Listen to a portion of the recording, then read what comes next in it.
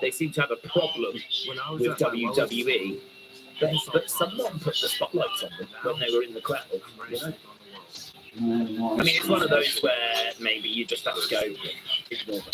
You know, there's plenty of times in wrestling where you have to go ignore them. So it could be one of those, but I don't know. Out of the shadows. I'd be interested to know what the situation is. Okay, we are back from commercial break. They're doing exactly what Retribution did when they debuted. So that's not good news, is it? That's not good news. So how does it feel to his goal for the first time? It is.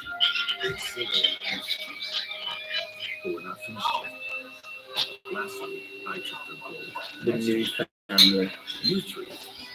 We still don't know what this family's called. This could be the Culling, couldn't it? Oh, it is! They just said the Culling! The Culling!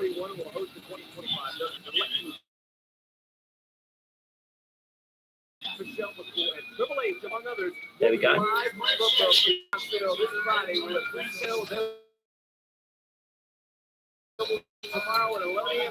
There we go, there the Culling.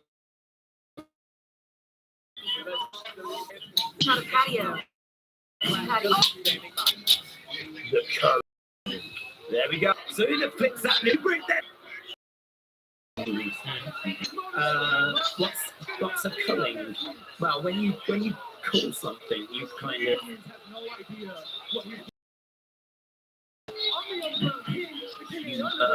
reduce its numbers. So the culling would be them taking out NXT stars and not to dinner. Here is Eddie Thorpe. Now boos for Eddie Thorpe.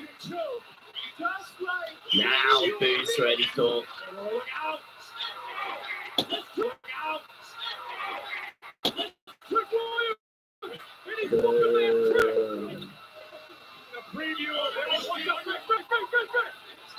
Yeah, bring it out, boos. This for Eddie Thorpe.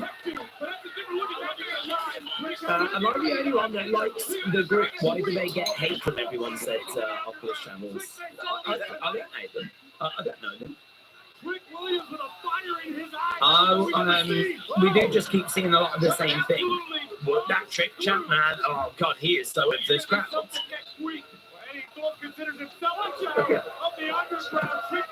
Crowd are cheering. There he is. There he is. Yes. Trick is whooping Eddie. Oh, great reaction. Crowd getting crazy, man. Yes. Come on. MSG. Whoop that trick. Whoop that trick. Whoop that trick. Whoop that trick. Eddie getting chucked into the ring. Trick net. Take down. Shots coming down by Trick. Trick with a clothesline, Eddie to the outside.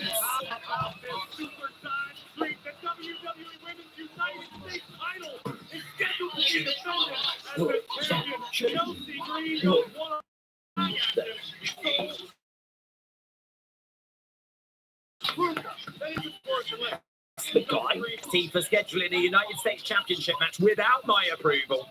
I vote to overturn this decision of yours versus Sol Ruka. There is Julia. That's a different mask again, isn't it? What's that mask about? There is Stephanie. Is this that only match that's left? Julia versus Stephanie. Dude, could you imagine Stephanie walking past you and you was on your phone? What the hell? Two boomers in the hallway like that. Just on their back as Stephanie walks past. Stephanie, they should have gone.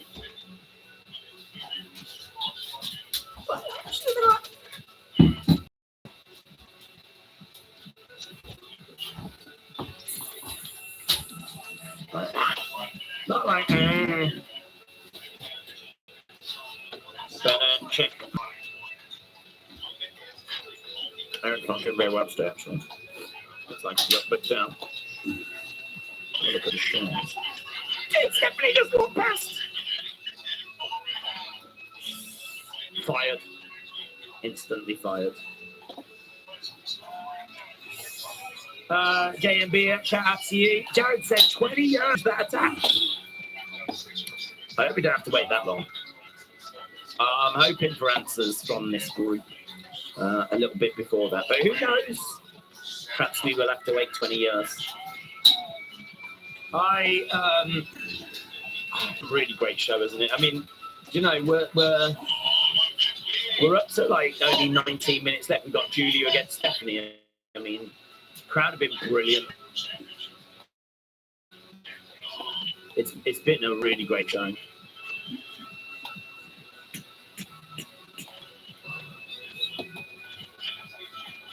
Okay, let's put that in that box.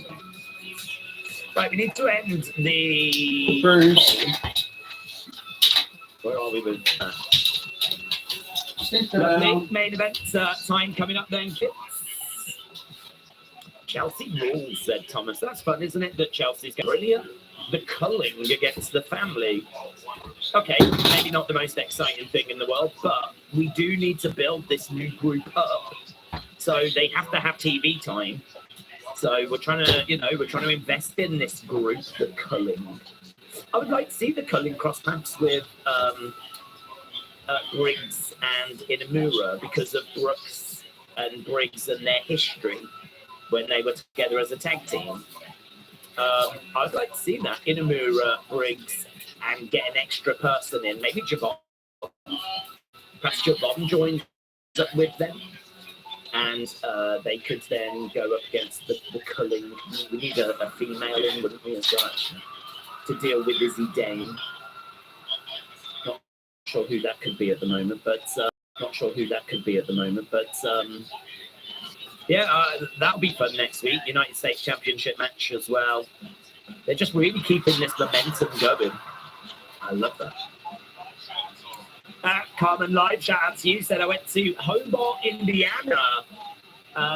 Maria Reiner to see ARW Pro. Hope you had a good time, my friends. Is the Hall of Fame on at 6 a.m. in the UK? Hall of Fame is on late. I think it's. I don't know because of the clock, but it is going to be around that time.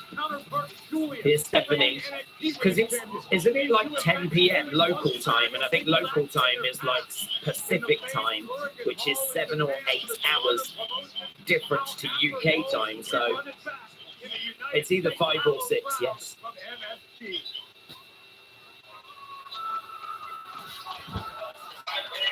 Title versus title, champion versus champion. We are on the precipice of history.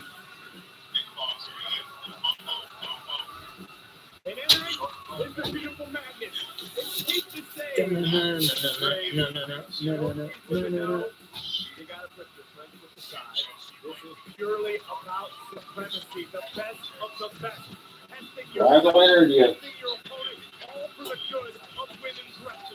Okay, so Stephanie has made her way down. Here comes Julia. I love her music. I love her music.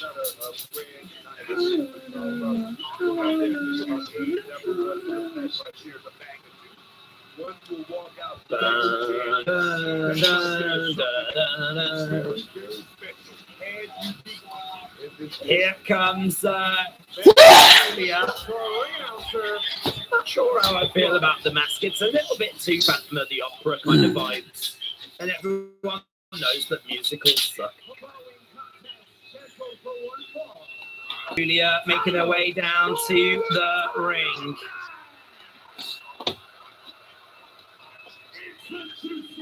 She looks great, apart from that mask. Look at these two women with their entrance gear.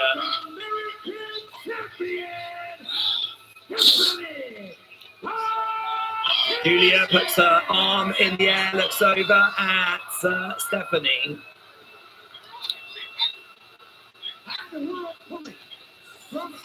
14 minutes.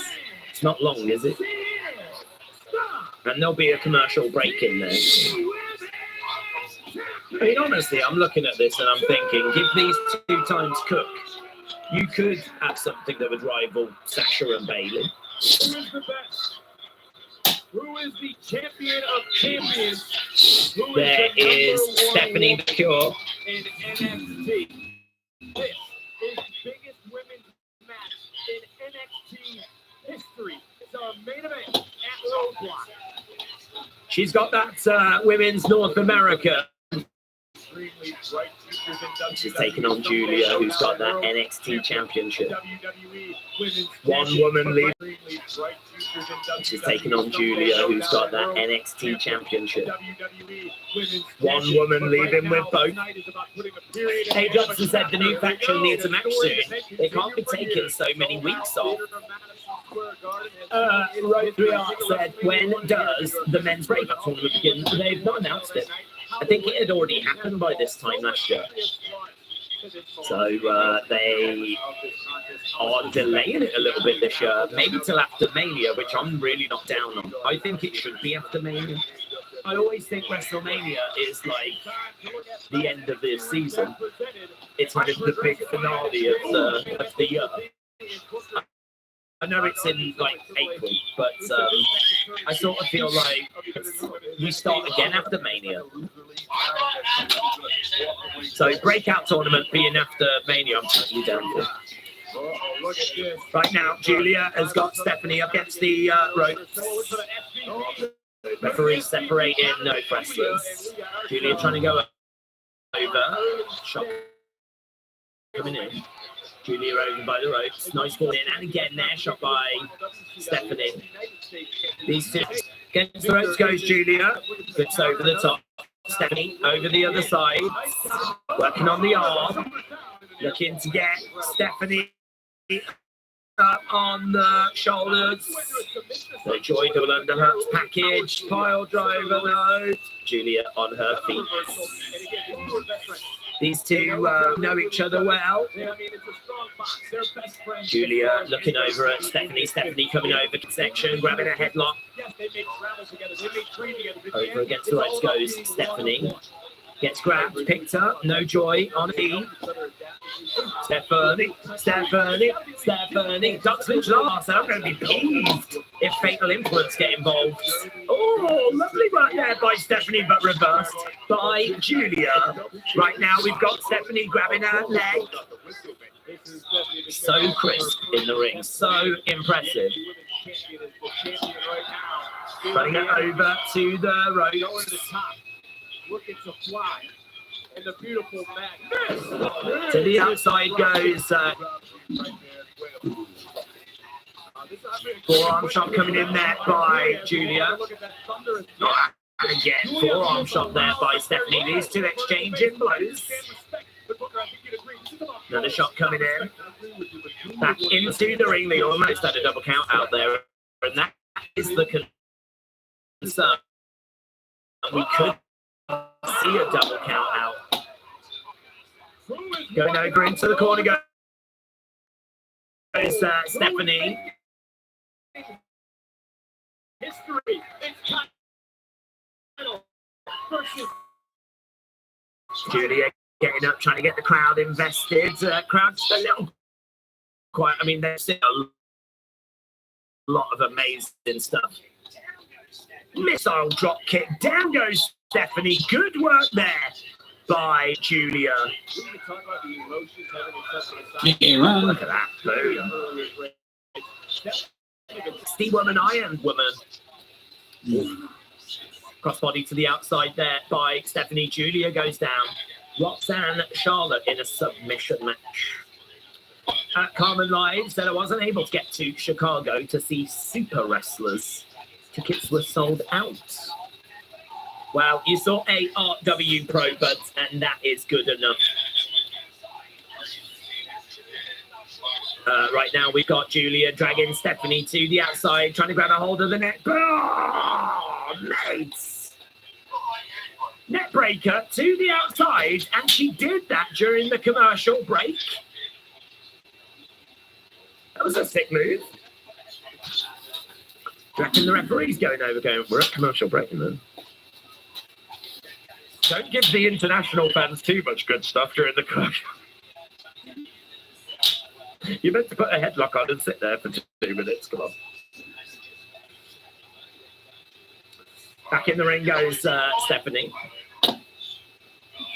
Julia trying to get in as well. The referee was just passing on some messages there. He was just having a word with Julia. I think she just said okay. Julia going over to the other side. Stephanie down. Julia runs in. Big boots. Big boot there by Julia. Grabbing Stephanie. Pulling her back into the ring. Going for the cover. 1, 2. Shoulder. Imagine if they ended there. Imagine if we came back from commercial break and we were like, so you missed this. Forearm shot. And again there by Stephanie. Says A. Johnson. Cody versus Gunther versus LA versus Braun. Winner gets all the titles, said WWE biggest fan. Picture in picture. Thomas. Right now, Stephanie is face down. Julia grabbing her. Back on her feet. Taking Julia. Stephanie has got. Here we go. Oh no, she. Oh, I was going to say she can't.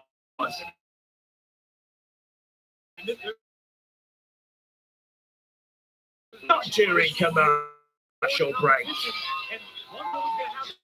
Look at this! Julia's face! No way! Look at the smile on Julia's face! Julia, look at the smile on Stephanie's face as well. I wonder if they agreed that she would do that. Dude, that's a great moment. That's a great moment. I can't wait for Stephanie to do it to Julia later in this match.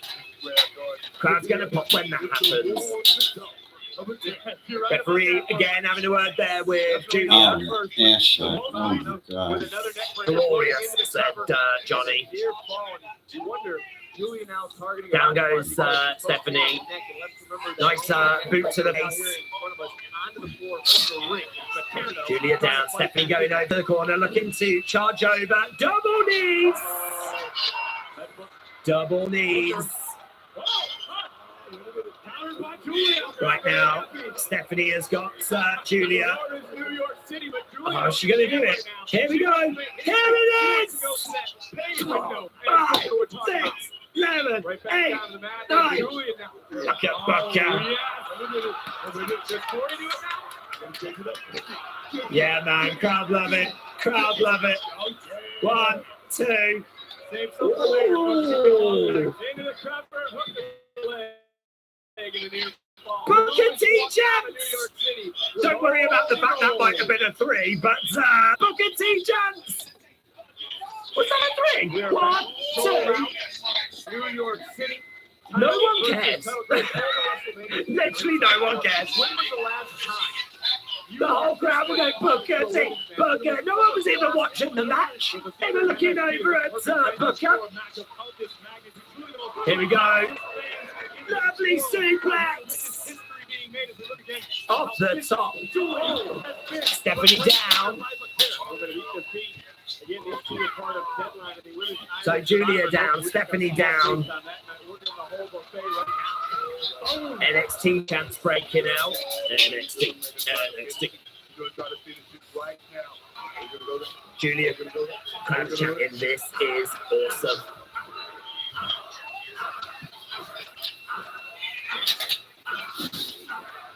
Right now, here we go. Round the back. Lovely work there by Julia. She's got Stephanie on her shoulder. Drives her down. 1, 2. And kick out there by Stephanie. Stephanie kicks out. Stephanie getting picked up as Julia scoops her up. No joy. Stephanie on her feet. Forearm shot coming in there by Stephanie. Shot to the back of the head there by Julia. Back in the net by Julia. Here we go, charging over. No joy. Stephanie moves out of the way. You know what? We're running out of time. We've only got 4 minutes. Dragon screw. Dragon screw by Stephanie. Julia goes down. Okay, now she's got her. Oof. 1, 2. Kick out there by Julia. But these two are so epic, said Kate Dove.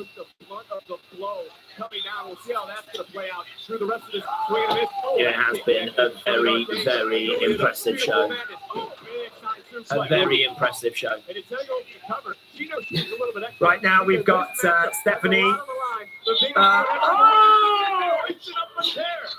Jeez, into a triangle!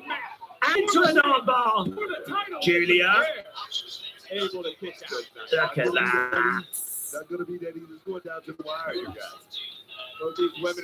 She's pulling back on the arms, pulling back on the head. Isn't it Pac that tends to do this move, this Rings of Saturn? I think it's Pac that I've seen do this. Right now, Stephanie being dragged into the middle, rolled up there by Stephanie. 2, kick out by Julia. Charging over. The Arrivederci knee strike only gets a 2.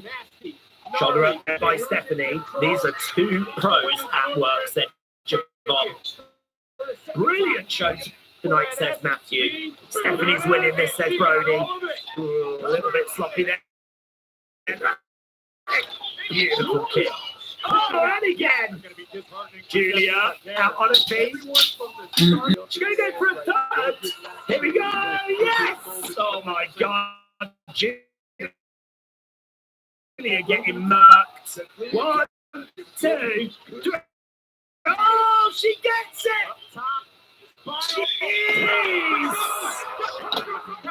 Oh, mate. The new NXT Women's Champion. She's got both the Stephanie beats Julia. Wow, Stephanie 2 belts. Do you know what? I'm pleased there was no outside interference. I'm so pleased that we've got legit winner. I really did wonder if there'd be some shenanigans, but brilliant match. Brilliant match. Really enjoyable match. The SVB, she hit it 3 times, got the win. 3 times and got the win. And there we go. Now we've got confetti raining down. Julia looking up at the heavens as the confetti rains down. Is she going to get attacked by, like, Jada or something like that? Or are we just going to end it with this kind of celebration? Julia is on the outside, looking at the ring. As Stephanie stands there with her arms outstretched.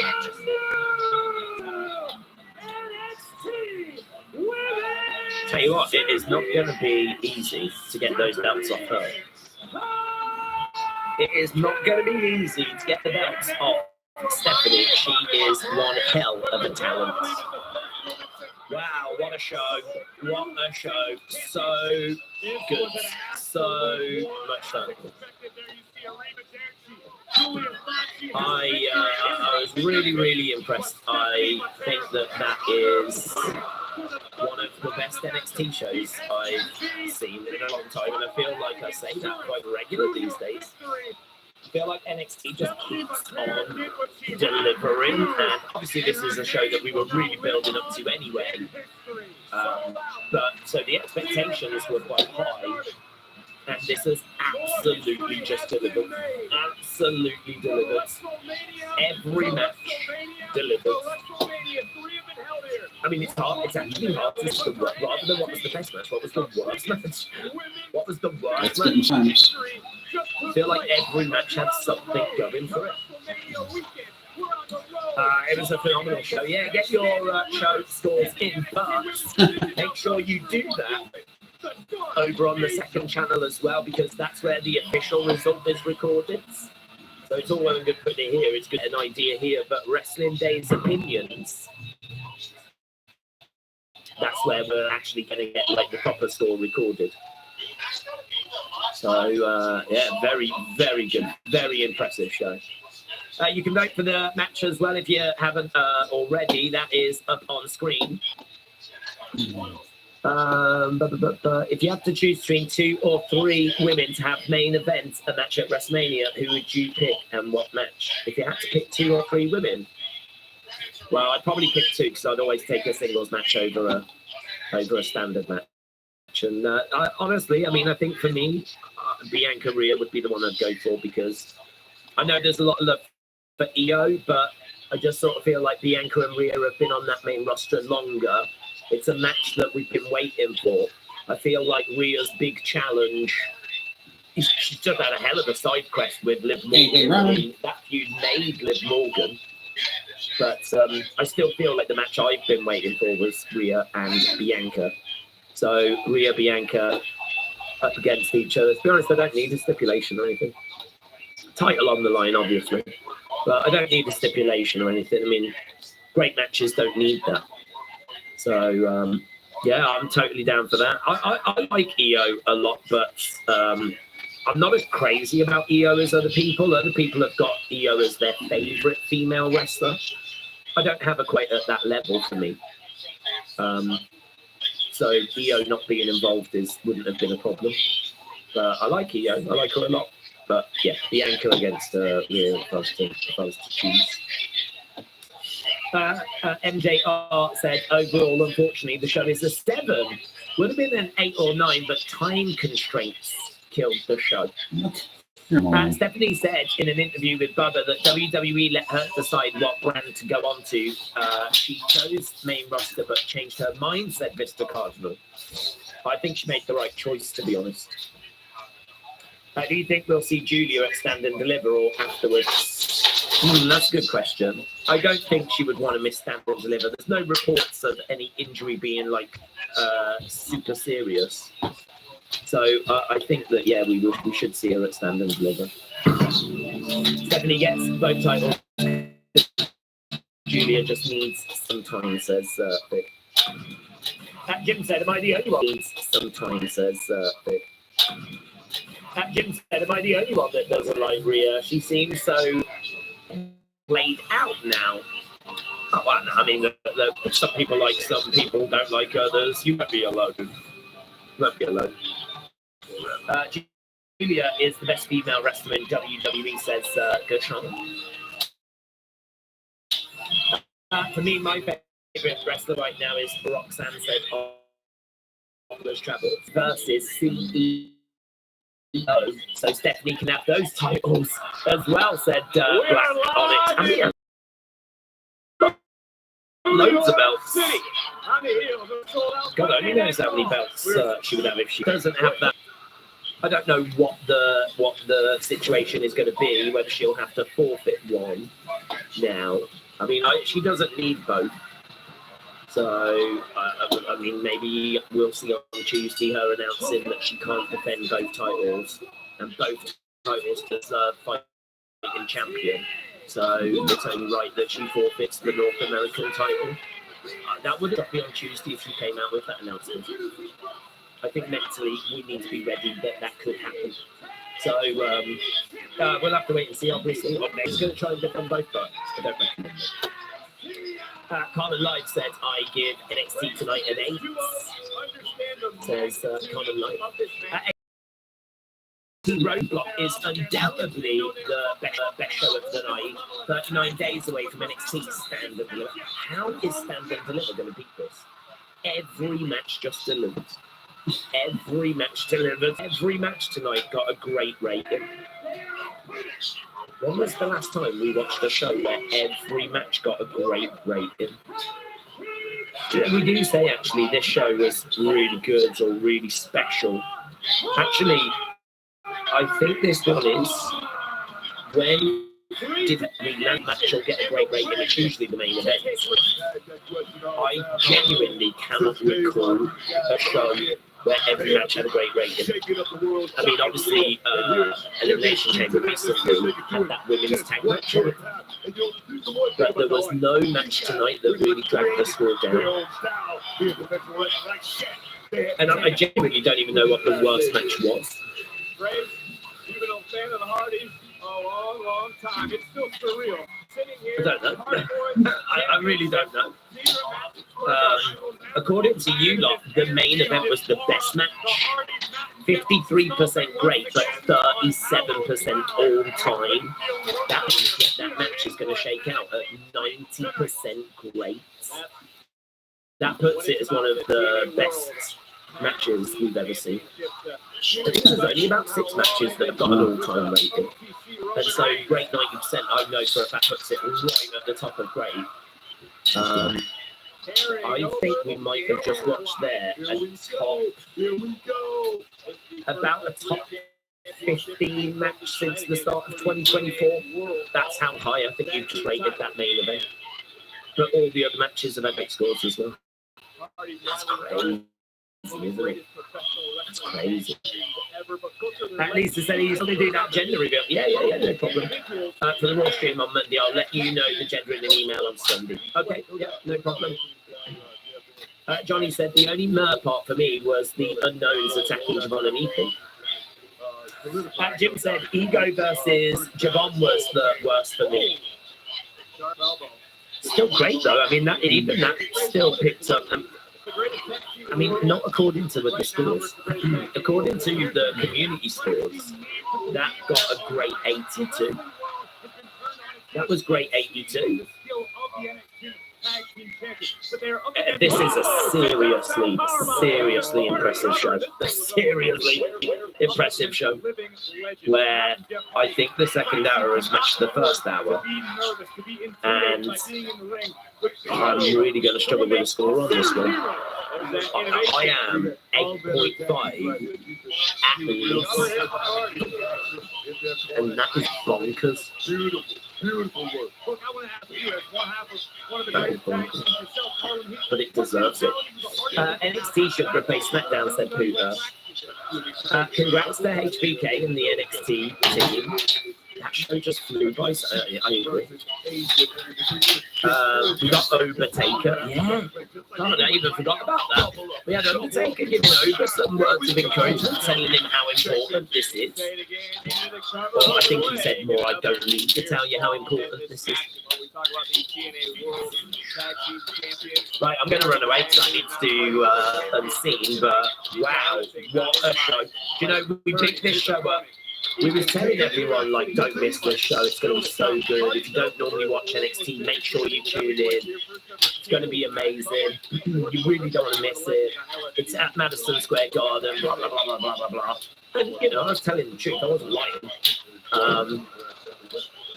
But honestly, on reflection, I think this show has even exceeded my expectation of what I was. I can expect some part of it to have a little wobble. Like, oh yeah, I mean, like even the Javon against Ethan match. I think the reason why I'm not like 10 out of 10, right, and I'd never go 10 out of 10. But the reason why I'm not in the 9s is you really do notice when it goes to commercial break and the matches just die. Honestly, I wish I could have commercial. I wish I had commercial. I wish I went to have breaks. Because I feel like the action's really good, and then I have to watch 2.5 minutes of the action just sort of dying. And then when we come back, it gets amazing again. And it was the exact same criticism I had of AEW. And that is really one of the only criticisms I can find on the show. Is there are times where the matches kind of like died and like the crowd went a bit flat and everything. But you've only got to look at commercial break. And you're like, oh, yeah. So I feel like they're showing us more, but the more is not good.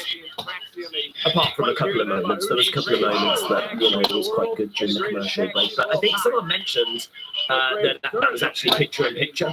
So They, anytime you go to a commercial break, I assure you, you're really not missing anything. So that's really one of the only points that I would mark it down. I wonder if it was just missing a debut. I wonder if it just needed like a Malachi. But imagine when those lights went out after Javon, rather than the group coming out, Malachi was sat in the ring. That would have made the show better. It was maybe, and I'm really trying to just, it's hard to nitpick. Maybe it was just missing that OMG. Malachi's here, Rusev's here. Oh my God. Perhaps it was just missing that moment. But I mean, honestly, it's an amazing show. An amazing show. James said that would have been special. Rusev Day said, David. Let's hope that there's an NXT Live UK tour that comes back soon. It's been 6 years. I went to those shows 6 years ago. I grew up, NXT Live used to come over, and I think there is a real need for them to come back to the UK.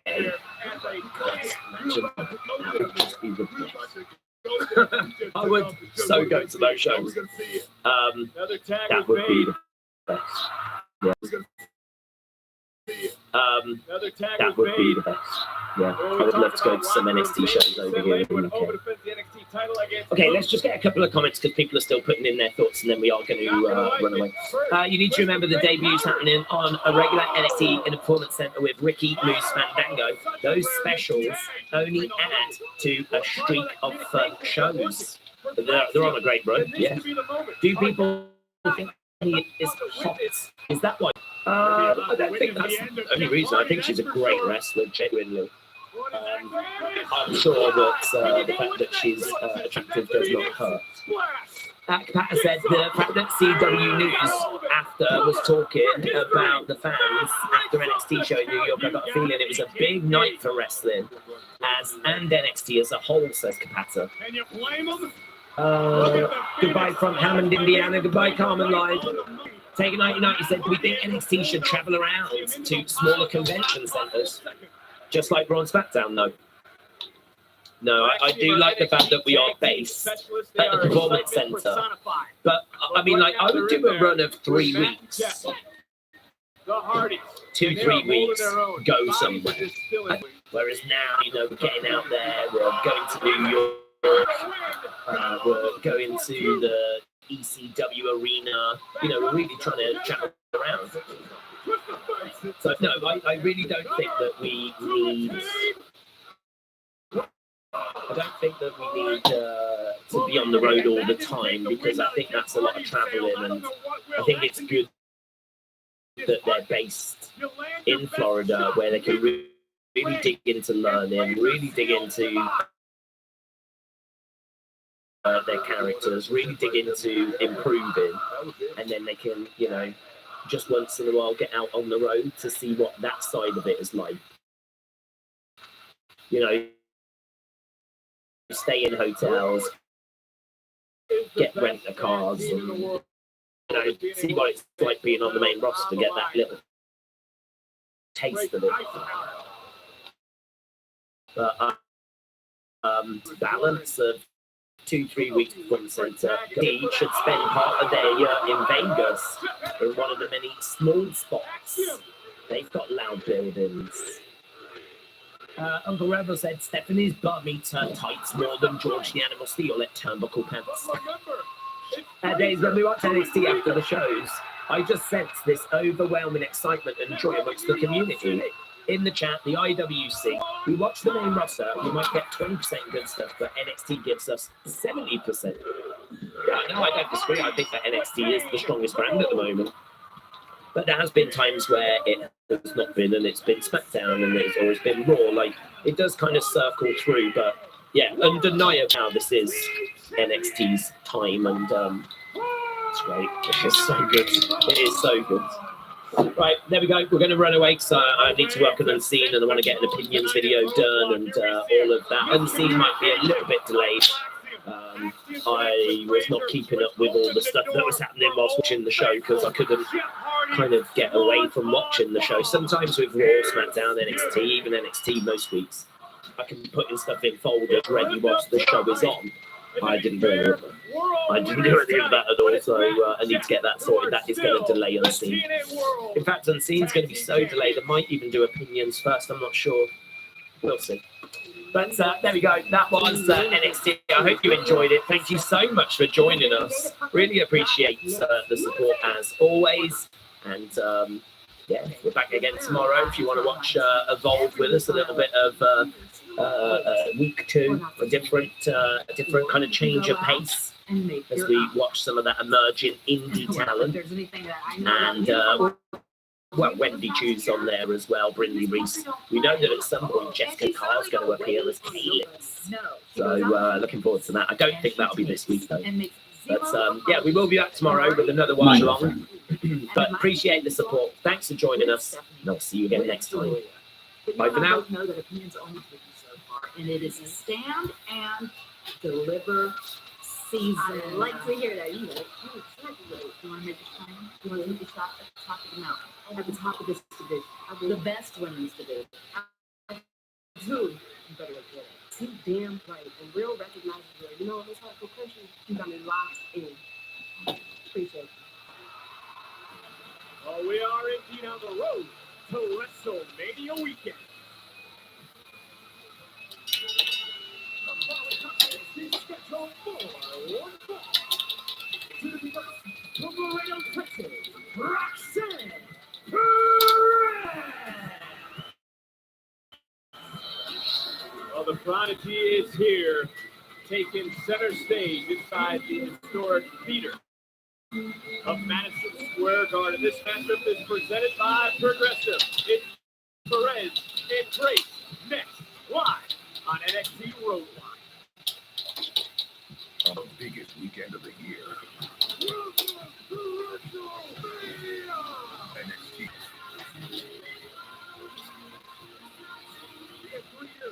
The main event of WrestleMania.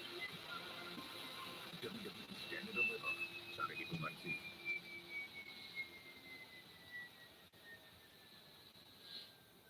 I knew it. I knew T shouldn't have competed last week, but it's my fault he's not North American champion. Stax, what are you talking We'll about? get it back. No. Let my temper get the best of me. You guys don't understand what T and I have been through. Yeah, but I do. Stax, you're the underboss. She's nobody. Emotion is a sign of weakness. Yeah, but the same thing can be said about the family right now. No respect. Not feared. No one is looking at It's a stacked card, man. It really is a stacked card tonight. I don't know if they've actually managed to get up a bit of a preview. I can get a preview, but WWE are a little bit slow on Tuesday to kind of get their previews up on the website. Yeah, no. Let's go. We'll just talk through it, shall we? So we've got Javon Evans against Ethan Page. This is going to be a New York City street fight. We have Jordan Grace taking on Roxanne Perez. So we've got that match tonight as well. We got the Hardy Boys against Fraxium for the TNA Tag Team Championship. So TNA titles on the line. We've also got Obafemi taking on Moose. So that is going to be the NXT champion against the TNA X Division champion. John Cena returning here. All cards are on the table for Beyond. You mentioned some Beyond. So I tell you what, let's do that, shall we?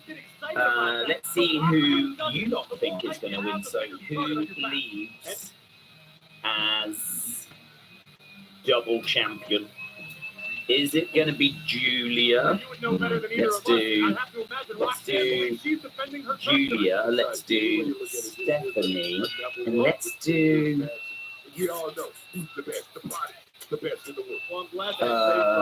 no contest / draw. Just in case, because I think there's a chance someone could get involved, and maybe it's a no contest, or maybe it's like a double count out. So I'm going to put that as an option.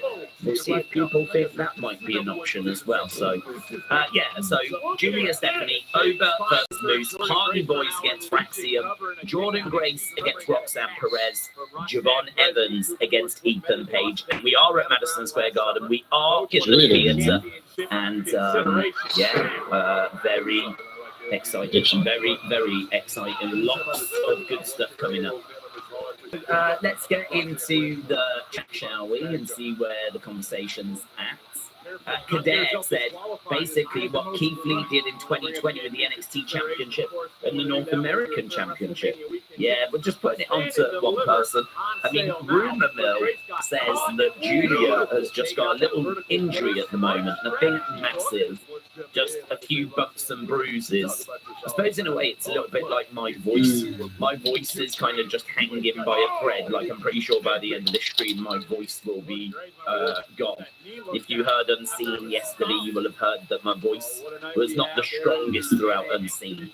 I'm fine, I'm 100%, but my voice is like, it's hanging by a thread. I think the same is true with her in the sense of she's fine. She's probably just got a few little knocks and bumps and things that could probably get worse unless she just, has a few weeks of just, recovery. It could be like a situation that gets worse because people have been in touch with me online saying like she looks fine, she looks absolutely fine, look, there's no problem with her, and it's like, yeah, I don't know there's anything massive, but it might just be that she's carrying some niggles and she might just need like a few weeks. So word on the street is Stephanie is favourite because of Julia, but you're talking about reports, aren't you? Well, we all know that the dirt sheets have been swinging and missing a lot recently, so you have to take everything with a pinch of salt. And so I don't know, honestly, I don't know. If it turned out Julia wins tonight, I wouldn't be that shocked because I just don't know how much I can put stock in what the Rumor Mill has been saying. And plus, we know that WWE seems to be putting out like news that's not accurate to muddy the waters. And I think there's a lot of kind of stuff that's going on at the moment with them trying to keep fans on their toes. There does feel like a bit more of an effort to muddy the waters, to kind of make it a bit more confusing. I really feel like at some point at WWE this conversation has come up, and then I really feel like at some point at WWE this conversation has come up, and they have spoken about how shall we, they're tired of stuff being spoiled, so how can we, manipulate that a little bit more? Can we start putting out some fake news as well as the real news going out so that there's different stories and no one knows what to believe? I mean, it would be clever. To be honest, they should do that. They should put out fake news. They should have it so that you're expecting one thing, then boom, you go down a different road. Like, I don't know why they've not been doing that before. I can't sit here and say that's what they're doing, but what I can say is it feels to me like the accuracy of some of the dirt sheets has dropped in recent months. It does feel like there's something going on or there's something happening that wasn't happening before, because we're starting to see PW Insider starting to get some of their reporting wrong. That Dr. Chris Featherstone, I can't get past Dr. Chris Featherstone in the sense of that does videos all about he is a doctor apparently, and he does videos about why do wrestling fans want spoilers and what's the psychology of that. And I think that he is someone that I think he's someone that probably does have access to information. He has got stuff right in the past. I saw him as a trusted name. He didn't get enough information for him to be like a top tier name, but he had information on a semi-regular basis, once in a blue moon. And I always found him to be pretty accurate. And the only reason that I mention him is because he came out with a big, bold statement, and that was that Drew McIntyre was going to win Elimination Chamber. And that is so big and bold to kind of go, this is what's going to happen, this is what I've been told. I really, really struggle to believe that you would make that up. I really struggle to believe that you would just make it up, because that's your reputation, and I think he really understands. Like, your reputation is important. Certainly, if you're to be trusted with, like, you know, bringing out information, like I've been told this and whatever. I mean, you only have to get a story wrong or something not come through, and that's it. You're a fraud. You're a fake. And this was a big, high-profile one. It was just Shit, not it's in his freaking interest. nuts. There was no benefit for him with that news.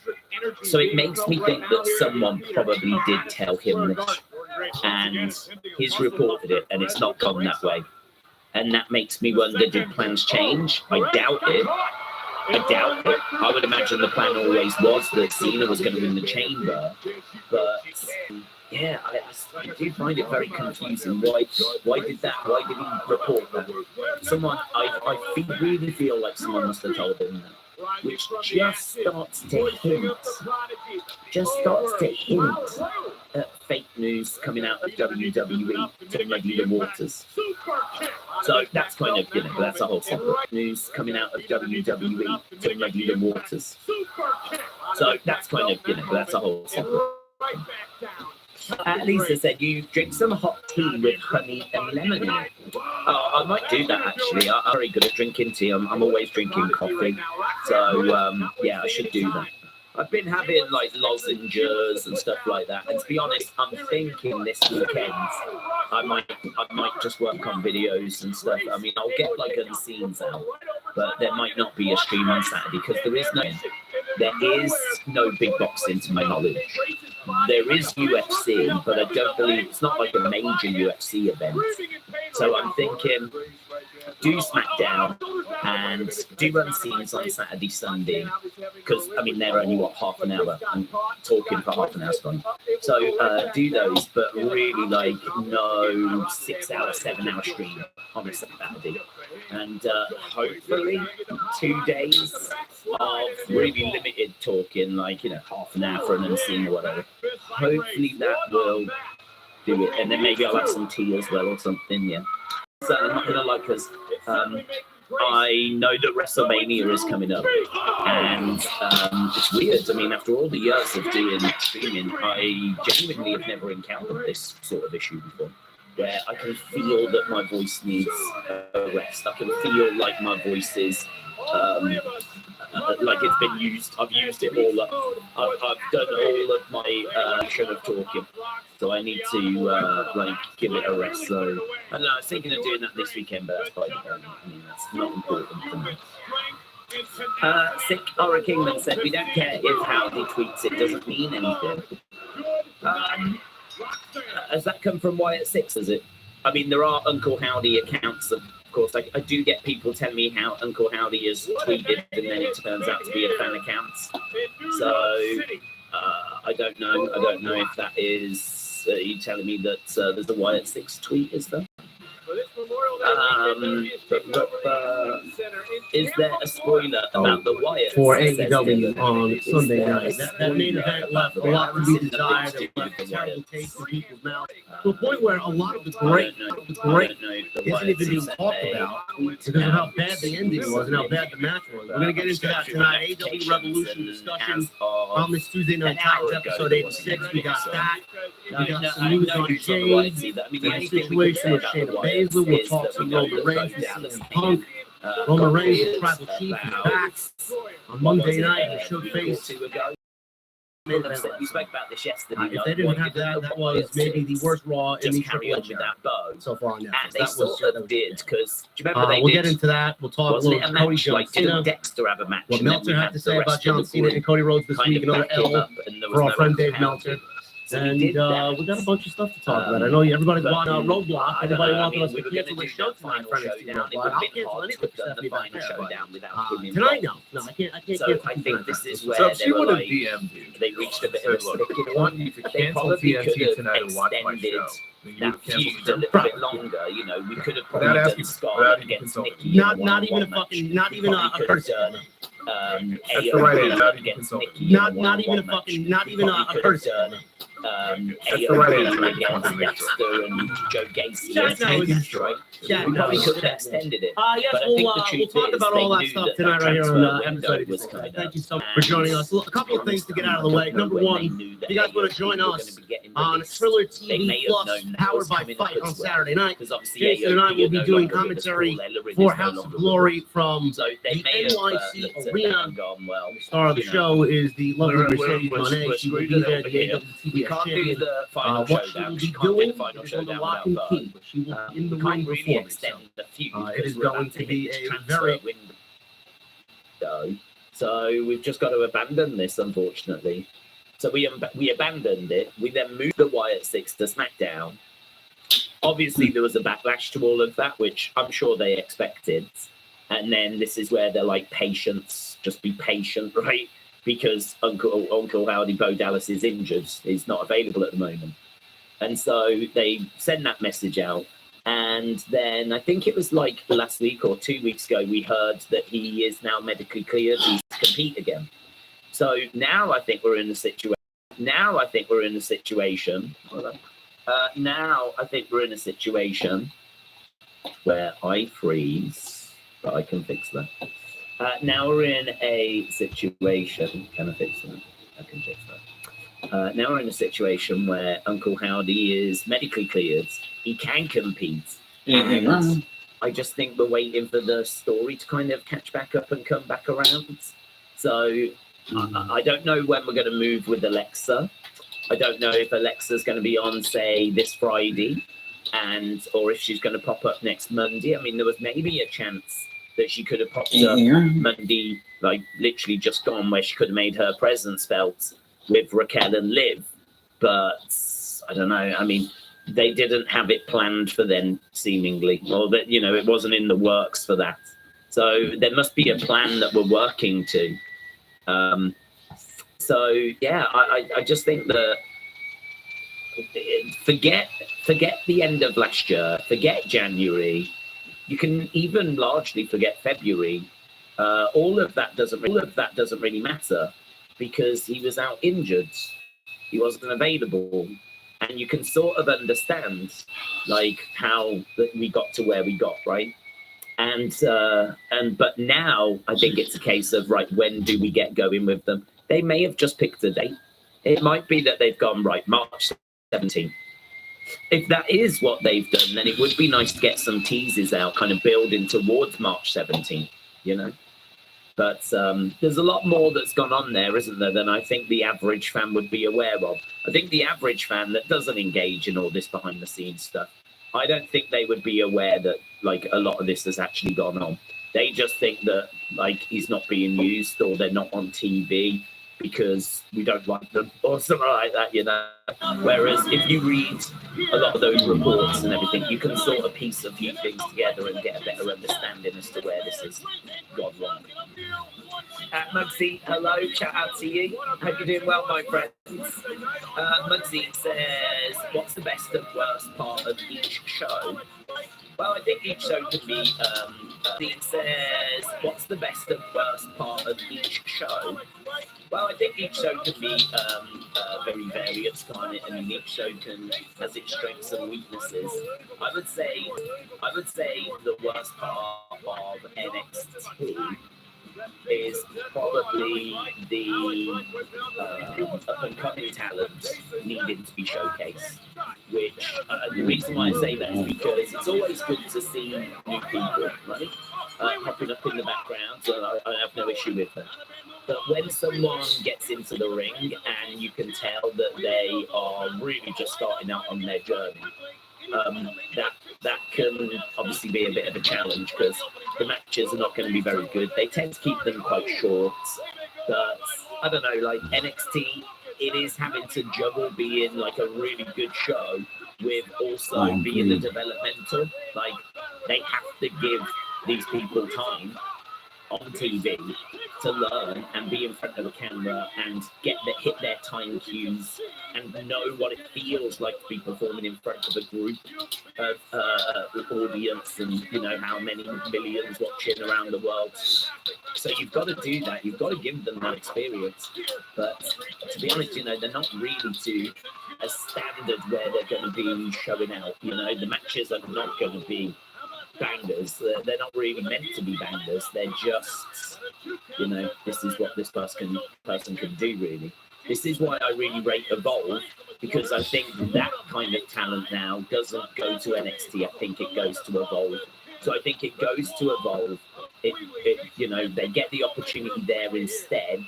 They get to be on TV, but it's, you know, not NXT, it's Evolve. It's on Tubi, it's on YouTube, it's still a camera, it's still being broadcast, there's still a live audience, you've still got to hit your cues. So I think that all of that is the stuff which, for me, kind Can't of rise to that level. used to drag the It's a very show down a basic bit. story. Jey Uso going around telling But, everybody. Like, I think we've kind of fixed that a little. Best part for me about NXT is probably the fact it's in the same place. Doesn't keep moving around. I do like us going to different places. Like, I do love the fact that we're going to New York. But I really appreciate the fact that we then spend 2, 3, 4 weeks at the Performance Center. And the reason why I think that's good and why it's a big, big positive is because they train together, they work together, they don't have to waste time with traveling. It means that we can go off and we can film bits on different loading roster. We struggle to go out and film stuff. Like, you know, I'd love to see Carmelo in the barbershop like he used to be. But, you know, they're traveling all around the world. Like, you need to find a barbershop and get permission and film and all that kind of stuff. Like, it's harder.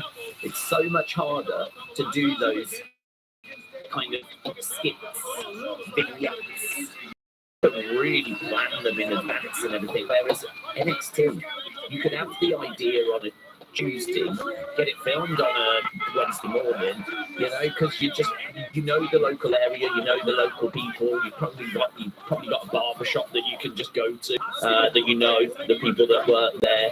You know, if you need to go to a bar, and like, you've probably got a barber shop that you can just go to. That you know the people that work there. You know, if you need to go to a bar and like you need to film something there, you probably know, you know, a bar, or you know people that own a bar. You do it so much easier in Florida, and I think as well with that familiarity. And then of course the other theory is that it was actually not him, and that it was Rey Fenix. And some people think that it might be revealed that it was Rey Fenix. I have not seen any word on the street as to who it is, or if this is where Rey Fenix are going to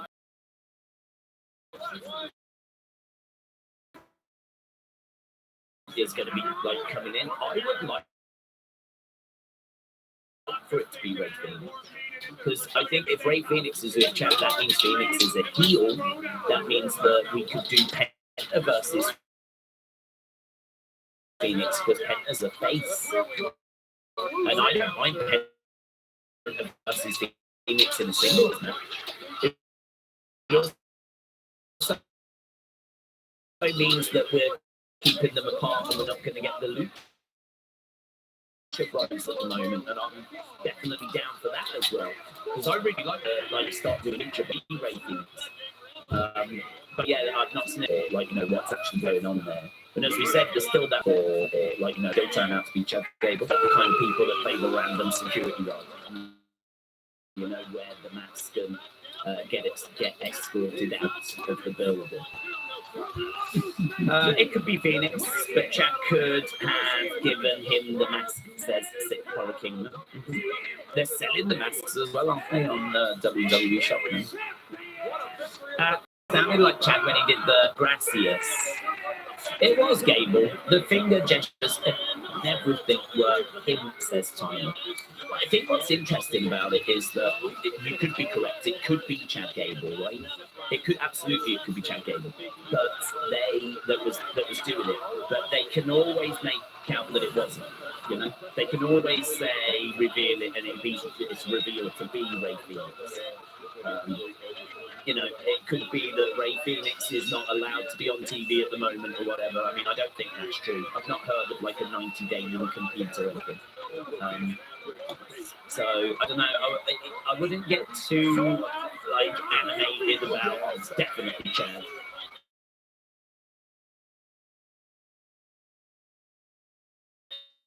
that was definitely Chad and all of that, because they can always pull that switcheroo.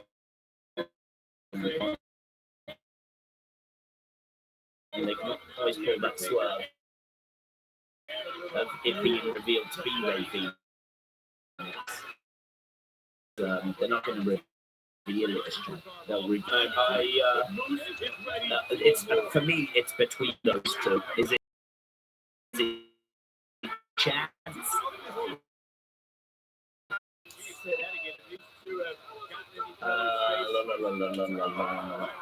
It was Gable, but he gave it to someone so that they could take accountability and said, "All right, sick king."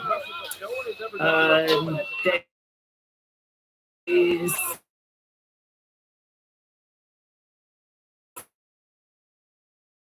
But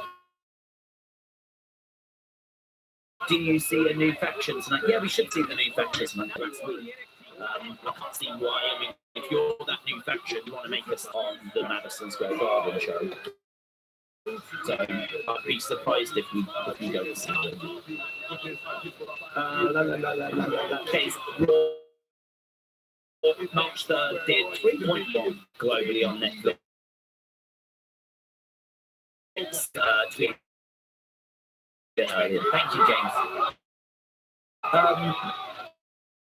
James, I need you to tell me what you think about Man United's grounds. I need a score. I saw your comment about it, but I need a score out of 10, please. Thank you. Because that was a big announcement today. United have got a new ground, or at least they're going to be building one.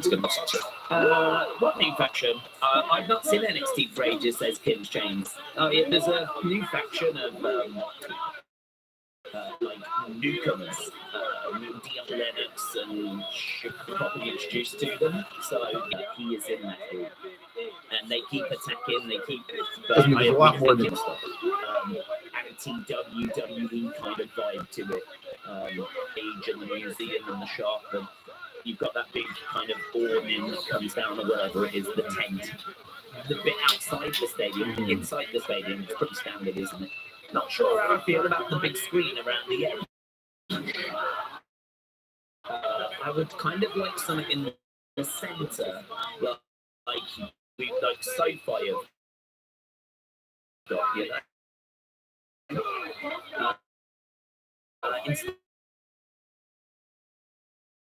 It's all around the edge, and I'm thinking if you're sat in the seat, you've kind of got a, I don't know, of course you can just look at the sides.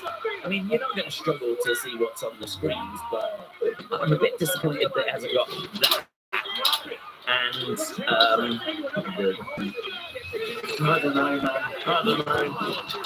I don't love it.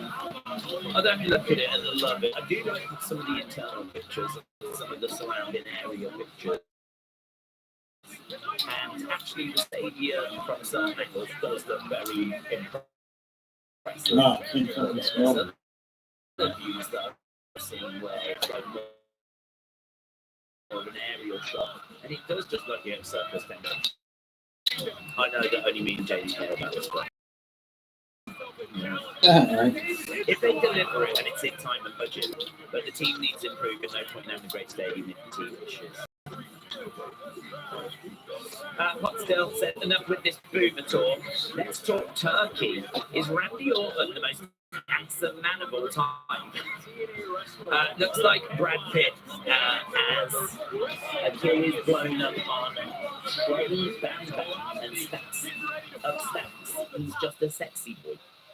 I don't understand some of this youth speak, but I'm not very good at looking at guys and telling you how attractive they are.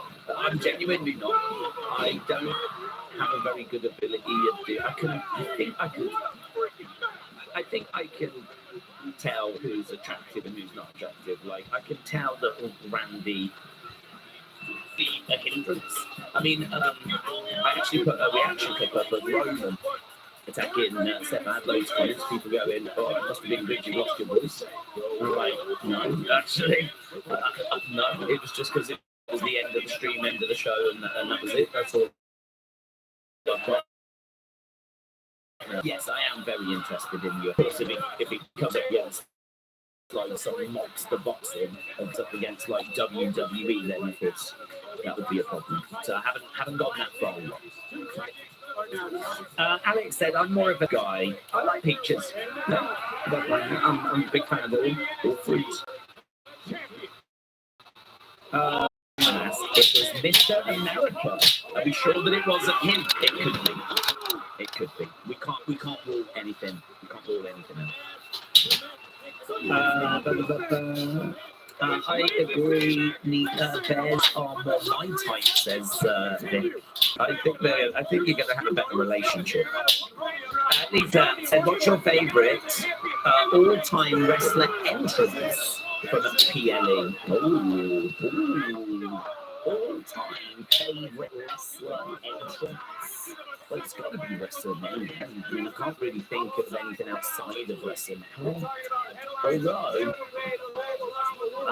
I do love, I got asked this the other day about, I think it was Edward that asked me my favourite John Cena match. And I said John Cena, One Night Stand 2006. If you've never seen that match, go and watch it because it is the match. You might have seen the crowd really made that scene away. That entrance of Cena's where like they just hold that title up, gets in, shut in the crowd, they chuck it back, he throws it back out to someone, they chuck it back, they don't even want his shirt. They don't even want his shirt. So I think actually someone grabs the shirt, chucks it back at him, and then sticks the middle finger up like that. And the crowd are like cheering away, like, yeah, you show him, you show him. I include all of that as part of the entrance, so it wasn't the entrance that was planned. It wasn't, I'm not sure it went quite the way that they were expecting, but, or maybe they was expecting, I'm sure they were expecting hostility, but maybe not to that level. I'll take that over flipping Triple H with Alexa, Charlotte, and Sasha, and do you know what I mean? I'll take that John Cena one because it was real, it was passionate, it was iconic. It was amazing. So a weird answer there, actually. A very weird answer. I'd take that over Shawn Michaels on the zip line. I'd take that on Shawn Michaels at 25 coming down from the heavens. Because it was real. It was passion. It was, you felt like you was watching something really. I don't know what's going to go on here. I don't know if this place is not going to riot. I was watching something really. I don't know what's going to go on here. I don't know if this place is not going to riot. I loved it. So good. If you've not seen it, 2006 One Night Stand, John Cena's entrance.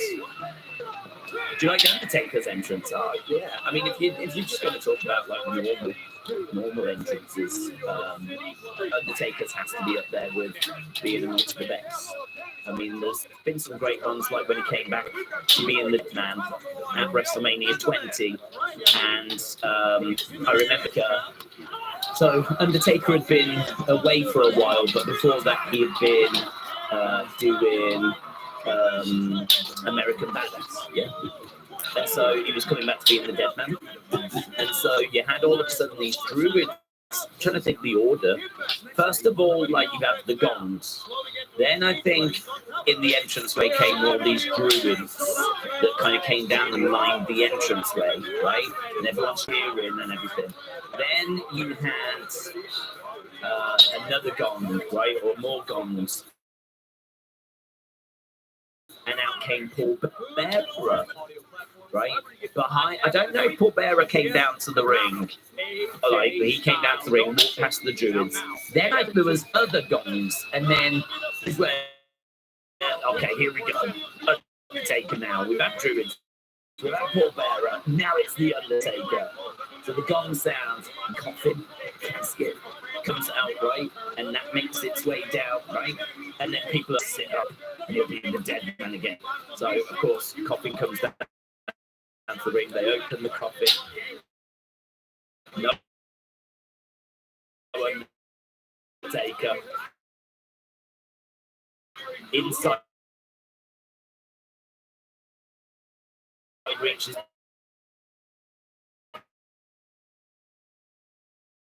Paul Bearer pulls out.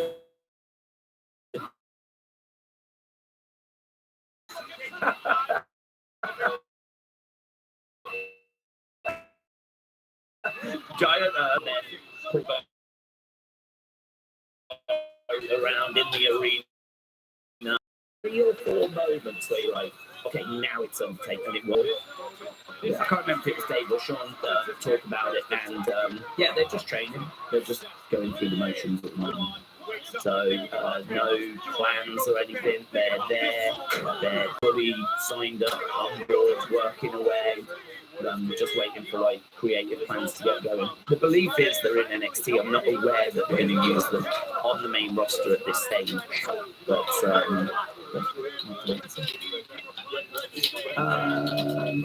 today marks 5 years since the world declared that the coronavirus was a global pandemic and everything shut down. Oh, really? 5 years?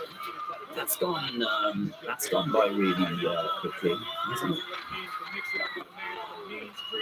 5 years, it really doesn't feel that long. It doesn't, and then part of it does. Yeah, I don't know. Part of me thinks it does feel that way, and part of me thinks it doesn't. I can sort of remember sitting here doing streams, even though I didn't lose my flipping ribs. I was doing stream day after day after day after day. I'm such a boom. I can't do it anymore. 5 years goes by. Can't do it now. So, yeah, I'm in 2 minds on that. It feels like, yeah, but then in other ways, if I think about everything that's happened since, all the things that have happened in wrestling, all the moments and all the different streams that we've done, all the boxing events, if I think of it that way, it feels like 5 years. If I think of it like, I think about like all of Roman's like run, or the whole bloodline story.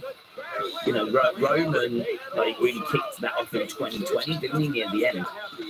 So if you think like the whole bloodline story and all of like Sammy and Johnny Knoxville, and like then Sammy joining Bloodline and you know all of that stuff, like really a lot of Rhea's career, because Rhea was still an NXT star when she was at WrestleMania 36, because Charlotte was going to main roster run, the whole Molly stuff, all the Judgment Day stuff.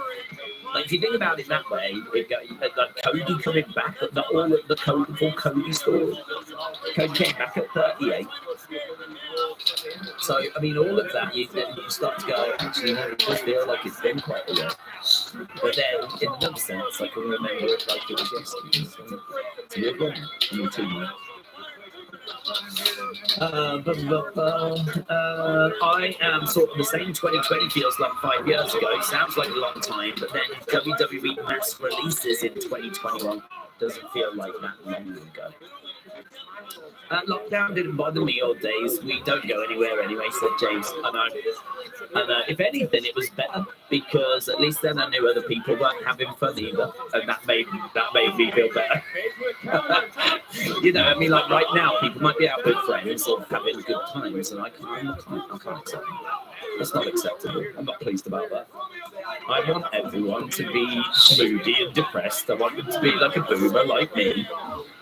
So yeah, it was a great time. I just wish it just ended too soon, really. But it's crazy, and to think that we went through that, you know. I wonder if people will ask us when we're older, like in 20 odd years, if people like will be like, oh, what was it like during the pandemic? Do you know, the thing is though, I mean, it's all documented, isn't it?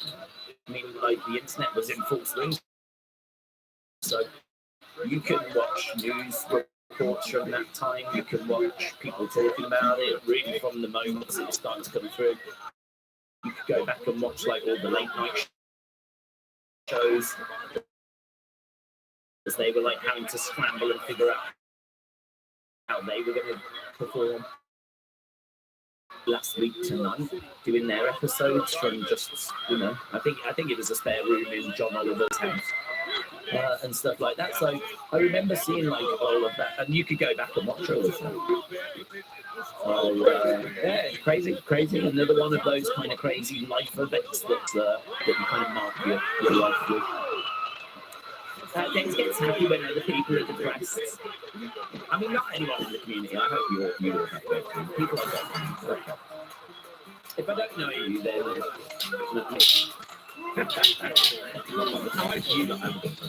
okay, thing about lockdown was that my son said with 1967. I can't believe that was 5 years ago. Days, COVID gave me a reason to not go to work or college for 6 months. Hey, good time. He said, can we talk about who might return this year? I mean, like Goldberg, Malachi, Goldberg, Malachi, Rusev, AJ Lee, but probably not. Haven't heard any rumours about her coming back, which could. I don't know about whose contracts are up in AEW. I mean, I know a lot of people that do some Shield, but I think he's tied down to a pretty long contract. Dustin Rhodes will be signed a new deal. I don't know that there are loads, to be honest with you. A lot of those like recent releases have a good chunk of them, I think, of net wrestling. I think a good chunk of them, you know, like, I don't know what Lacey Evans is doing now. I don't know what No Way Jose is doing now. You know, that was a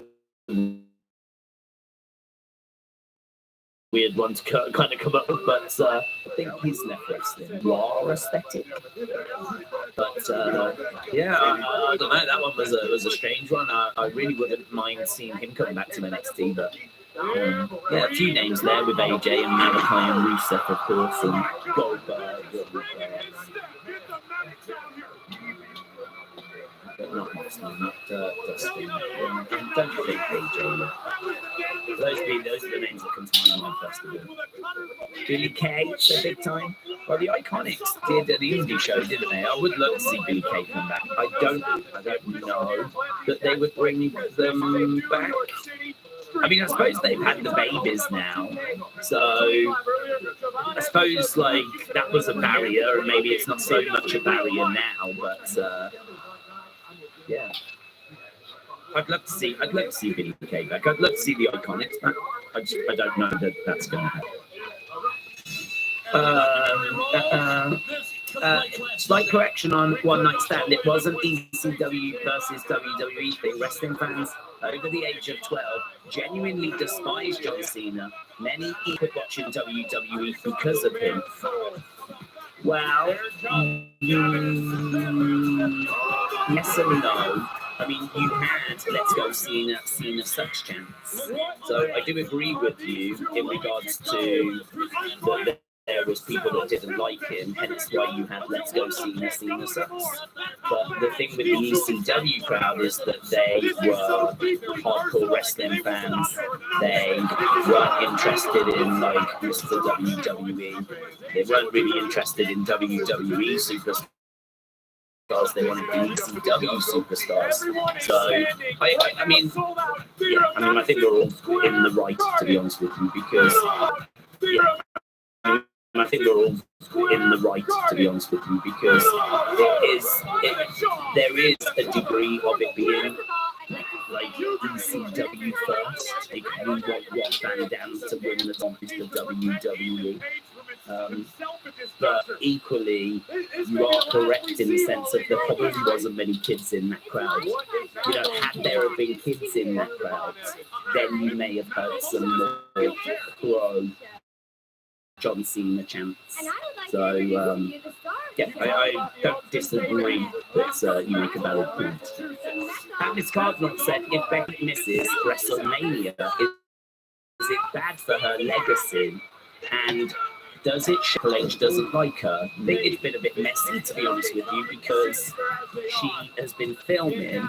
The latest we've heard today is that she is to return. So, and she's a big star. I mean, Triple H is not worried about, like, I'm not going to use her to. I don't see him being that sort of petty Vince Booker, you know?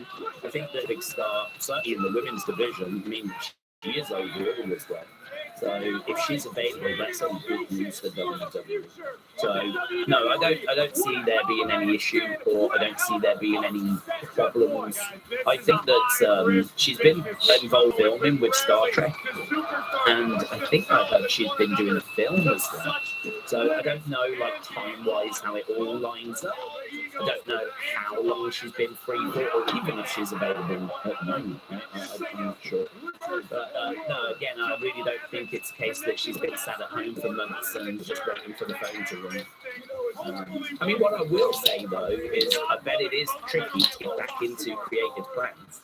Because the thing is, normally if you're doing like a storyline, you'll figure out how that story will end. And then the natural question is going to be, well, what next for the people after that? Well, this person will be the champ, so they'll move into a program with that person. This person will be needing to bounce back after losing that feud, so they can move. Like, I could imagine that it just flows quite easily. Like, feuds ends, and well, those two go together very well, and that person becomes #1 contender, so they go together very well.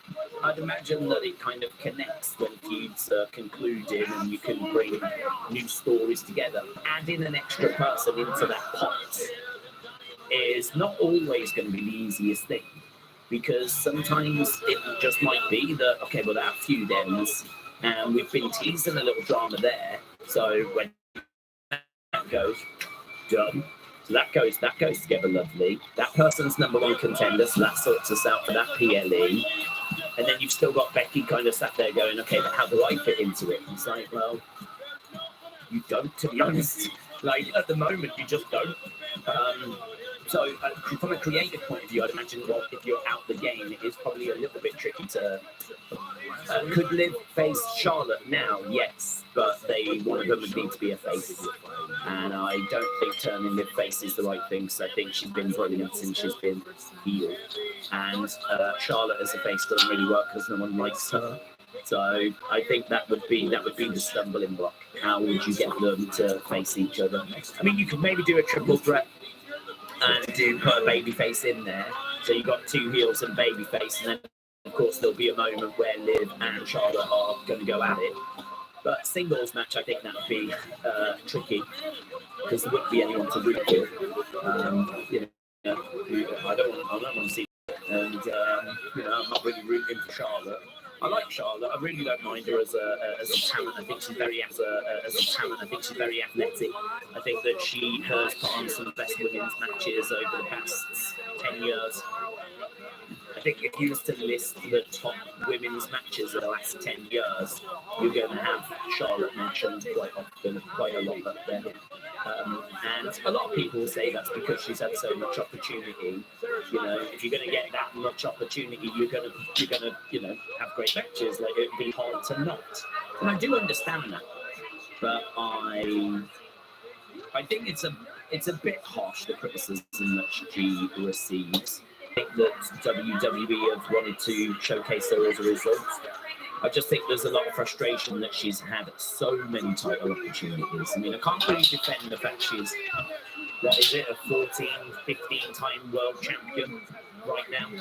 And it's like she's only been on the main roster 10 years, and she's been out with injury during that time as well. And she's already got as many world titles as what John Cena. I mean, it doesn't really add up, does it? But the reason for that is because the women's division was just not that deep when she was first coming in. I mean, it's much deeper now. Much deeper. Question to the wrestling community, said Icarus. Why no more monkey flips? Says Icarus and the Rabbit. Matteo Days, what are the predictions for tonight? I've got Stephanie. Maybe making Julia get called up. Probably Ethan for the street fight over Hardy Boys and Jordan Grace. I am going to go over Stephanie. I'm thinking Fraxio. Jordan Grace. I against Roxanne Perez. Yeah, Roxanne's going to the main roster, so it wouldn't make any sense for Roxanne to win. So yeah, I feel like I'm with you. I'd probably just switch the Hardy Boy result. Ethan Javon is probably the hard. So yeah, I feel like I'm with you. I'd probably just switch the Hardy Boy result. Ethan Javon is probably the hardest. Because I do think that Javon probably needs to get the win after the way that he's been treated. I still feel like he needs to get the victory, but I could see Ethan getting the win as well. I might go Javon on that, but I feel like I'm picking a lot of baby faces there, you know. I feel like I'm picking a lot of baby faces. Right, let's go down. Do we think Bianca attacked Jade, and is it a plan that Naomi takes the blame? I think that there is definitely a chance of that. I think there's definitely a chance of that. I don't quite understand what the fit would be. I mean, would it just be that they don't want Jade to go after Bianca whilst Bianca's trying to win the title? Like, motive-wise, why would Naomi do that?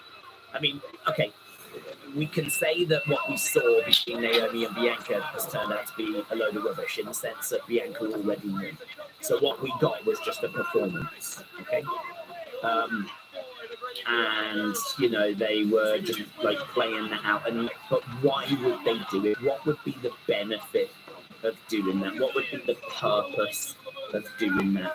Well, you could say the benefit is that then Bianca can have a title match and not have Jade involved, right? And make sure that Jade doesn't derail it. So I get why that works for Bianca. Why does that work for Naomi? I mean, what would Naomi get out of that? She just helps Bianca. I mean, Naomi's getting battered, and she's taking all of the blame. I would need to know what Naomi would be getting out of it. You know? I mean, you could just say, oh, it's just the friendship she's got with Bianca, but I think I'd need a bit more than that. I don't think you can give her a title shot because, like, I don't think you can give her a title shot because, like, I don't think you can give Naomi like the first title shot because it's going to be heel against heel. If it turns out Bianca was in on it, she'll be a heel. Naomi's a heel. You don't want to do heel versus heel, unless you do that match and Jade interrupts. You know, maybe you do that. Perhaps Bianca wins the title. Let's just spitball, right? So the reason why Naomi didn't reveal Bianca was in on it was because they didn't want Jade to go after Bianca while she was having a title match at Mania. Naomi agrees to take the blame, but in return, she wants the first title if Bianca wins. And so it's been tagging with Jade, can go off and do a feud with Naomi.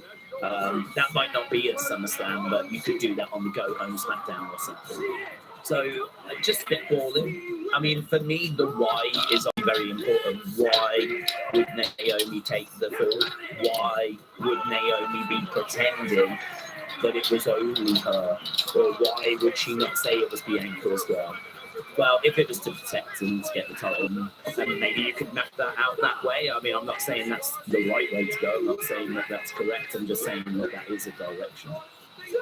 I did see a tweet earlier where someone was like, look, guys, stop.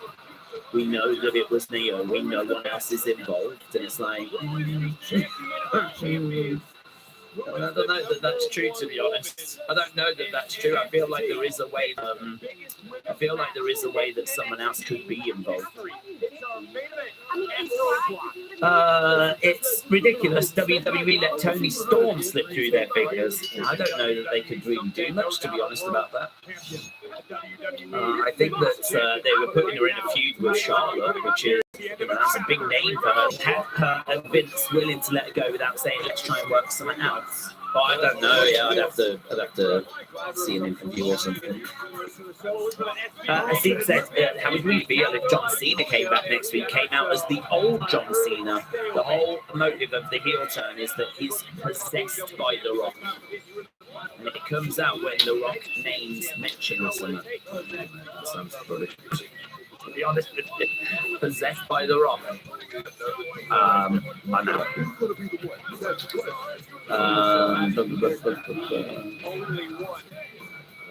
Let's get this set up because I don't have. Right, Harvey said, I would like to see a new Imperium with Tiffany, Gunther, Kaiser, and Ilya Dragunov.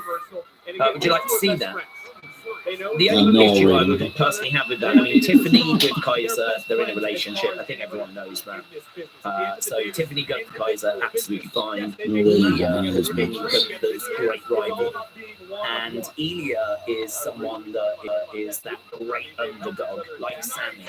So you could put Ilya in Imperium, but if you put Ilya in Imperium, then you are going to have to explain it because they are great rivals. Like, arguably Gunther's greatest matches have been against Ilya. Ilya has been the one that's been like bringing Gunther down. You could do it in the sense of Gunther wanting to make a stronger Imperium, and who better to add than his greatest ever rival, you know? And that'd be a good way of getting Ilya onto TV, have Gunther abusing him, then Ilya branches out. Like, I could see it.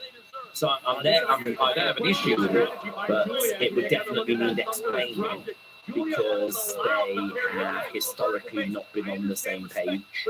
So why would they be on the same page then? But as I said, there'd be a way of explaining it. So yep, that would be my only little.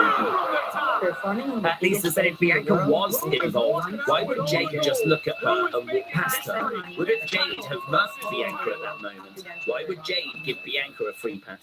It's because Jade doesn't know. So Bianca isn't the one. So Bianca isn't the one that attacked Jade. It was Naomi that attacked Jade. But it can be revealed that Bianca knew the attack was going to happen, and even helped like set it up, or even helped make sure no one was around. Like, it's a betrayal for Bianca to have been aware that the attack was going to happen and to have not done anything about it. To actually have been in on it, and it's revealed that, okay, well, if you do this, I will make you my tag partner, and we can be tag champs together, right? You get rid of Jade, and we can be tag champs. You've got my word. And so, you know, that's the plan. They played it out. Now, Jade's not going to go after Bianca because Bianca was in the ring at the time. When it was shown on screen, Bianca was having a match. So I don't think that Bianca physically got involved, but I think she could very much still be involved in the planning and could have known that the attack should happen and said, I love Toni Storm.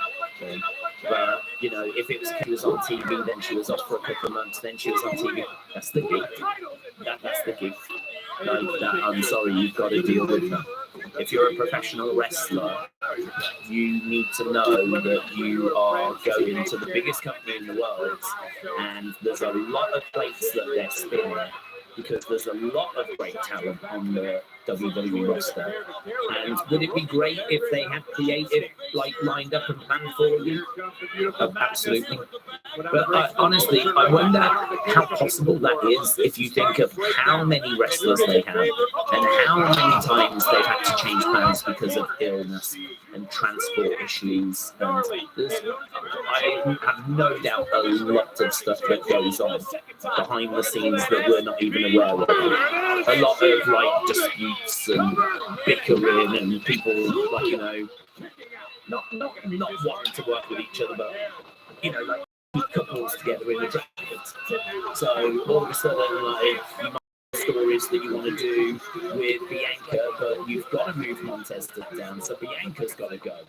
So, do you know what I mean? Like, there's lots of stuff like that where I would imagine it's like flipping chess, where it would be great if everyone was available all the time and you could just sit down and map it all out. That is not the real world.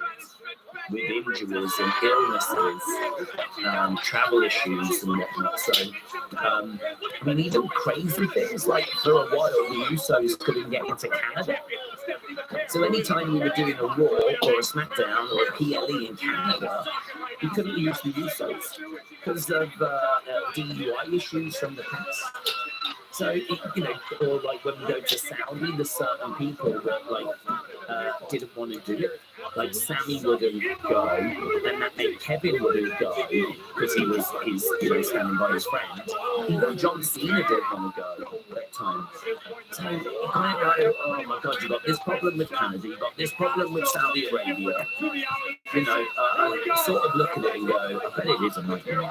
So for someone like Tony, when she first comes up, to go through that sort of rough initial period, she eventually found herself in a feud with Charlotte. It's like, that's it.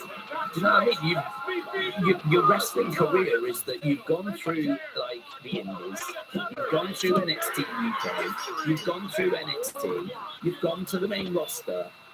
You struggle to get consistent TV time. A lot of people do at first.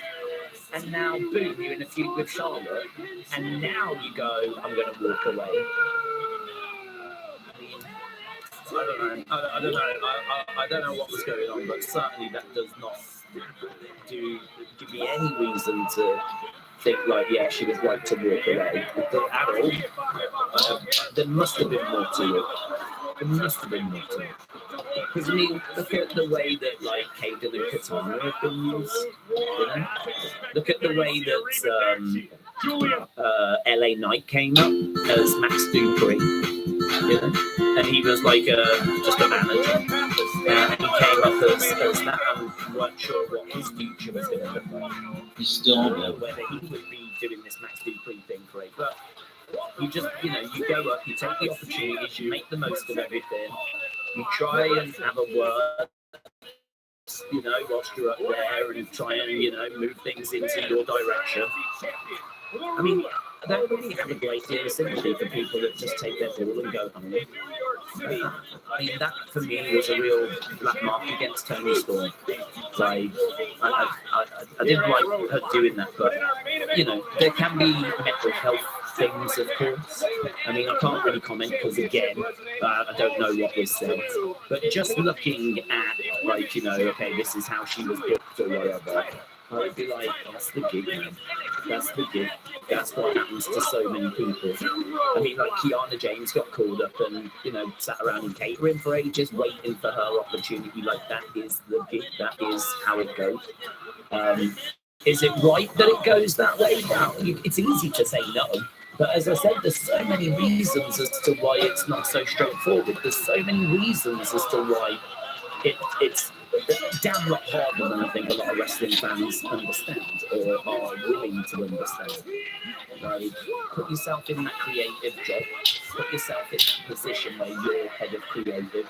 Think about the restrictions and the challenges that you would face as you're trying to book 200 wrestlers across 2 brands, and there's illnesses and injuries, and people can't go to Canada, and people won't go to Saudi Arabia, and blah, blah, blah, blah, blah. Now you've got Toni Storm walking out. What do you do with Charlotte? Look at the Wyatt Six stuff.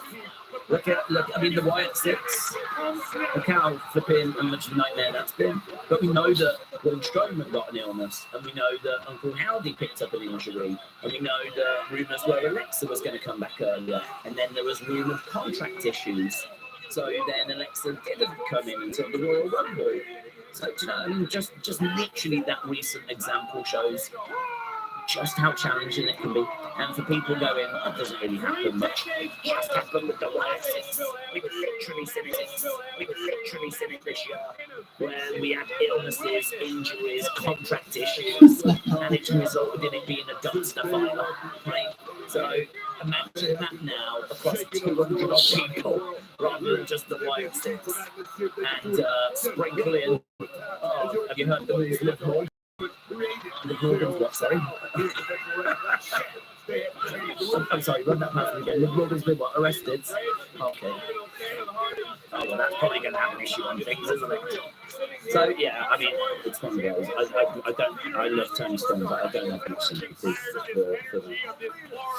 James said, do we think after the disrespect shown on Raw from Rhea and Bianca that EO asks for a triple threat? Do we think that EO remains in the build-up for a match against Asuka in the future? That's a good question, James. I don't mind EO retaining. I'm not sure that's the direction that they'll go. You put it back on Rhea now. So EO or Bianca would be my guess. But EO getting the belt is just a big surprise to me down that path at all. EO can request a triple threat. I do find that to be... She can request the triple threat, but I do find it to... I wish they would change the triple threat rule. My problem with the triple threat is very easy to fix, and it is that if a challenger pins a challenger, then the challenger's just eliminated. Right? It's not that you can win a belt that way. Like, you've got to win the champion. If a challenger pins the champion, the champion is champion. How does that work? Because the best person might have just been outside the ring for a moment because they just got double teamed. You know, both the challengers just planted the champion through a table. Of course, the champion's going to be down, and now you've got the two challengers fighting in the ring. One pins the other. Boom, that's it. This is why I'm not keen on triple threats, or one of the reasons why I'm not keen on triple threats for championships. When it comes to like no title being involved and you've got nothing but challenges, then do you know what? It might not be fair, but life's not fair, right? And it's to figure out who a number one contender is. But when it comes to a championship and who is the champion, I really would tweak that rule. But to be honest, creative use it as a way of just getting the belt off a champ they don't want to lose. You know, for example, if they want Gunther to still look dominant, right, as a world champion, they could put him in a triple threat and he could not lose the match. So, you know, he's no longer champion, but he was never pinned. So then that could play into a future storyline. So they'll never change it because they want that option. They want that. It's like a get out of jail free card. But it's just a bit loose for me. It's just a bit, don't really like it. It's a little too sports entertainment. Rather than, you know, us trying to figure out who the very best person in the division is, where you could easily bring that rule in, where if you want to be the champion, beat the champion, right? And if it's a challenger that pins the challenger, it's just an elimination. I would really like that rule. I think that would be really fun. But yeah, they will never do it for that creative reason. So, EO saying I want to get my hands on Bianca and Rhea, my advice to her would be just do 2 singles matches then. Do that. Because if Rhea pins hands on Bianca and Rhea, my advice to her would be just do 2 singles matches then. Do that. Because if Rhea pins Bianca, guess what? You've just lost your title, EO, and you'll be even more upset. Right? You're upset now because of the disrespect. Imagine how you'll feel if you lose your belt and you wasn't even pinned. You'll be even more upset, right? So, just face one of them, beat them, and then face the other in a singles match. That would be my advice as her manager, would be do that. But we know that that's not how wrestlers think. Just like how wrestlers struggle to climb a ladder at any kind of speed, they also do struggle with logic sometimes, like logical thinking. That's the best way to approach them. My favourite example, it will always be Big E, where Big E was in a think he got put in a triple threat, and he was like asked about what do you think, and he was like, love it, more the merrier. I'm ready to take on all challenges. And I remember looking at that going, oh, it's such a baby face. Well, if you lose your belt, Big E, you know, whatever. And then all of a sudden it got turned into a fatal four-way. They added an extra person. And it got turned into a fatal four-way as we got closer to the event. I think it was day one, the day one paper. And we got closer to the event, and all of a sudden it was a fatal four-way. And they asked Big E, and he was like, yeah, no worries, more the merrier. It's just more people for me to beat. And I'm looking forward to it. And I was like, Jesus Christ, you're getting screwed here, mate. You're getting screwed, and your response is, I flipping love it. And then on the day of the show,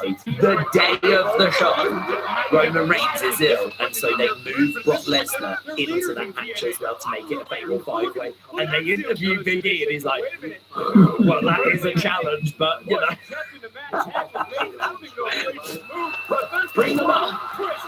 It's like, oh my God, I hope you lose your title. Do you know, part of being a champion is having some sort of, you know, some sort of common sense. You are literally getting screwed here, right? I mean, we're only one step short from them just taking the title off you, mate. That's literally the next stop. The next stop is going to be, can we just have the belt? We just don't want you to be champion. And how many people are you going to throw in this match? And lo and behold, it was Brock Lesnar that ended up winning. And that was it. That was the end of Big E's title run. But I just remember all the interviews every time someone else got added to him, he was like, bring them on, everything's good. So I wouldn't go to the triple threat world if I was the person. But I can't say that they won't do that. They could do that. I think we're all expecting the triple threat. It's just how do we get to the triple threat? I always like when the champion kind of punish, because I do think it's a good punishment stipulation. So, for example, Gunther, he was interfering in some people's matches. I think there was a number one contenders match, and he interfered. And was gloating about, I won't have to face anyone now. And of course, Adam Pearce comes out and he's like, you don't think you're facing anyone? Well, good work, mister, because now you'll be facing both. And that makes sense to me. Like, you shouldn't have got involved in that number one contenders match thinking that you was smarter than the game, because the game's not going to beat you in the end. Not Triple H. But Adam Pearce, you know, ends up putting both in. So I think that might have been how we got to Sheamus through Gunther, if my memory serves me correct. I think that's the example I'm giving. So I kind of like it as a punishment, if you will, rather than the plucky underdog champion going on. I'll take them all on. I don't know how true this is, but I saw online that Shinsuke's contract is done, says Matteo. I think it got debunked, to be honest with you, Vince.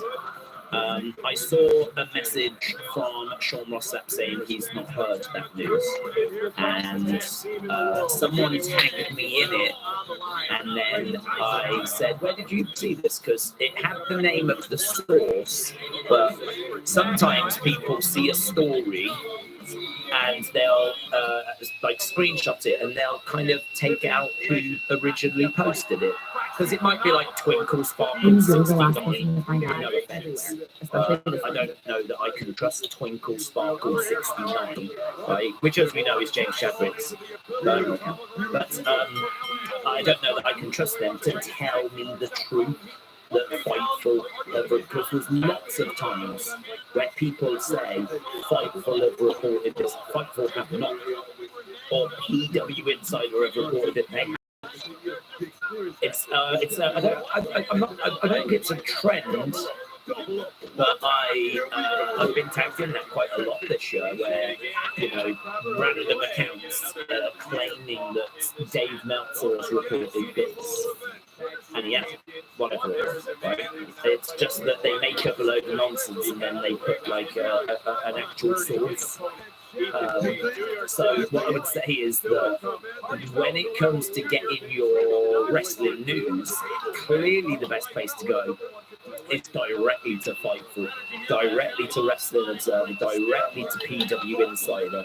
if that's it, or too much work, or I can't be doing that, I would say find an outlet that is reliable, that is going to tell you what they are saying. So, for example, I think like Wrestle Purists and Elite Rockers, I think those are two accounts that just come to my mind that Fightful are saying this, and you can trust that it's come from Fightful. Or PW Insider are saying this, and you can trust that it's coming from PW Insider. Like, they're not going to make it up. They're going to have read it, and they're going to tell you this is what Fightful are saying, this is what PW Insider are saying, this is what whoever's saying it, and you can trust that it is legit. So that Shinsuke story, I genuinely don't know where that's come from. I don't know who's reported it. No major outlet is backing it up. No major outlet is saying this is true.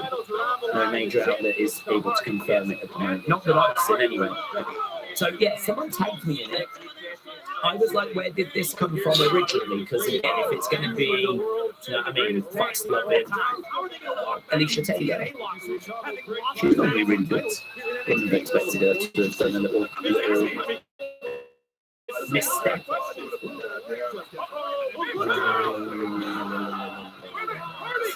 Best place to go is be patient and just wait till it happens first time. Yeah.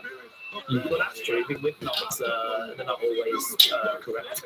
Part of it, as we said at the very start, this year has been quite a turbulent year for wrestling news.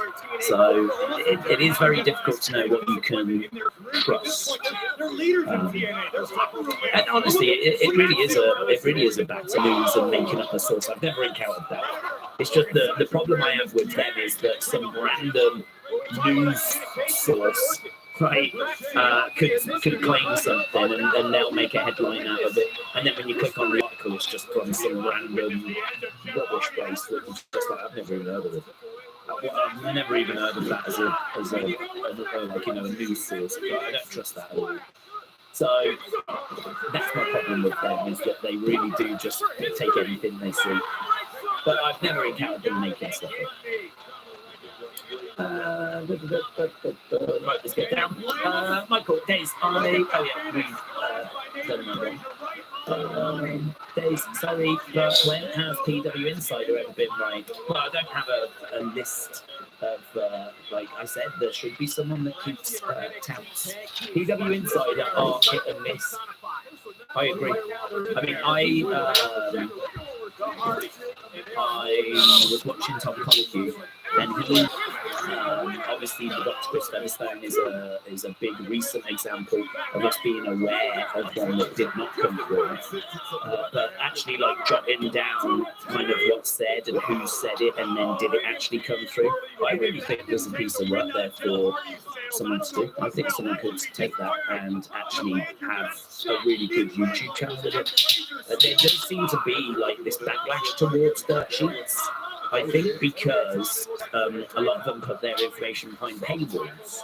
And so there's a backlash because if that information is then not true, you've basically got people charging people money for false, inaccurate information, which is obviously not a good look, is it? To say, I don't go into it with the expectation that any dirt sheet is going to be 100%. I don't go into it with an expectation they're going to bet 100, because we know that plans change, we know that there's illness, and we just spoke about that in good detail. So if we know and we agree that plans change, and they certainly did under Vince. I mean, I've said this before, wrestling fans can't have it both ways. You can't criticise Vince for constantly ripping up the plans and changing them last minute, but then throw shade at the dirt sheets because they have got stuff wrong because the plans changed last minute. You know, you can't have your cake and eat it. Plans were changing last minute. Dirt sheets are going to get stuff wrong.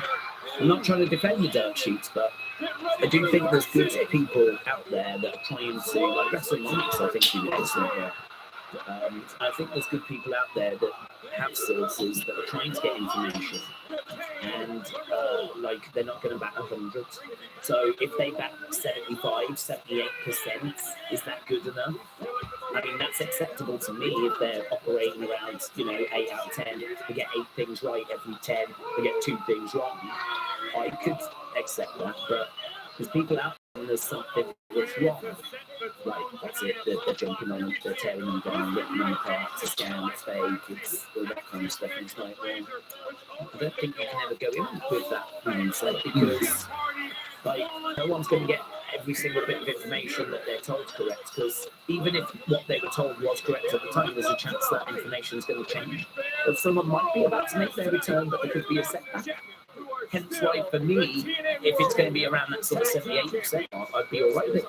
I can't give you percentages for Fight for PW Insider. I don't have that information. Hence why I'm saying I think there's a YouTube channel there. I think there's a Twitter account there. I think there's TikToks there where you can go, right, for the month of January, let's have a look at the scores. Fightful reported 232 stories. 150 of those we've not been able to, check where they've actually, if they've come through or not, because they're long-term spoilers or whatever bits of information. But of the 130, because they're long-term spoilers or whatever bits of information. But of the 132 that we was able to, 78 came through. That gives them an X percentage. And you could do a TikTok just based on Fightful for January. You could do a TikTok based on PW Insider for January. You could do a TikTok based on Wrestling Observer for January. You could do a YouTube video based on the overall for January. You like Unseen, but just take out the community, take out the fun, but just really dial in to this is what all the dirt sheets have reported today, right? And keep an updated tab kind of stuff. Have a leaderboard with where all the news outlets are, all the reputable, not like John down the road, but like PW Insider, Dave Meltzer, blah blah blah blah blah. Have them all in a league table. I think you could flesh that out into something. I think you could out of it, YouTube channel out of it, Twitter account out of it, and you just give each one like a score. No one's doing that, or at least to my knowledge, no one's doing that. And that's quite surprising. It's surprising if you think of how much people talk about dirt sheets. If you think about how much people are talking about, like, Dave Meltzer swings and misses again, and, he's making it up, or like Oppola just said there, what about PW Insider, and all that kind of stuff. No one's keeping tabs. I mean, as much as you can say, how often are they right, how often are they wrong, what's the percentage? No one's keeping tabs. So it's the only thing I know is that when it comes to the bigger accounts, I do see stuff that they get correct, but because they swing a lot. And the big accounts are constantly putting stuff out. Your PW Insiders, your Dave Meltzers, your Fightfuls, constantly putting information out every single day. So, stuff is going to come through as a result of that. But yeah, stuff's going to miss us. Definitely. I'd be very interested to know what the percentages would be.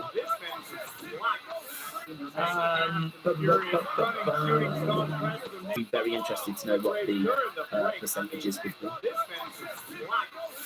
I am trying to catch up. PW was inside and they got dirt sheets. Is that wrong? Shockwave, I think you're getting a bit confused. Right. Could WWE start naming wrestlers after UK railway stations, said Kim Trains? I would love to see London Euston against Manchester Piccadilly. Maybe one for the train spotters out there. They could definitely, they would gravitate towards them. With all the talk about gimmicks and name changes, said Big, if we could choose someone whose gimmick or character would change or work on a bit, then who? Like turn in someone before or after Mania? Well, the first name that comes to mind is a boring one, and it's one that we spoke about, would be Tyler Bate, because I really like Tyler Bate. I think that he is, I've seen him have some great matches. His match with Gunther was, I mean, incredible. It was incredible. I mean, I can't remember what score Meltzer gave it, but it's one of those that your cage matches and your Meltzers and your 411 Alias and all these places that review matches and whatever, just absolutely universal praise. His match with Pete Dunne is one of my absolute favourite NXT matches. I mean, people would say, yeah, it's Walker, but I've seen Tyler Bate have great matches against a number of different people, to the point where Mustache Mountain having great matches against Undisputed, for the tag titles. I think that got 5 stars. I think there is a Mustache Mountain versus, which was Trent Seven and Tyler Bate, against Undisputed that I think was on a regular show, NXT show, and I'm sure it got 5 stars. So it ain't just because he faced Gunther, because he's had great matches in a tag team, he had great match against Pete Dunne, he had great match against Gunther. There's a talent there. There's a real talent there that I'd like to see not just get lost. I mean, that gimmick, that flipping vegan, hey, how you doing, I'm a hippie kind of gimmick, that ain't that gimmick. And I really want it to work for him. I really want it to work for him because I really like him, and as people know, he's from the same part of the world I'm so he's the one that I would really love to see, get a bit of investment. And that's the one that kind of comes to my mind. I don't mind, though, if you want to go bigger, CM Punk turning heel. CM Punk is an amazing promo. I don't think from merch sales that he is really would not be down on him being intern. But he doesn't need it because he's great as a face as well. Hence why for me, Tyler Bate is probably one of the first that comes to mind. With WWE getting rid of Death Rev, could we see WWE superstars coming out with original music? I'd love to see Gunther coming out to Beautiful Sunday doing the slosh, says Brig 1967. I mean, I don't know that they want to pay the rights to actual songs. I think that's all been the barrier, is that you can, it's a lot of money to just outright buy. I know that Tony Khan has done it a couple of times in AEW, but I think for WWE, it's an expenditure which they, what TKO are like. They're trying to cut costs and they're trying to raise revenue and they're trying to make as much profit as possible. So, they don't want to be spending on music if they really don't have to.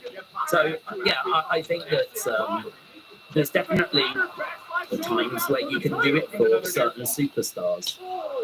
So, yeah, I think that there's definitely times where you can do it for certain superstars to give them, that bit of music is just perfect for them. But you're certainly not going to do it for the whole roster. I mean, the expenditure there would be insane. That would be insane. You're spending a lot on rights. So it's just so much cheaper to get a composer, pay for a composer, and just get them to knock out lots of bits of music instead. So, no, is my answer. The odd bit here or there, I wouldn't be shocked by it. But everyone getting proper tracks that have to have their rights sorted out. Can't see that happening. Do we know if they're treating this as a PLE or a regular WWE? Is it 2 hours or is it going to be 3? No, it'll be 2 when it's on TV. It's not PLE because it's not on Peacock. It's on CW Network, so it's actually on TV in America. So I'm guessing it's got its usual time slot. I'm not aware that it's going to have longer. So it's a little bit of a shame, really, that this wasn't just a normal episode and then they did this at the weekend. That would have been good. It'd be great if we were doing this show on Sunday. Although saying that, I'm really considering having the weekend off. I'm still doing work and still doing Unseen, but just streaming wise. So I don't know, perhaps it works better for me than it is tonight. But no, it should be 2 hours. We are expecting it to be 2 hours. We almost got an Austin Theory face turn, but Triple H just had to go and ruin everything, said Calvin. Yeah, I think that we could still get that. I saw a image earlier, some footage earlier of him, a fan saying, "Can you yeet?" And he was like looking around going, "It's Grayson." Like this, so he's got quite positive interactions with the fans at the moment, and they're now starting to cotton on that he enjoys to do the yeet. He enjoys yeeting. So it does feel like there's something still there. It does feel like we can still do something with a face turn, but I just don't know when we're going to get to it, to be honest. I don't know if it's like something we need to do right now.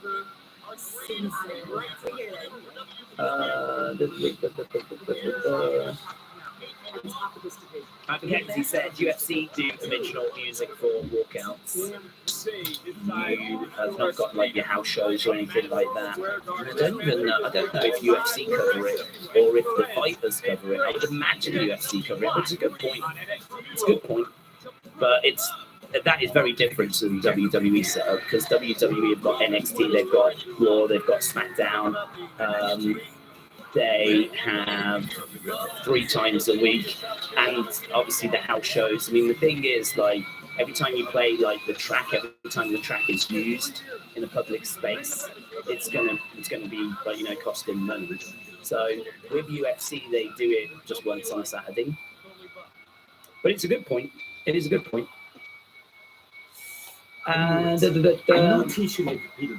Who is ready for tonight? Said Gushan. Born ready. No. NXT has its own developmental now, said James. Evolve. We watched it and we'll watch it again on Wednesday. It was very good last week. Just asking, the card is stacked tonight. It is. I was like, damn, how much have they put into this? Why not push it to 3 hours? Well, I mean, it is a little bit strange that this thing's not paying off, to be honest, at a weekend. But it is, you know, great. I mean, it's great for the ratings, isn't it? I'd imagine they'll do a big number today. Actually, I haven't got it queued up at the moment, so let's get that queued up. Lovely.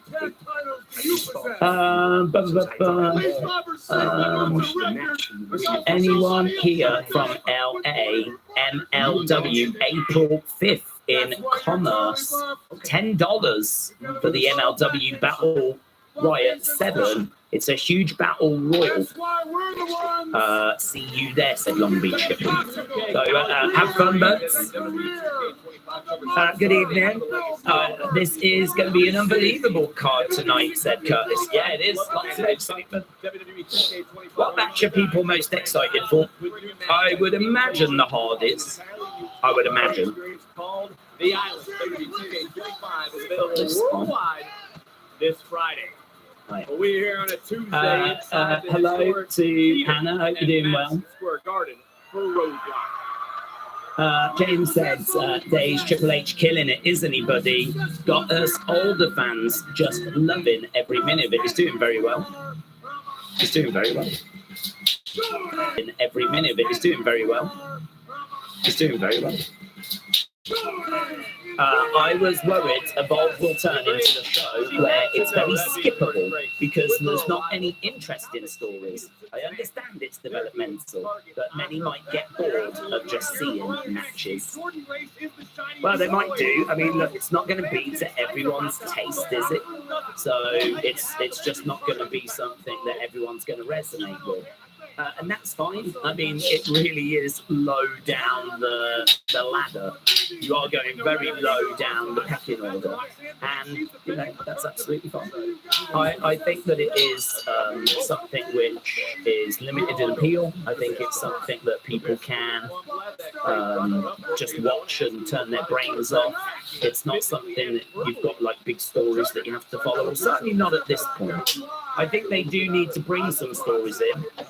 And of course, we are going to have championships at some point as well. But I just see it as fun. I just want to tune in on a Wednesday and just honestly go, I just don't know about these people. I don't know who they are. I haven't yet watched LFG.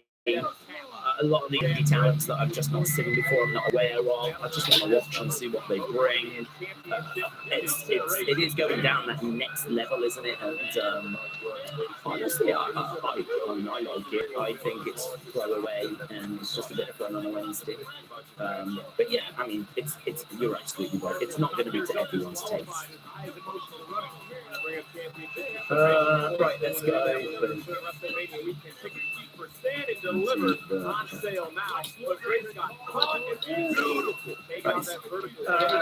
Hannah said, does this NXT have the potential to be the best episode of all time? I mean, I suppose it has potential. I'm not sure what you would regard as the best NXT episode of all time.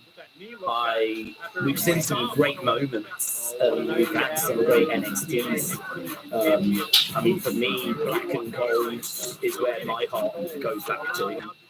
You know, since the pandemic. I mean, it really is stacked from top to bottom. Really well-built matches, big star power, championships on the line. It's Madison Square Garden. I mean, I think that does bring a little extra, doesn't it, to the party. Brody said, I'm not going to judge it too harshly. It's pre-developmental. It's only an hour. I'm going to keep watching. It gives me something to watch on a Wednesday, says Brandon. Yeah, that's how I look at it as well. But I don't think anyone should go into it thinking it's going to be, you know, flipping monumental or anything like that. I don't know. If I was in America, if I was in Florida, I'd be so excited. I mean, I'd be going to NXT house shows quite a lot anyway. I really would. I love going, so I would want to be. I'd be like the green shirt guy on the NXT house circuit. There he is again. You know, I'd always be around. I get to know them all. Hey, doing Frank? Yeah. John? Yeah, drives the truck. How you doing, mate? How's the kids? Kids all right? Oh, good. Yeah, it should be a show tonight. No, just chatting to Sally on the merch table, and she was saying it's been quite busy today, so I'd be like that. I'd be proper in with them. I'd be one of those people that feels like I'm like quite good friends with all the NXT staff, not the rest of us. I doubt that you'd see them too much, but I feel like I'm quite in with the staff, but actually behind my back they're all like, I can't stand that guy. Oh God, he does that. He always talks when I'm trying to serve. I'd be that guy, that'd be me. So, but the thing is, with Evolve as well now you've got like Evolve talents that are going to be popping up on indie shows in local areas as well, maybe even popping up on NXT house shows. So you'd have them popping up on like little local shows and whatnot. But yeah, I would be that, I'd be that regular that pops up at NXT over them.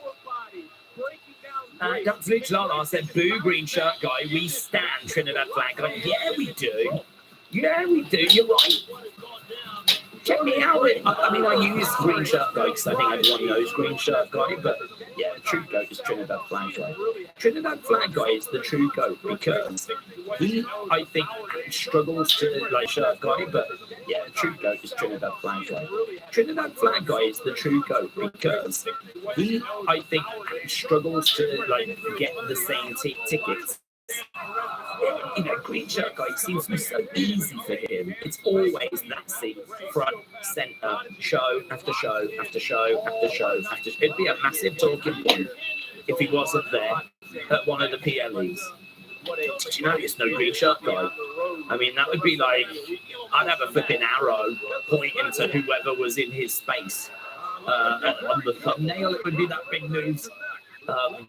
But with Trinidad flag guy, he doesn't seem to be able to get the same seats, which makes me think he has to work that little bit harder. You know, it's not easy for him to get these tickets. Not as easy as it is for green shirt guy. So yeah, I very much stand Trinidad flag guy. I've seen Trinidad flag guy have to like be in the entrance race. Life's hard. Life can be really cruel. Sometimes he has to like stand in just the entrance way. Heartbreaking, isn't it? I don't know that I've ever seen green shirt guy in the entrance way. He'd never be seen dead in the entrance way. It's got to be front and centre, or he's done. He'll become an AEW stand instead. Chindo Flag Guy was with a group of babes in Scotland when I met him. Oh my God. Oh God, he just gets better, doesn't he? Of course he was. Oh, and you know that Green Shirt Guy has never touched a woman. Oh my God, I love that for Trinidad Flag Guy. I love that for him. K-pop lover said, Days, moved to Florida. Yeah, I think I'd really love living in Florida. I think I'd love it because obviously you've got great weather and you know, I don't need much. You know, I just all I need is good Wi-Fi, and that's me happy. So rather than being in like rain, I could be in Florida where there's a bit of sunshine. And then, you know, Wednesday or something, pop down to watch like the NXT, not Wednesday, but yeah, Wednesday. And get in the way of both. Stream somebody else. Knock on walls for this but yeah, just pop down to like some NXT. Oh God, that's me done. That's me. That's my life. Green Shirt Guy's probably got some hush money, says Jacob. Dave, you need to get a gun though, says Frankie. Games and stuff. They do have lots of like really everything just seems like it's got sugar in it or cheese. There's cheese in a lot of stuff. Yeah, it's very, very easy to put weight on in Florida, very easy. Eating healthy, I'd imagine, is a bit more of a challenge. Just so much to tempt you, isn't it? I mean, it's the same everywhere, but you're always in that I'm on holiday. If I lived in Florida, I wonder if I'd always have that I'm on holiday mode. You know what I mean? Whenever I go to Florida, I don't really see that I'm on holiday. If I lived in Florida, I wonder if I'd always have that I'm on holiday mode. You know what I mean? Whenever I go to Florida, I don't really worry about calories or, you know, whatever.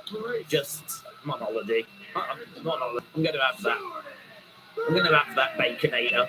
I'm going to have that Dairy Queen Blizzard. And I just have these bits and bobs, which, you know, then I get back home and I'm like, oh God, I shouldn't have had all of them. But it was good at the time. If I go back, I'm having another Blizzard. I like a Dairy Queen Blizzard, let me tell.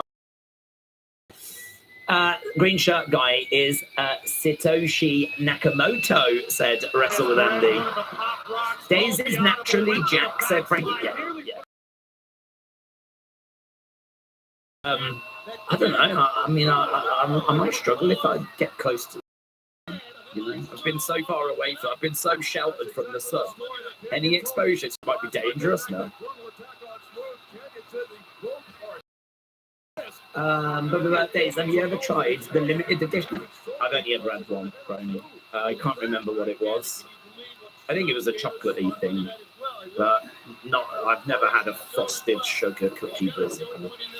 I had one because we were on TV when we got back home. But when we got back after a day out in Florida, we were renting a villa, right? And we got back in, and you know, we put all the stuff down that people have bought and whatnot. And you turn the telly on to see what's on, not really looking for anything, just flicking channels. And of course, there's always adverts. And I saw a Dairy Queen Blizzards thing, and it had that sort of McFlurry, but much bigger sort of to it. McFlurries in this country are quite small. So, we are starting by the way. So I was like, oh, definitely want to try one of those. It's like a McFlurry on flipping steroids. And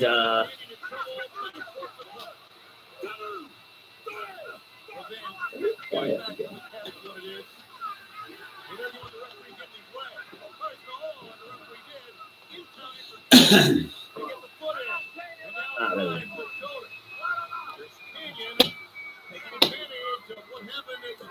What a night this is going to be.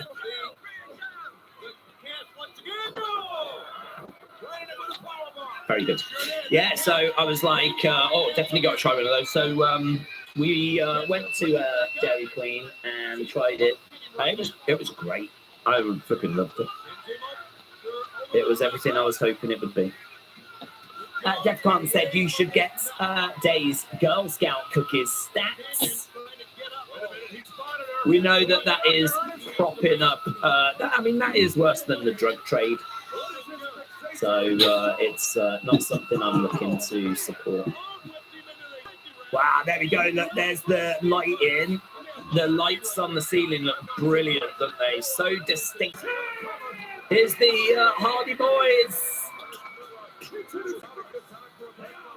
Big cheer, phones out. Hardy's come out. MSG tonight. Let's see if they can do it just one more time. And you'll do some one thing about the heart. Delete.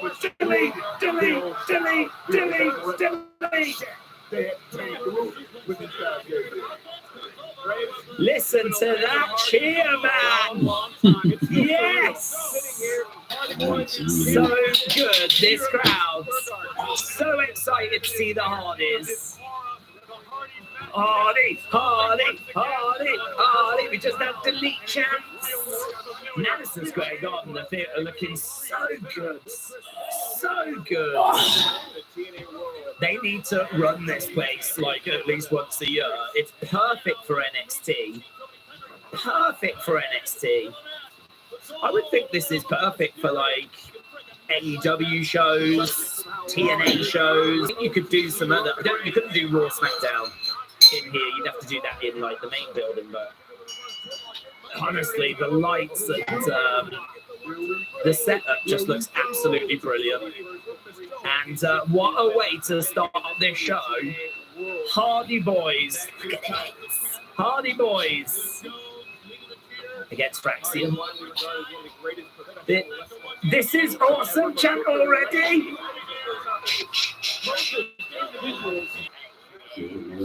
Stephanie 51%, Julia 26%, no contest or draw 21%. Who wins? Is it going to be the Hardy Boys?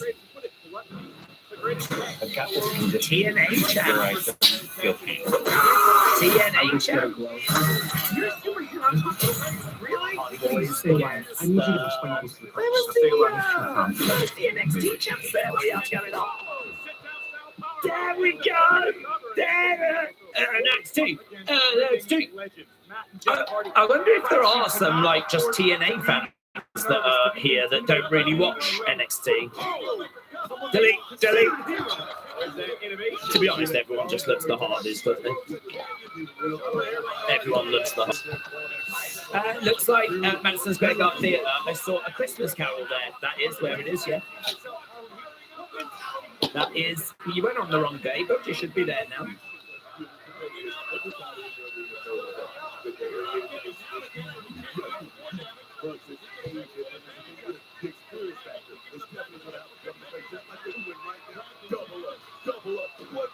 Right now, we've got Jeff grabbing Axiom, drop kick to the back.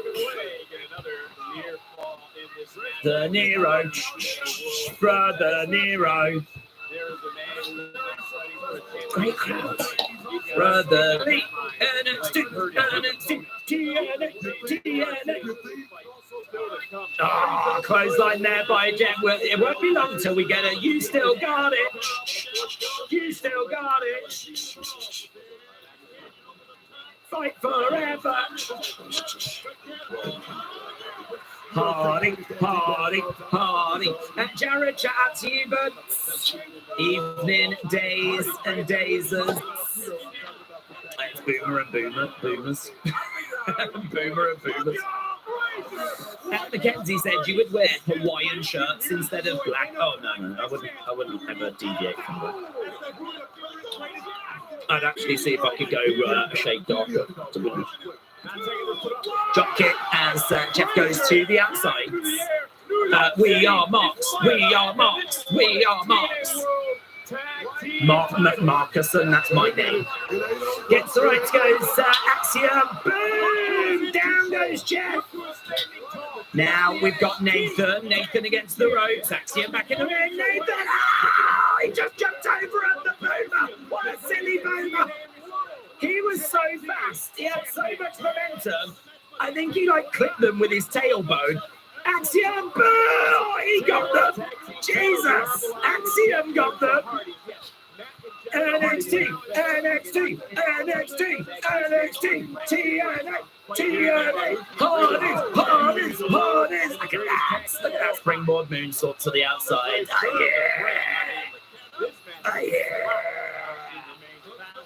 Let's go. Energy. Look, I'm all pumped up. It's awesome. This is awesome. This is awesome. Oh, love a good sing song. 1, 2. Let's do every show here, shall we? Remember earlier when I was like, you can't do Raw and SmackDown here? No, you can. Let's do it. Job coming into the midsection. Do you know, that would be good, actually. You know, like how ECW had the ECW arena. Imagine if, like, WWE had an arena that was like this, because you couldn't have this all the time. There's other things that happen here. And it just always has this energy. People would probably get used to it, though, wouldn't they? And then they wouldn't have the same energy.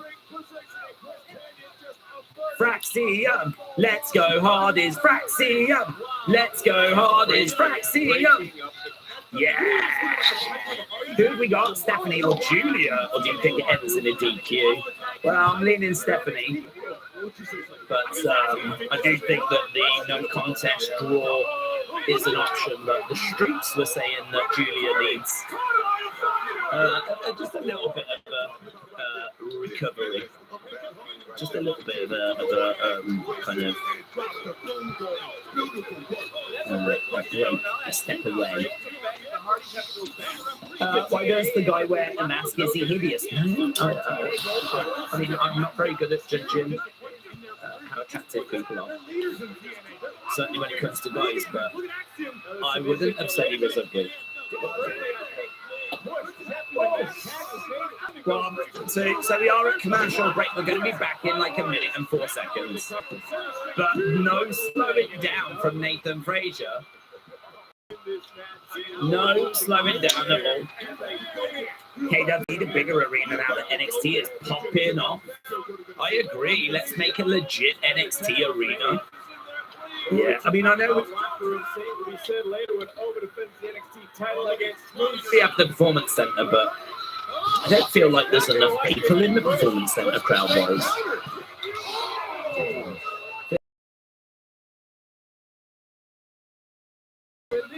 And they would be like, you know, when you've got less people in, like, you're really relying on those people to really bring the energy. Shot to the midsection. Nice takeover. I'll go. I'll be in the crowd at NXT cheering away and chanting people's names. I don't care. Mackenzie said, imagine NXT from the Manhattan Center. I'd go.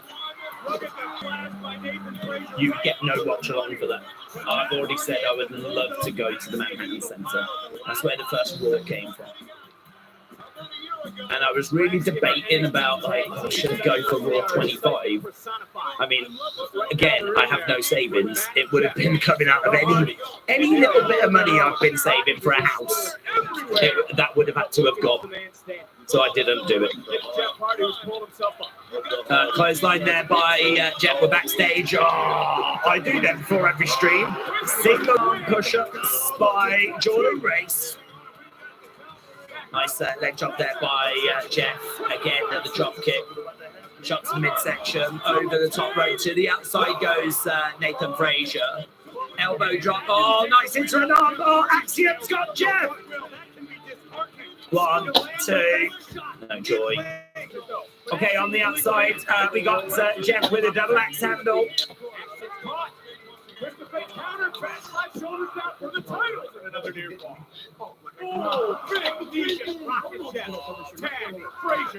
Yeah, that is true, isn't it? It is for the TNA belts. Oh, no, miss. Axiom over against the rope, stuck underneath. Shot coming in there by Matt Hardy right now. Axiom. Great teamwork by the Hardys, but kick out by Axiom. It's Frazier, who is legal.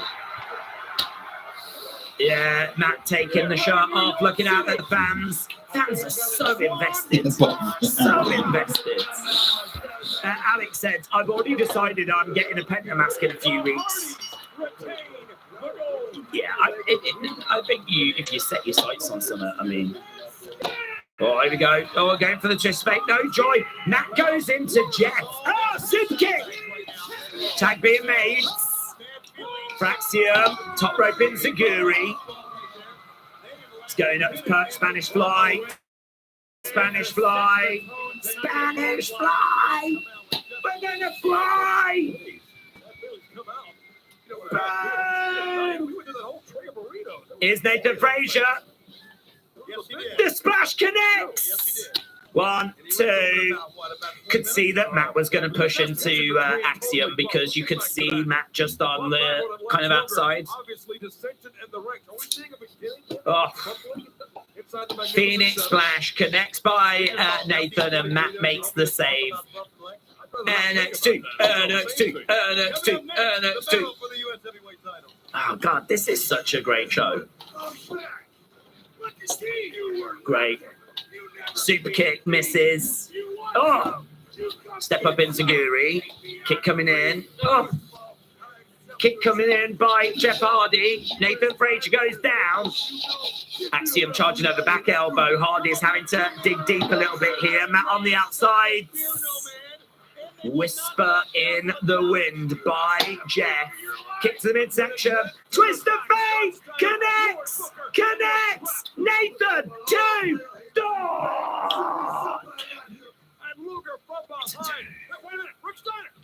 It's a 2 count. Both teams have brought their A game, said Nightmare. So, this is awesome. This is awesome. Really good. Right now we've got Nathan together. Aaron, shout out to you. The one thing I always remember about Raw 25 was Jerry Lawler falling asleep. Because only 3 things happened in the show in that building. It's true. They was getting people complaining, and so they sent didn't they send the Miz over, and they sent over like DX went over to do something because there was an Undertaker promo. Ray against Matt Hardy was on that card. There was another match as well. But I remember people complaining that, like, you know, they just had to watch the rest of the show on some screens or something. I would have loved it. There's been no complaining from me. Oh, no! Axiom. Wow, Axiom just accidentally. Oh, twist of fate takes out Nathan. Okay, well, Nathan's in big trouble here. We're going to get the Swanton. Here we go. Big moment. Jeff Hardy. Swanton bomb. That might be it. 1, 2, 3. Hardy Boys win. Hardy Boys win. Thanks to a miscommunication between Fraxium. That opened the door. And a Swanton bomb got the job done. So there we go. It is a win for the Hardys in front of a red hot, absolutely red hot Madison Square Garden crowds. They were brilliant. NXT chants, TNA chants, Delete chants. This is awesome chants. Hardy, Hardy. We're all winners tonight. That's not true. Fraxium on. So commentary lion there saying we're all winners tonight.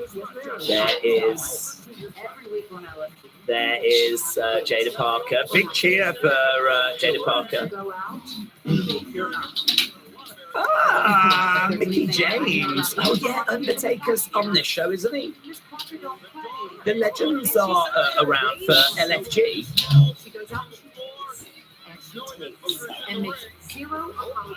Let's get match scores. And in my opinion, you belong with Stephanie. But you and I both know that opinion Takes. and it is a stand and deliver. Okay. You belonged at the top with Stephanie, with Julia. At the top of the best women's division. Stand and deliver. Hardy, hardy, hardy. We are indeed on the road to WrestleMania. You've got me locked in Miss Hardcore Country. Right, here's...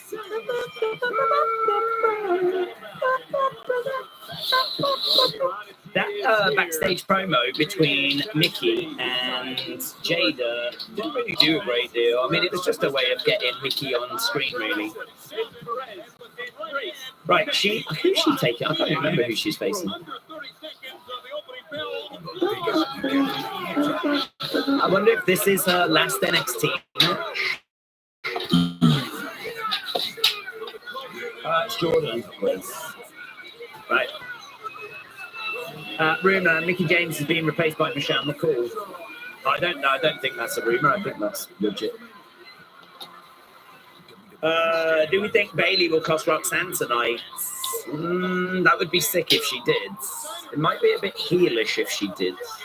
I'm trying to think when Roxanne last cost Bailey something. Did she pin her at the chamber or something? I still feel like that. I mean, she didn't get involved in Bailey Raquel, did she?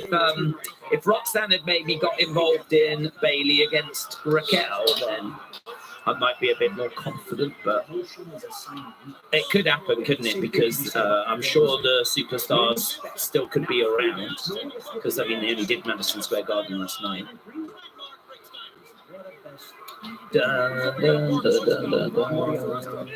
Next week, 6-man tag match. Right. Grace is going to win. Roxanne is going to go full-time to the main roster. There's Lana and Rusev are back together. They renewed their wedding vows. Maybe see them back on TV together, says James. Really? Hey. Wow, that's lovely. I'm pleased for them. You know me, guys. I love love. I absolutely love love. So it is great news. On a side note, keep up the great work. Big Migs gaming shout out to you, my friends. Appreciate the support. I don't think I noticed it, to be honest with you. I think I was just with the crowds. NXT and This Is Awesome in. Fraxium in. TNA in. Great energy. Great start. 20 minutes in. Great start. A little bit of a shame that match has already gone, though. I mean, I know we've still got Julia Stephanie, we've still got Oda Moose. I mean, I know we've still got big stuff to come. So I feel like Fraxium Hardys, I mean, of all the options, that was the one that I used in the title. And of all the options, it's the one I probably would have gone with the thumbnail. So I feel like the Hardys are a draw for tonight. So, you know, a little bit of a shame that that's now in the rear view mirror, but hot way to start the show. And I don't know what the main event will be. Will it be the title versus title, or I wonder if it will be over Moose? I feel like Julia Stephanie probably should main event. But, you know, WWE hate women, so if there's one thing I know about WWE, they hate women. So even though Julia Stephanie should main event, they might not. Bald spot, bald spot, bald spot, bald spot. That's right, Aaron. Oh, you needed to be there. Bald spot, bald spot. Hannah said there's another impressive performance from Spain's Axiom, as it is only a matter of time. He makes a splash on the main line. Let's see if he shows up this Friday. I'm not expecting him on Friday. I wonder if he just calls it a fly rather than a Spanish fly, because he is Spanish. Do you reckon to him it's just fly? Axiom up top, about to do the fly. You stay ready. He probably still calls it a Spanish Jordan one. Grace might wanna have- JMB said 2 years to go. Are you doing a vault tomorrow? Yeah. We're here for a vault. TNA X-Division champion move. Shout out to you, JMB. Right here, that we've got the Riz, Luca, Stacks. I let my temper get the best of me. Jordan Patella was crushed. This time, Roxanne this moved time. the steel ring stairs. And look at Perez go. Take another look. You're the underboss. Emotion is the sign of weakness. By any means necessary. That's the growth of Roxanne Perez. And look, you got to imagine that no matter who wins, both are going to be locked in to that winner-take-all main event. We're the best when we have a game plan.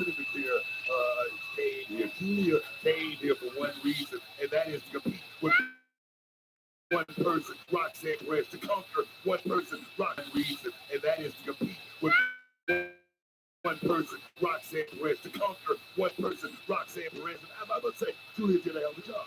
Okay, so what? There's a 6-person tag match There's a bullseye on the body of Jordan next Grace. week. If you can cut out Grace's lower body, that My back is fine. body that really doesn't take away some of her power. It could completely negate the power possessed by Jordan Grace. And it's a smart strategy by Roxanne working. I feel like we're doing a storyline, aren't we? I feel like we're doing a storyline where it's going to lead to Stacks against Tony. Center of the ring, nowhere for Perez to go. Perez though, trying to get back somehow. Trying to Available worldwide on Friday, 2K25. So there was the video game, and then we cut to Roxanne. Tony and Stacks bit. Here's Jordan Grace.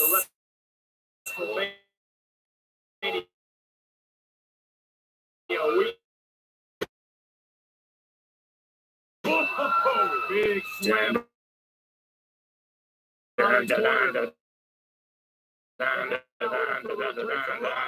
Austin. Leave a door slightly open because Roxanne will take Right. advantage of it. I could see Roxanne screwing over Jordan here, said Peter. I like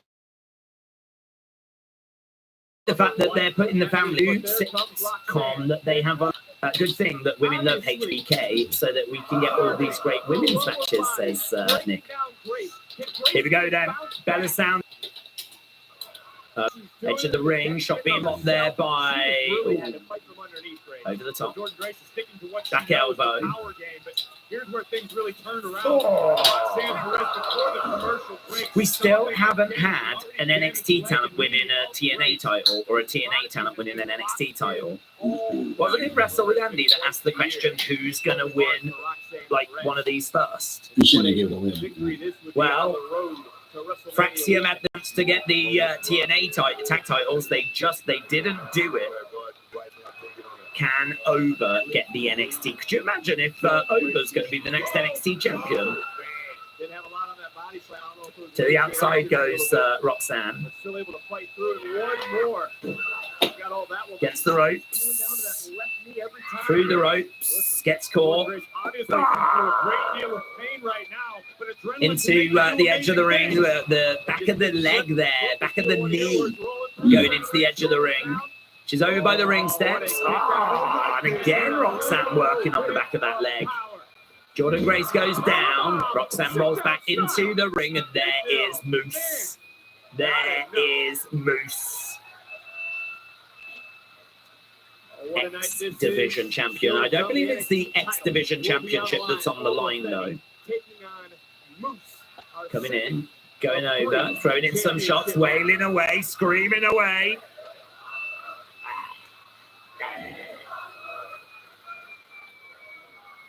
Gets the ropes. Ooh, Roxanne colliding into Jordan. Nice, leg sweep. Going for the cover. One, no, kick out by Jordan. It's crazy to think that Jordan is now in NXT. Kind of looking at this and I'm like, it's crazy. I still see her as I've just known of her as being a TNA talent for so long. Right now we've got Roxanne working on the leg there of Jordan, stomping on the leg. And she's keeping her grounded. She's doing really well working on these legs at the moment. Working both knees, taking that base away. Out of impact felt in that moment. And right back Again, down. Roxanne Perez in trouble. And look at the prodigy. She's working on the legs. Jordan Grace here in New York City. Goes down again, working on that leg. Grace able to kick out. The foot right over, trying to I tell you, Roxanne's got really good psychology in there. Like, she's not just doing random moves. Like, Jordan going up. Oh, slip there. Ah, that's really good. That might not be a botch. That might not be a botch. But just got caught, got hoisted, up, able to go right back down. Yeah, I can't tell if she was trying for a moonsault and slipped and botched, or if she's selling the fact that the legs have been worked on. If that was her selling the legs, I think that's great. If it's a botch, I can't say that it was a, I don't know. She absolutely, because we've seen Roxanne working on those knees throughout the majority of the match. Then Jordan jumps up to try and do what looks to be like a moonsault. And as she lands on, her legs kind of buckle. I'm not sure. I don't know. It wasn't a botch, said Wrestle Rants. Take a look at this. Perez wanted the pop rocks. Yeah, it's good. Went for the backslide, nearly put it away. Right now, Jordan is down as she tries to kick out there at Roxanne. Coming into the midsection by Roxanne. Jordan is down and she's grabbing a hold there of Roxanne, but Roxanne's able to get back up to her feet. Snaps back on that leg. I don't know how I went so far ahead. Jordan Grace going over to the corner. Look, she's selling that knee, selling that leg. Definitely feeling the effects of this as Roxanne comes over. She goes to the outside, grabs Jordan. She goes up. Jordan goes down as Roxanne is climbing up. Oh, uppercut coming in there by Jordan. Jordan trying to grab Roxanne. She's got Roxanne on the top. Headbutts coming in there by Jordan. And we're going to go muscle buster. She's got her in position. I think we're going to get a muscle. No, Roxanne lands on her feet. Oh, a drop kick to the legs. And that takes Jordan Grace down. Oh, I don't know, I was trying to do flipping scores for that first match, but I can't stop watching. I think she just called the referee an idiot because the referee just counted a 2 there.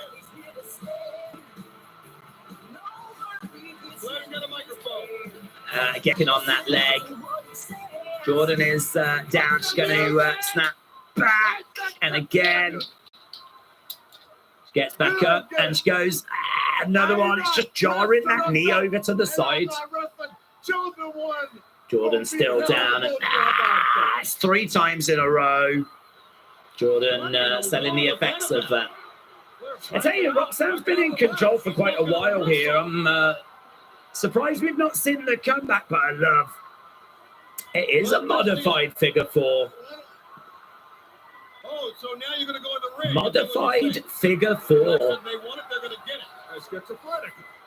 Look at that. Just noticing that. Oh, it's just more evident right now. That ain't how I was putting figure 4s on my brother. Reverses it. That reverses the pressure, as we know. Roxanne trying to get over to the ropes, and she does. So, yeah, she's over by the ropes, and there we go. End of that hold. I like Grace selling goods, but I would have loved seeing a banger match with everything they've got, said Dr. Lucha Lala. Forearm shot coming in there by Roxanne. Well, I tell you, this match, I don't think it's the right approach necessarily, because it's great and it's really good groundwork, but it's the kind of match that you would put in place for like a 25-minute epic, and I don't know that it's going to get that time. Lovely moonsault, but knees up there by Jordan. Yeah, I don't know that it's going to get the time to really play out. Against the ropes goes Roxanne round the houses. Oh, all of that was at commercial break. I didn't even realise. Honestly, sometimes I watch a match and it just really slows and dies, and I'm like, oh, I look in the corner and work commercial. This one, it was slower, but like it was still really captivating. Well, now that we're back from commercial break, I bet it will pick up quite a bit.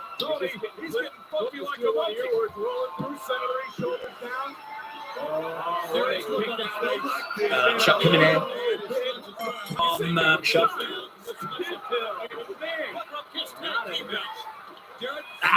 Big kick coming in. And a slam there by Jordan. So Jordan starting to come back in as Jordan picks up Roxanne, slams her down. She was just big boot there, gets caught. That's going to be another slam. Lovely kick to the back, gets the ropes, roll through, going for the cover. No joy. For a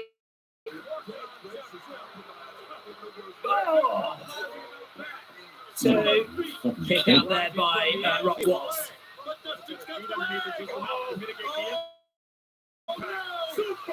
A body targeting heel work from Roxanne tonight, said A. Jobson. Do you think we'll see Tessa on NXT soon, said Steve? This is awesome. I wouldn't think so, but isn't Cora Jade like being in a tag team with her on TNA? Like, I think it's so just unnecessary. They've got such a stacked women's division, they just don't need Tessa. Oh, crossbody there by Roxanne, but Jordan grabs her. She's going to power up to her feet, but yeah, love that. Love that she's struggling to get to her feet. There has to be some repercussion for all of that targeting of the legs. Jordan does get Roxanne up. Oh, Roxanne, no, managing to get out. Big boot. Oh, avoids the back fist. Super kick there by Roxanne. Shot block to the legs. Roxanne going against the ropes. And drives her down. Roxanne going to the corner. She is just on fire, isn't she? She's just like a little firecracker, just constantly working, constantly moving around. Frog splash, 2. Shoulder up there by Jordan Grace into a crossface, into an STF. Oh, look at that. Oh. Roxanne is just having a lot of fun in there. I mean, she had a crossface applied, and then she got like a fish hook in the mouth, was pulling on the leg at the same time. Goes up, pop rocks, nah, couldn't get it. Backslides, 1, 2, no joy. They are giving this match time. Back fists, onto the shoulders. Nice driver. Now, 1, 2, 3, and Jordan gets it in a really great match. Really great match. Jordan Grace just manages to get past Roxanne Perez after getting battered quite a bit. Loads of reversals. Oh. Do you know what? Votes, but I want to know out of 5 what you give that match. I'd be really interested to know what people think out of 5.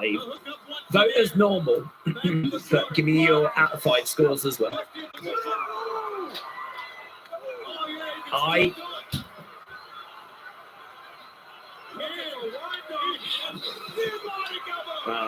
4.5 said Alex, 3 said Frank, 5 said WWE Biggest Fan, Mr. Unfamiliar said 425, Laszlo said 4, Rare Breed said 5, MJ Art said 4, Duron said 4, Brony said 4, G-Dub said 4, SP said 4.3, David said 4, Puka said 3.5, Blake says 5, Caleb said 375. PJ said 4. Draco said 4. Kyle said 4.5. Lots of 4s, isn't there? But then lots of 4.5s. TXCam 4.5. Danny D 4.5. Gashan 4.5. Kyle 4.5. Nathan 5. Blake 5. Jeff 5. Oculus Travel said 4.6. It's The Undertaker! The dead man! He is with Obafemi. I've been watching you for a while. I'm impressed.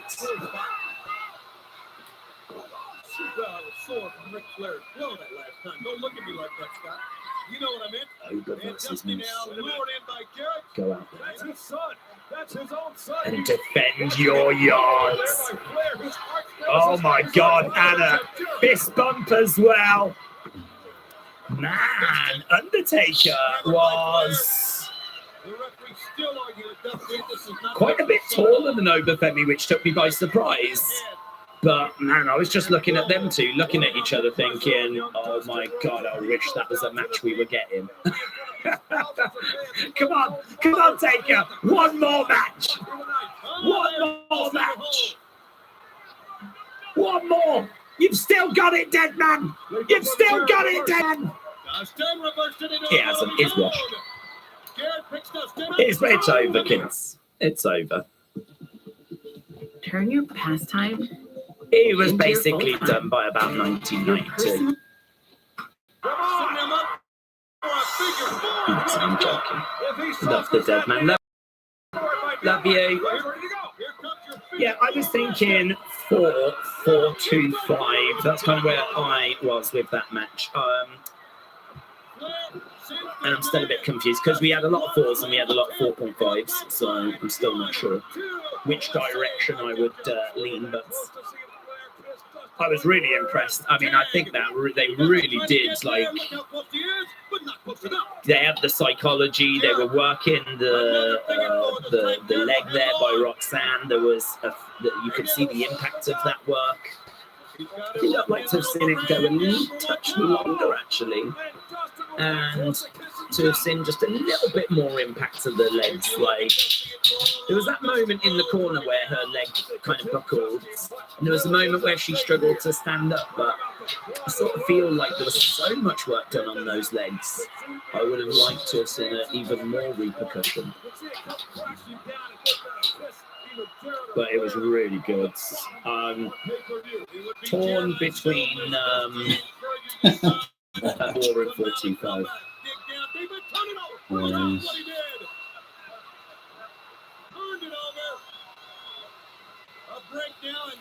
Love you, dead man. Right. We are at commercial break. I don't know if that Obafemi match is going to be next. It could be. Get your scores in though. That's a good point. There is a Samoan drop, a Russian leg sweep, an Argentine backbreaker, a Spanish fly, a Mexican surfboard, and a German suplex. Are there any other examples? I don't, not that I can think of. I mean, there's a Boston crab. But that's not a country, is it?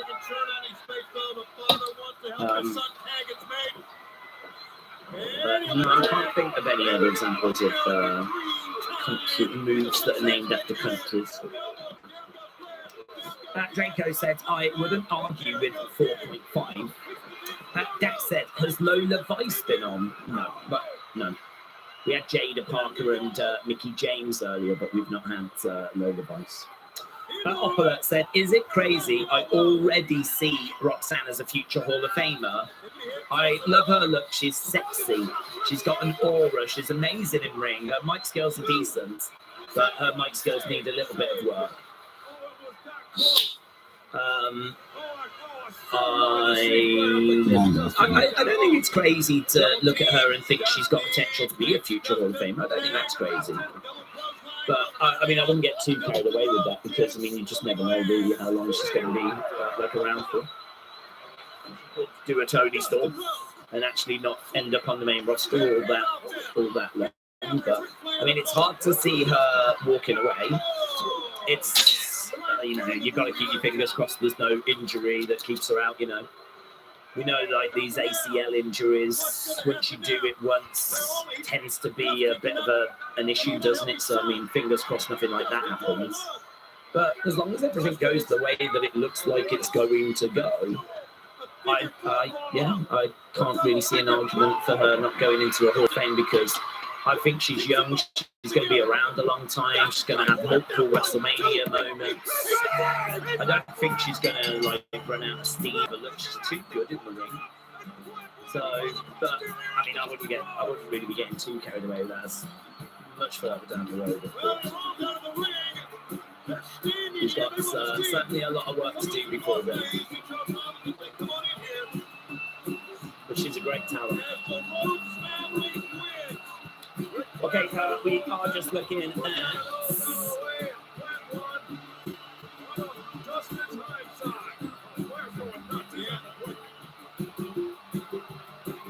Eddie and Trick. They're just building this up for next week, aren't they? NXT Underground match. Look at them lift up and come in here and kiss my See your punk ass at the Underground. Here's Trick Willie. Let's go. Jared trying to stop it, but he cannot, and look at this. Language. Oh, he's tattooing him in the corner. This is right. This will be horrible for Flair. You know that? It's time for me to get back to where I belong. I've known that for many years. Oh, wait a minute. Anytime he wants. Boy, what's Dusty doing? He's going to drop trap. Oh, no! Holy smokes! I do see. I just can't help but see Anthony Joshua when I look at Trick Williams. Where was still in the underwear? Whoop that Trick chance. Is this going to be Moose? So we go into that match now. I don't know his music. 62. It is Moose.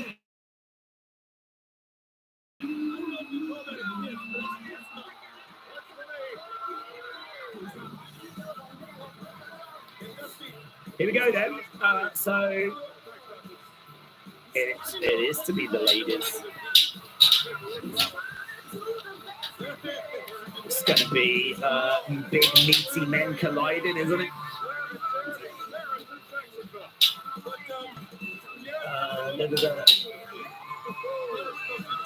Whoop that Trick.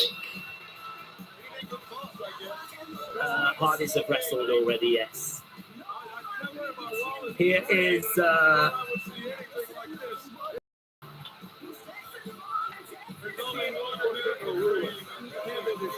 okay, so Femi will be coming out next week. We're about 50 minutes more.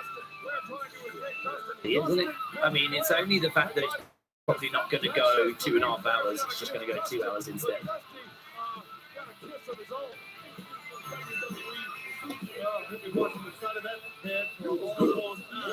Start battle for the WCW title, and this time, pinfall. There we go.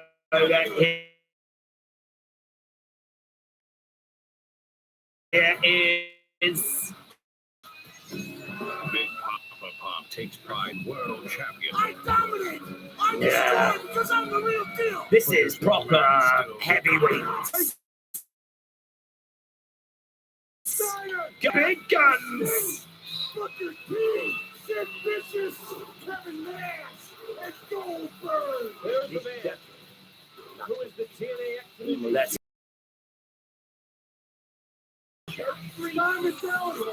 no, this venue, it's just so right for a match of this kind of size. I'm so used to seeing boxing in this space that, like, seeing these two Goliaths in there about to flipping go at it.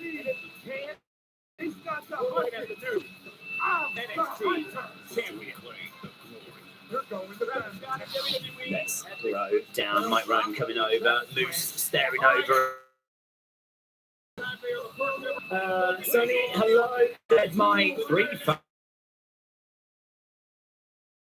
Funkos came in a Simba, a Christmas themed glow in the dark Funko, and that's on the way. Oh, very nice. Very nice.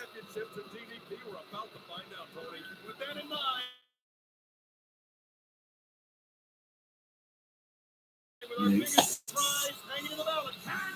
Getting his intro collection.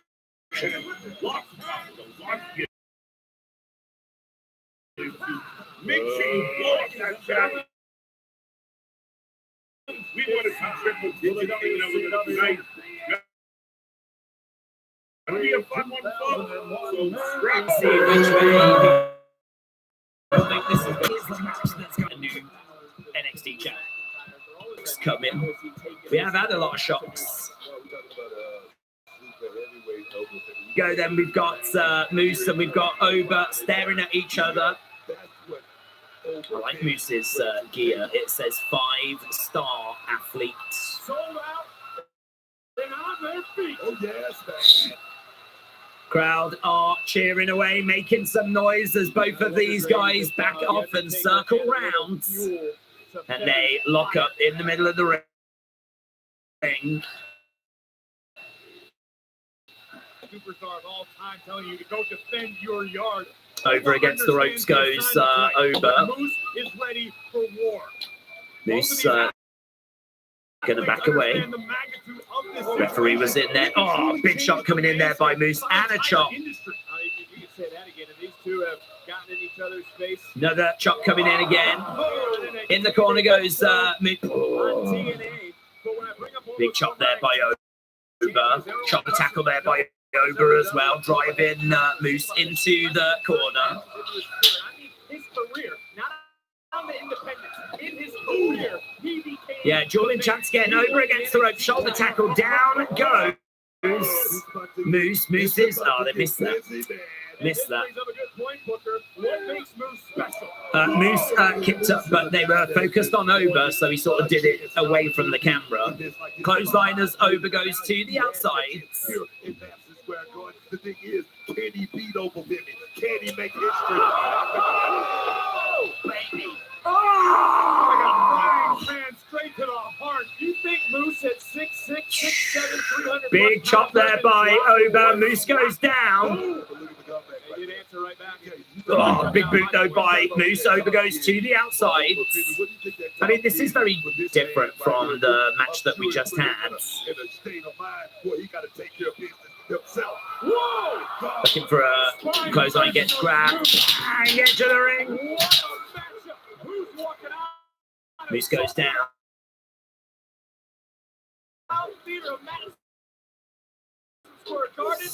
Keenan said, good evening. Everything's good, just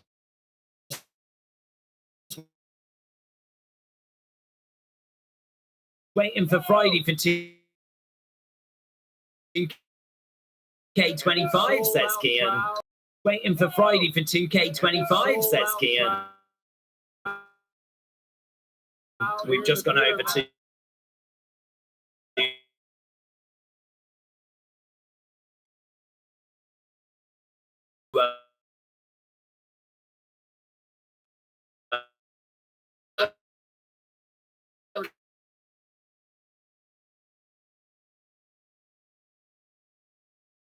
commercial break.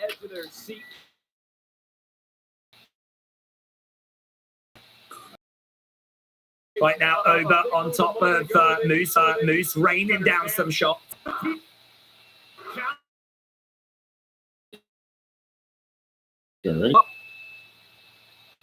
Kick out that moment. Commercial break at the is in control. If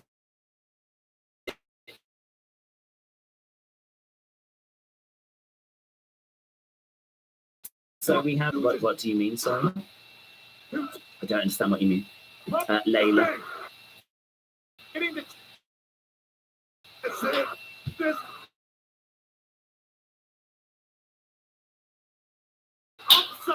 Right now, Oba looking out to the fan. He strongholds this.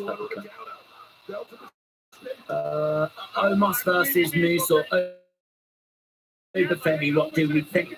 Booker's excited right now. It'd be nice to get trade battle royal or something along those by Moose. Headbutt there by Moose.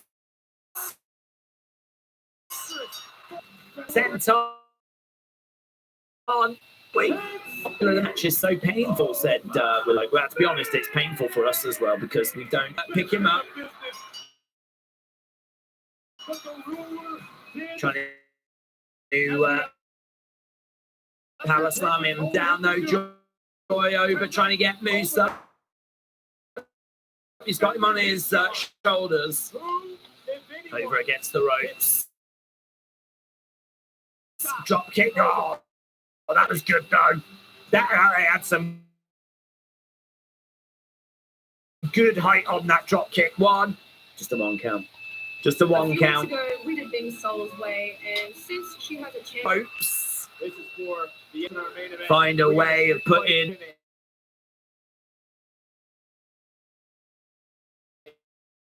Drops him down. Moose rolls out the ring to his feet. Right now he's going over and he is Grand Moose. He's going to look to into the ring steps.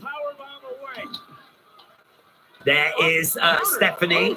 So Oba is struggling a little bit here. Moose is in control. We've started to see some of those moves that I'd be expecting to see, which was, you know, some of those big kind of power bomb moves and chucking each other around, those kind of big power moves. You got these two big Goliaths going at it, so you want to see these big power moves. Here we go. What's he going to go to the top? Oh, I think he got caught by Oba. Moose coming off the top, looked like he was going for a big shot, but I think Oba caught him in the air. Nailed him. Oba now has got Moose on his shoulders. One, two. Oh, shoulder up by Moose. Shoulder up by Moose. And I don't even think he knows what to say. No way,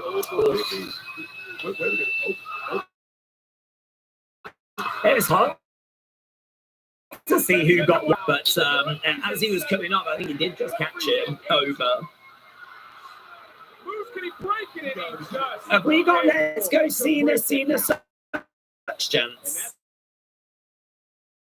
Going over into the corner, goes over into that ring post. It's kind of upside down on the outside of the ring at the moment. Over He's finding himself in a bit of a bad situation as Moosa's got him up on that top rope, on that top turnbuckle. What's he going to go for here? A suplex or he's chopping it? Yeah, he's going up. He's gone too high for a suplex, has he? Unless he's going to go from the very top. Is he going to go for a suplex up there, off the very top? I think he is, you know. I think he is, you know. He is, you know. Oh. He gets it, pops back up. Oh, reverse by Oba. Suplex by Oba. What a freaking match, said Vic Joseph. Some big power moves there. Superplex by Moose. And he was going for a suplex, but it was reversed by Oba. Oba. Take that, you boomer. This is awesome. Go ahead and fucking block me. It's good. It's not Roxanne good. I think for me, this is still like not Pod is good or Roxanne good, but it's good. Shot there by Moose. Forearm coming in. The new faction's going to come out, says Brody. This has been a slug fest, says Vic Joseph. Oh, I don't even know what that was. There was a head that was in there, and there was a forearm that was in there, and there was lots of stuff that was in there. So, not quite sure what that was, but both guys getting through at the same time. So, not quite sure what that was, but both guys getting through at the same time. Crowd making noise. Crowd really into it, and it's great to see. Crowd have been brilliant all night. Right now we've got Oba in control, and he's got Moose up. No, Moose reversing, picks up Oba, powerbomb. 1, 2. I tell you what, that referee was a little bit slow on that count then. I kind of feel like he power bombs in covers, and then the ref takes like a moment to get down to do the counts. I got some questions. If I'm Moose there, I'm like, what's this? We've got dodgy officiating. Right now, he's looking to put Oba away. Oba, though, picks up Moose. He's got him on his shoulders. What's he going to do? Look to hurl him. Oh, to the outsides! Fuck He off. picks Moose up and just like drops him over the ropes to the outsides. I mean, that is quite a drop for Moose. How would you? So Moose just jumped to the outsides.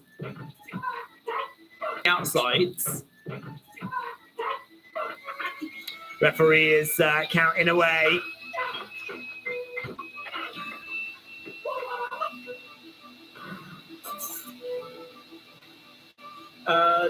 They didn't watch a figure 4 or no leg after 10 minutes of working it. Frankie going in, and the count is broken. I love seeing the lights at the side of the arena, said Aubrey. James said, put respect on Moose's name, a fantastic wrestler. I've been telling you for ages how great he actually is. Shots coming in there by Oba, clothesline, both to the outsides. Both land on their feet as well. Reversed, Oba goes into that ring post. He's going to plant. Oh, the commentary table breaks. It's an old commentary table, though. It's not that new Raw SmackDown one. That would have been... Do you know what? When that Raw SmackDown commentary table breaks, that's going to be... Crowd are chanting, holy shit! You know, it is a bit more significant now. We don't see it as much. But spear there by Moose. Oba down. 1, 2. Kick out by Oba. Kick out by Oba. Yeah. Now we're in the neighborhood. Now that we've had like Moose dumped to the outside and the commentary table spot and a very close 3 count there. Moose back. Crowd are chanting. This is awesome. Moose is staring over, running over, gets picked up. Powerbomb! 1, 2, 3, and that does it. Obafemi wins. Obafemi wins a really enjoyable match. Really enjoyable. Oba.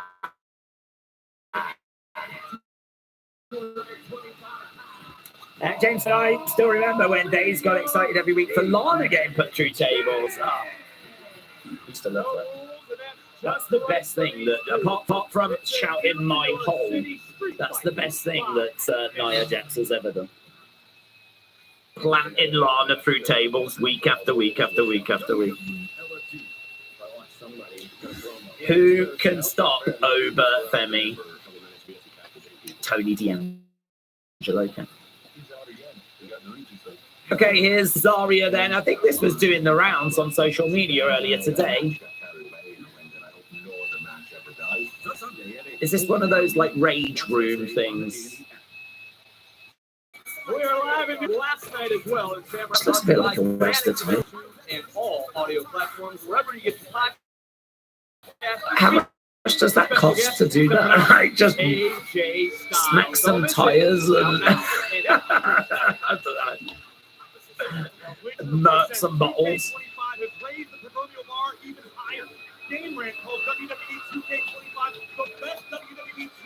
Well, I mean, you know, if there's a demand for it. Didn't Bailey go into like a rage room that once and she had like a sick helmet on? That was about a year ago now. She looked great. Now an axe throwing. Gameplay changes and an entirely new gameplay experience called the Island. WWE 2K25 We're doing a shoey. this Friday. No one's going to be playing games in this New York City. Where's my rematch? So we've got Fatal Influence with Ava. Here's Ricky Saints. Big cheer for Ricky Saints. Ricky.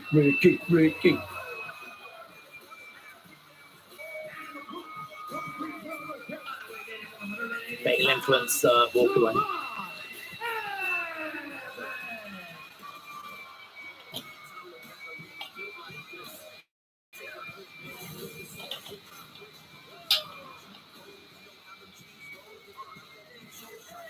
So he wants a match with Ridge next week. Crowd are booing. It's going to be Ethan against Javon.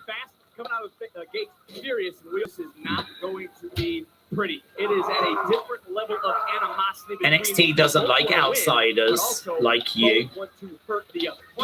Okay, Ethan's making his way to the to the ring. Here we go. Oh man, the Page propelled into the front row. Again, this could go anywhere. Okay, Ethan Page against Javon. I mean, this will be good. That boy is bouncy. Isn't Ethan an outsider as well, said Scottish Nightmare? Absolutely. I'm calling it now. Ricky and Ego at Stand and Deliver. That'll be a good match. This is a street fight, and Ego, all Ego. And Javon wakes up thinking about vengeance. Javon goes to there we go. CM Punk is going to be special guest. Once and for all. That certainly would have been legal for this week. But it was Javon Evans trying to help a fellow member of the locker room. What the hell Javon Evans is thinking right now? Right then, but right now he's thinking about survival. Superstar Sunday. You lot eat so good. I would watch if I was in America. God, this is why I need to move to Florida. Tony Thunball chat said K-Dub. Street fight should be good, said A. Jobson. Hannah said, will you do halftime days edition? I don't know when that will come back, to be honest. It's not queued up. So the only way we could do halftime, the only thing I've got would be to get the voice to read it out, and even that's not set up. So you can put your scores in, though. But the song is, I don't know. It's struggling, isn't it? To steal everyone's smile. What an amazing show so far, says James. Days, what is your best WWE moment in MSG? What if WrestleMania returns to MSG? Would be amazing if it did come back to Madison Square Garden. I mean, there's been lots of great moments. You know, the Cena return at the Rumble was amazing. We were talking about that Undertaker entrance earlier at WrestleMania 20. That was obviously at the Garden as well. There's been lots of great moments, but I don't know. I mean, whenever I think about the Garden, like the two shows that always come to my mind is WrestleMania 10 and WrestleMania 1. And to be honest with you, I think if I've been to the Garden, and when I was sat there, I was watching basketball. Those were the two shows that were really coming to my mind that I was really like thinking about, like Bret Hart happened here, the Shawn Razor had a match happened here. Not only that, you know, as we said, I mean, so many shows have come from there. I think Bruno headlined it like 170 odd times, so you know, a lot of Bruno's biggest moments came in the Garden as well. So I'd probably have to think back to like WrestleMania 1, and I'd have to think back to that tag match and Muhammad Ali being in the ring, Liberace on the outside, Gorilla Monsoon being like on commentary with Jesse Ventura. Andre the Giant against Big John Studd as well. Just, yeah, it's hard to beat that, isn't it? I mean, that's what changed everything. So, some brilliant moments. Yeah, do people want to put their scores in for the thing? Did I miss some of those? So, Chris says 8.5. Rare Breed said 9. Ashma says 8. David said 8.5. Betty says 8.5. David said 8.5. Forgot about. Looks like a lot of people are in the 8s. Lashlow said 7. Gordon with a 9. Suzanne with a 7. Alan with an 8. Face Coasters with a 7. Nathan with a 9. Kapata 6.25. Prince Bowie said 7.5. Julius with a 9. Mr. Unfamiliar with a 9. Lisa with a 7.4. Dr. Lucha La with a 7.5. Frat House Jersey says 6. Caleb with a 5. Billy with an 8.9. Sean with a 9. Robert with an 8. Draco says 8 so far. Blake says 8.5. JC Dub 7.5. MJR 6. Dax with an 8.3. Mitchell said this first hour is a loud club.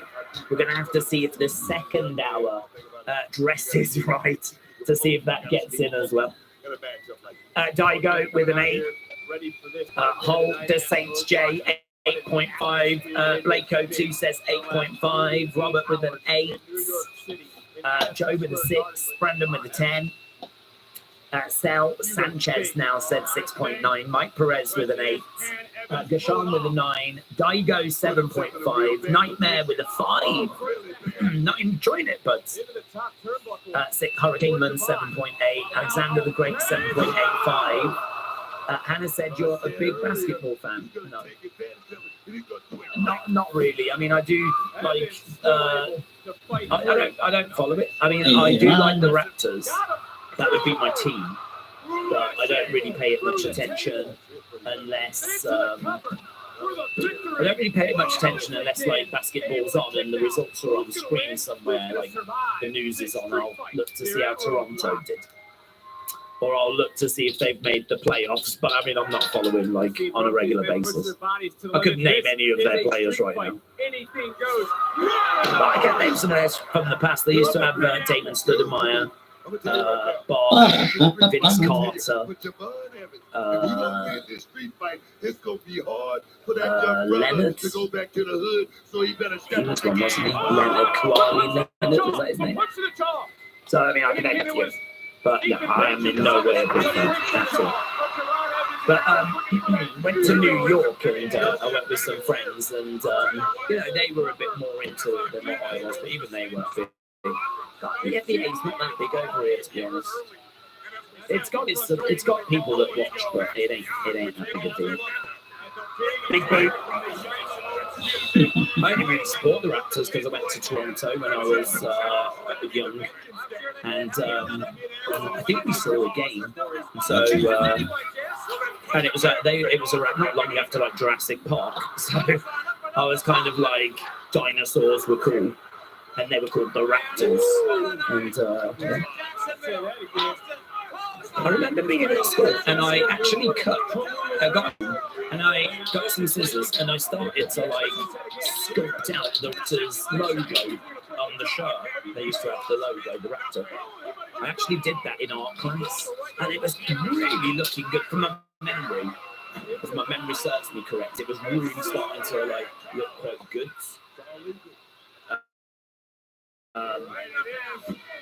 And then I don't know what happened. I don't know what happened to it. It never got finished. I know that. I don't know if I ran out of time or what happened, but I remember it was starting to get really good. Javon wailing away on Ethan. Javon is looking to go under the ring. He grabs a chair, looks to nail Ethan. Ethan moves out the way. Shot coming into the body. And again, another shot there by Ethan. Let's get rid of this. Javon going hard. That boy ain't going to be so bouncy anymore. That boy is grounded. So Javon is down and looks like he's selling the arm at the moment. Young OG. Wow. You lot think that the Oba Moose match was better than the Roxanne Jordan match? Shot to the back.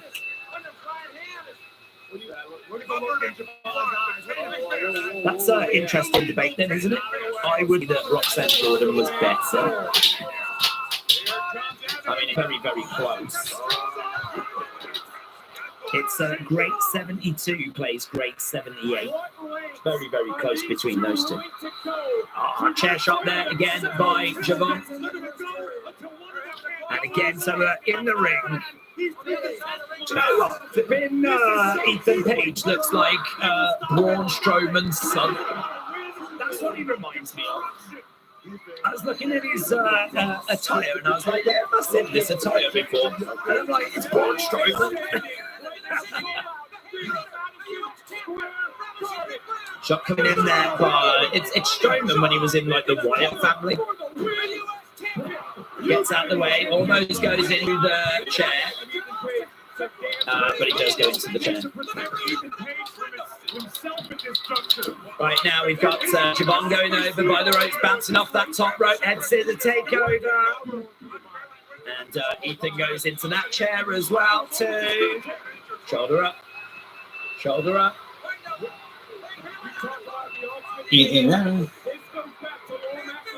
Yeah, that dude's fucking gone. Right now we're going underneath the ring with Javon. He's grabbing a table and he's pulling that table out. Big roar from the crowds as they appreciate that, the table being introduced into the ring. Javon trying to get back into the ring. He's grabbing that chair, taking it out from the corner. So 4,781 is looking like the attendance. It's not to the exact same, but it's around that kind of ballpark. It's just under 5,000. Javon, oh, that table is in the corner. Roll up there by Javon, and he gets the 2 counts. Bit of a Superman punch. Chop coming in. Javon goes back. Super kick there by Javon.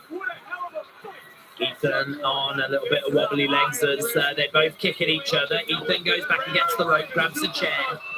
They both hit each other with, well, the chairs hit the chairs. Picks him up and boom! Onto that chair, and it's a 2 count. Ethan kicks out. For me, it needs to take more to rate a show. A match is easy to rate a show. Anything needs to be judged to make a show a good show or a bad show. So far, the TV show is 4.6. What does that mean? This show. So this show is 4.6 at the moment. Is that out of 10 or 5? K-Dub said Javon got on some 5-year-old Ninja Turtles costume knee pads. Yeah, those knee pads are weird, aren't they? You are right, they are like Teenage Mutant Ninja Turtle ones. Why are they green? Shots coming into the side there by Ethan. Ethan drives Javon into the corner. Javon it on that top rope. Oh, that's good. That's nice. 1, 2, and shoulder up there by Javon. They have the same idea. Oh, and then Javon goes through that table. 1, 2, kick out by Javon. Javon hanging on. And I think we're just about to go to commercial break. All the time, said Javon. That's the softest sounding table spots. It did sound a little soft, didn't it? This group's mission. Right now we've got Ethan with that table. He's taking half of the table and he's going to use that as a weapon. Smashes Javon with it. Right now, Javon still down. We're at commercial break, so I don't think there'll be anything too crazy. To the outside goes Javon. How long until Ogre is ready for the main roster, says Lisa. It's really hard, isn't it? Because, I mean, I think it comes down to when they're ready for him. I mean, I think he's a big man who has been having some great matches. is the NXT champion. I don't feel like there's a rush. I really don't. I feel like it wouldn't bother me if he didn't go until 2026. You know, just keep letting him cook with this championship run, and if he loses it, see if he can win it back. Just, you know, keep working with him. So I wouldn't be in any kind of rush, but a large part of it's going to come down to whether they're ready for him. Nice trash can to the back there of Ethan. So Javon with a trash can. Ethan goes down. Trash can getting dented. We've got a table that's balanced from the ring to the edge of the ring. There's a toolbox to the midsection. And right now we've got Ethan with this toolbox. He throws it at the ring post. Javon has moved out the way. Javon with a forearm shot. This isn't really Javon's wheelhouse, is it? I mean, Javon is excellent with the innovation and the using of the ropes and bouncing all around. Like, he's not a street fighter. So, I mean, it's fine. I think it's difficult to kind of match the quality of what we've seen on the show so far. It's a different... slams him on that trash can. On that trash can. Slams him on the trash can. Ethan is in control. We're about a minute away from going back. We've got a few things set up. That table balancing between the ring and the commentary table, that's going to obviously involve a big spot. One down on the edge of the ring.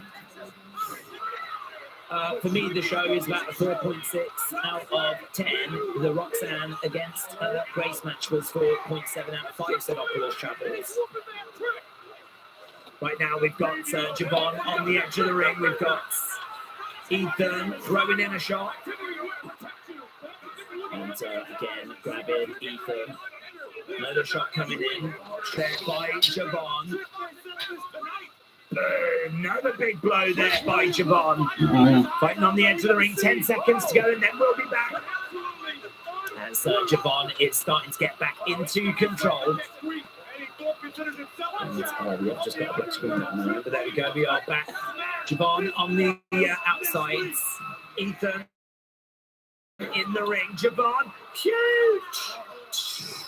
That's what we needed. Something big like that. Springboards. Javon is so good, and this match is not bringing that out in him. But now it can. Big off that top rope, then he tries to go up the middle rope. Gets caught in the air, picked up, raises edge. Ego's edge. 1, 2. Kick out. We're surely this thing ain't finished until we've done whatever that table spot is. Yeah, huge air.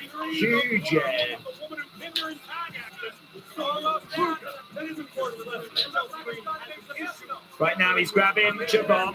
He's saying a few words to him.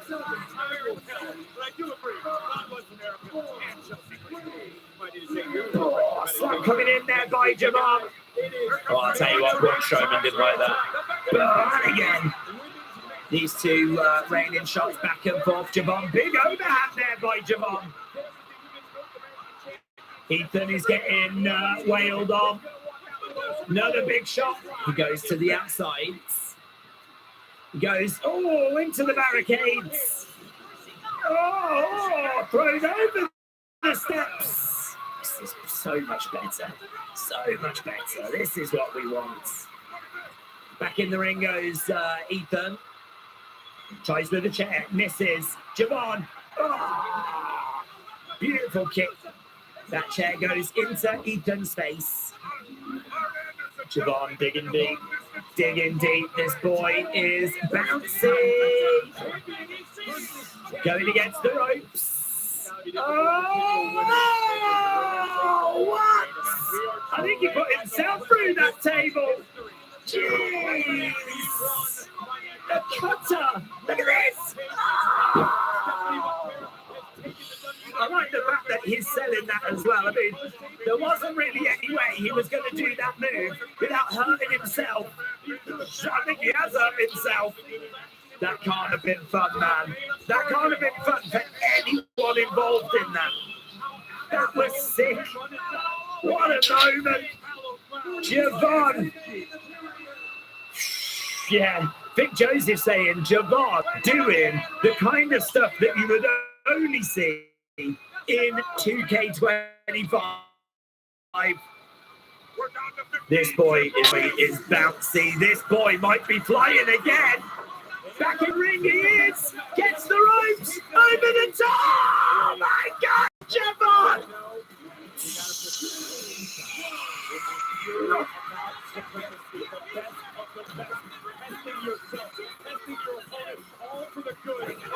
Insane. Insane. Look at this. Look at that. Look at the hang time. Look at the air time. He flew. He legitimately flew. He goes up, middle rope, top rope. Oh, connected as hell. 1, 2, 3. Mate, this has been so good since we came back from that commercial break. All the stuff that we've been waiting for, it's arrived. Table over there. The one out of the wind. We can't like, it's hard for this to match what we've seen in the other matches. The other matches have been so good. And then we just kind of came back from commercial break, and then we've gone mental. Right now, we're putting the chair over the head of Ethan. Oh, is he going to break his jaw? I think Nails and why is that they show you. Man, if that had just connected, she would have been good. She's a huge Ethan Page fan. Right, here we go. We're looking for... Oh, bang! Onto a chair. That might be the beginning of the end. He put the chair over his head. Going against the ropes. 5-star match. Jesus, that can't have been fun at all. 1, 2, 3, and it's a win for Javon. Jesus, springboard cutter with a chair over his head. Javon Evans picks up the dub. Standing ovation for the young OG. And deserved. Flipping deserved. Absolutely deserved. Look at the young OG. WTF, said Mike. Insane actually. Oh.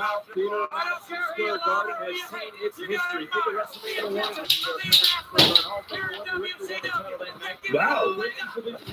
Paul Graves said it was merciful that he connected with that and that this thing is over. Lights have gone out. What's this? Oh, it's that group. It's the group. The group have arrived. So they're in the stands. Javon is in the ring. This group are making their way to the ring.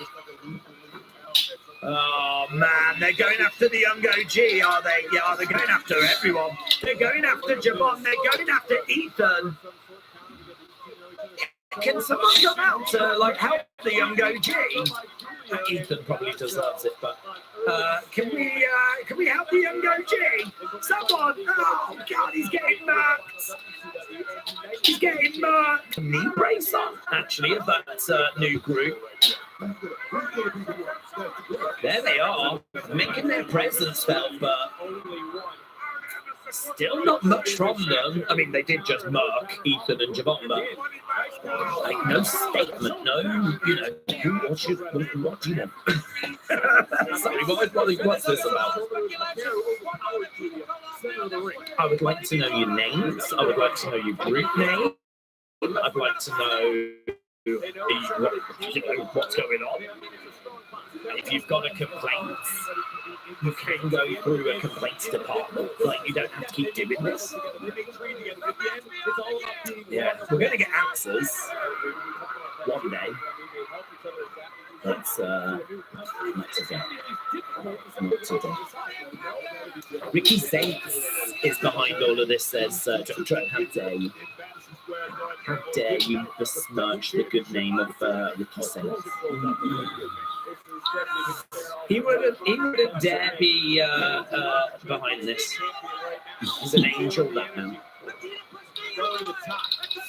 The Cullen is their name, and they feed on the weak, said Mr. B. They are animals. TJF said so many botches. Soon as we get in ring, send to evolve.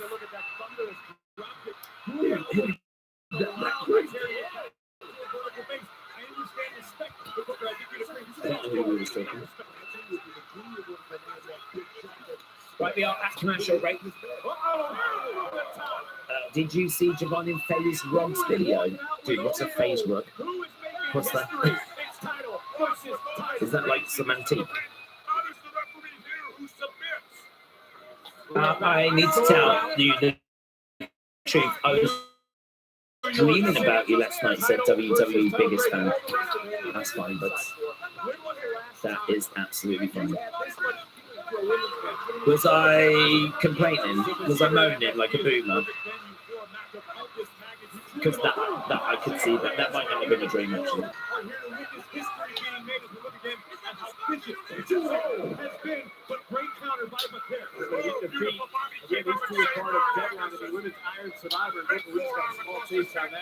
Yeah, I was just saying, I put the poll up a few minutes ago.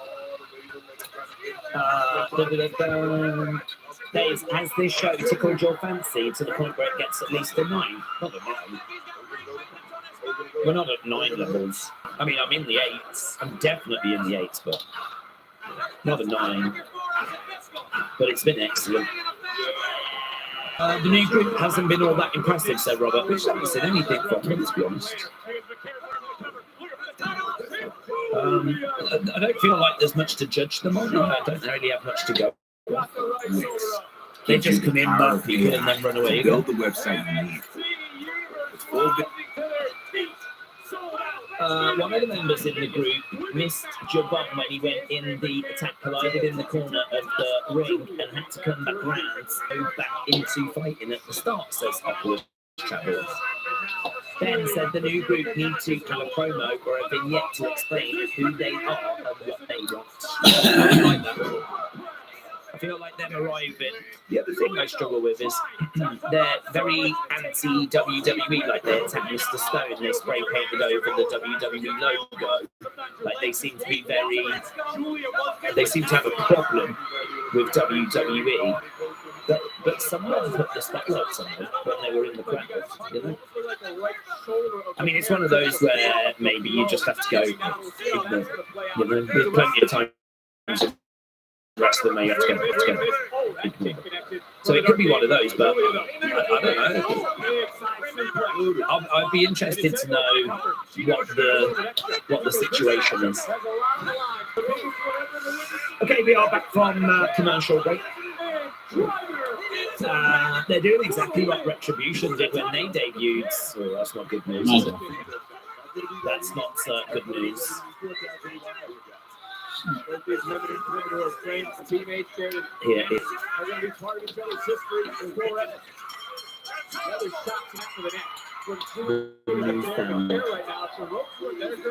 don't know what this family's called. This could be the Cullen, couldn't it? Oh, it is! They just said the Cullen! This is starting to break down. And who does it favor? Oh! Screw out the corner. She just said the Cullen.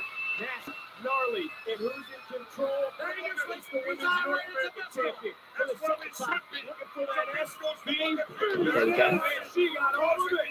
Cover and a count. Kicking out. There we go, there, the Cullen. Everyone from the start of the Hardys and Francium to now have brought it, Booker. They have stepped up their game. I took their gold. Next week, you'll take their hearts. The Cullen. There we go. Up top, spiral. So who that clicks that new group then? Triangle. The Boomers. Should be able to hold on to the triangle choke. Nice the Boomers.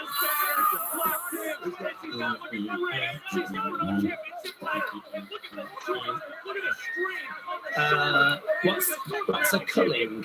Well, when you cull something, you kind of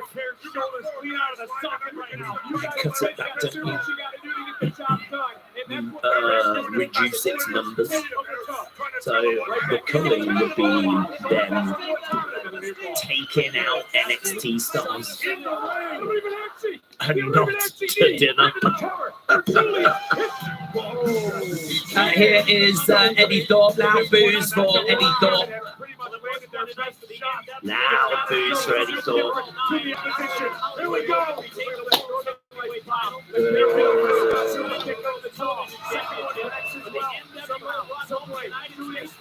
Yeah, pretty loud boos this for Eddie Thorpe. Am I the only one that likes the group? Why do they get hate from everyone said Opera Shambles? I don't know them. I don't know them. We do just keep singing a lot of the same thing. What that trick, Chapman? Oh God, he is so over with this crowd. Okay. Crowd are cheering. There he is. There he is. Yes. Shrek is whooping Eddie. Oh, great reaction. Crowd going crazy, man. Yes, come on. MSG. Whoop that check. Whoop that check. Whoop that check. Whoop that check. Eddie getting chucked into the ring. Trick in there. Take down. Shots coming down by Trick. Trick with a clothesline, Eddie to the outside.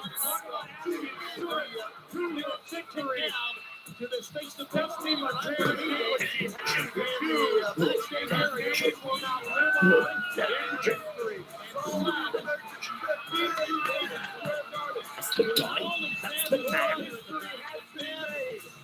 Let's go. Underground match next week. 6-person mixed tag match next week. The family versus the Cullen. Ricky Saints is taking on Rich Holland next week.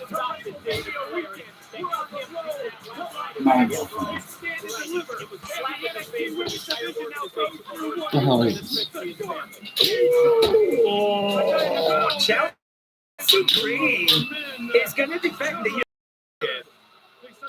against Sol Ruka. That match is going to be sick. Absolutely appalled with NXT for scheduling the United States Championship without my approval. I vote to overturn this decision of yours versus Sol Ruka. There is Julia. That's a different mask again, isn't it? What's that mask about? There is Stephanie. Is this our only match that's left? Julia versus Stephanie. Dude, could you imagine Stephanie walking past you and you was on your phone? What the hell? Two boomers in the hallway. Just on their phone as Stephanie walks past. Stephanie, they should have gone. Veterans and adults represented. And our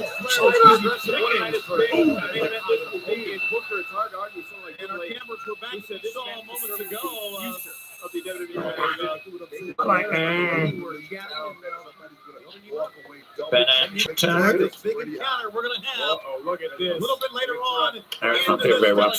It's a little bit down. It's definitely just walked past. Fired. Instantly fired.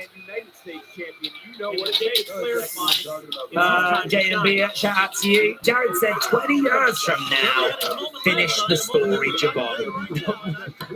What, avenge that attack? I hope we don't have to wait that long. I'm hoping for answers from this group a little bit before that, but who knows? Perhaps we will have to wait 20 years.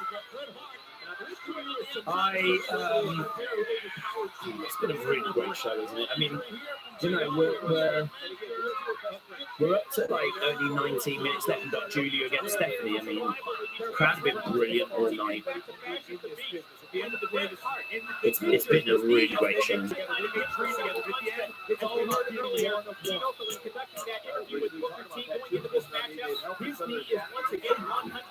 Okay, let's pop that in that phone. Right, we need to end the poll. Where are we with that? Lovely. Main event time coming up then, kids. Chelsea rules, Thomas. That's fun, isn't it? That Chelsea's going to be having a match. Chelsea, Sol Ruka, so they have to have TV time. So we're trying to, we're trying to invest in this group. I would like to see the coming cross paths with Briggs and Inamura because of Brooks and Briggs and their history when they were together as a tag team. I'd like to see that Inamura, Briggs, and get an extra person in, maybe Javon. Perhaps Javon joins up with them, and they could then go up against the Culling. We need a theme in the as well to deal with this game. Not sure who that could be at the moment, but that'll be fun next week. United States Championship match as well. They're just really keeping this momentum going. Carmen Lights, you said I went to Hobart, Indiana. Maria Reiner to see ARW Pro. Hope you had a good time, my friends. Is the Hall of Fame at 6 a.m. in the UK? Hall of Fame is on late. I think it's. I don't know because of the clocks, but it is going to be around that time. Here's Stephanie. Because isn't it like 10 p.m. local time? And I think local time is like Pacific time, which is 7 or 8 hours.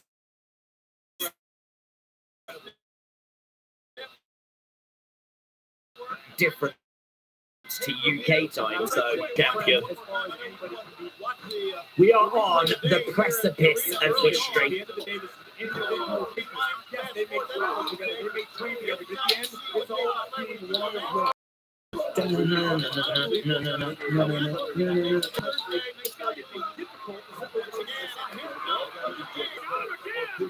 Okay, so Stephanie has made her way down. Here comes Julia. I love her music. I love her music.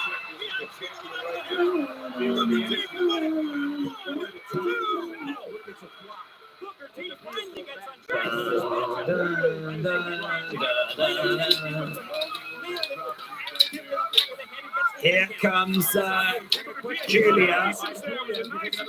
Not sure how I feel about the mask. It's a little bit too Fatma the Opera kind of vibes. And everyone knows that musicals suck. We have a disturbance in our satellite truck. I've been told by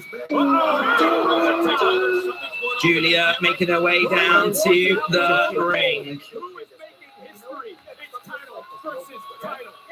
And what we need from you is to know what She looks great, apart from that mask. We are back to Sold Out, New York City. Look at these two women with their entrance gear.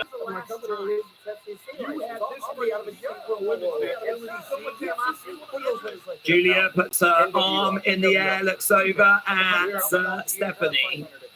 I don't know why this is so fun. 14 is it? Alright, I got the number right here. And there'll be a commercial break in there. I mean, honestly, I'm looking at this and I'm thinking, give these two time took. You could have something that would rival Sasha and Bayley. There is Stephanie Vacuur. Okay, great. Champion 3. It's our main event. We've dropped on some illegal dealings here. She's got that Women's North America. She's taking on Julia, who's got that NXT Championship. One woman leaving with both. A. Jobson said the new faction needs a match soon. They can't be taking so many weeks off. Road 3R said, when does the men's breakout tournament begin? They've not announced it. I think it had already happened by this time last year. So they are delaying it a little bit this year. Maybe to Mania, which I'm really not down on. I think it should be after Mania. I always think WrestleMania is like the end of the season. It's kind of the big finale of the year. I know it's in like April, but I sort of feel like we start again after Mania. So breakout tournament being after Mania, I'm totally down for. Right now, has got Stephanie up against the ropes. Referee separating both wrestlers. Julia trying to go over. Shot coming in. Julia over by the ropes. Nice forearm shot coming in. And again, there shot by Stephanie. These two exchanging shots. Over against the ropes, over the other side. Oh, big shot. Down goes Stephanie. Going over against the ropes goes Julia. Flips over the top. Stephanie over the other side. Working on the arm. Looking to get Stephanie up on the shoulders. Joy double underhooks package. Piled over. No. Julia on her feet. These two obviously know each other well. Julia looking over at Stephanie. Stephanie coming over, kick to the midsection, grabbing a headlock. Over against the ropes goes Stephanie. Gets grabbed, picked up, no joy on her feet. Stephanie. Dr. John are going to be peeved if Fatal Influence get involved. Oh, lovely work by Stephanie, but reversed by Julia. Right now we've got Stephanie grabbing her leg. So crisp in the ring, so impressive. But get over to the ropes.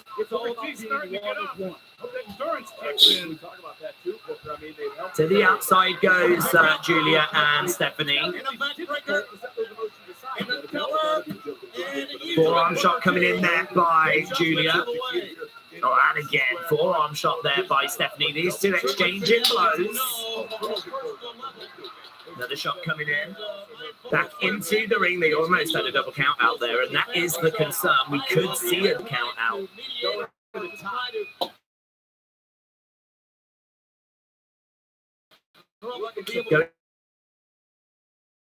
Going over into the corner goes, trying to get the crowd invested. Crowd just a little quiet. I mean, they've seen a lot of amazing stuff.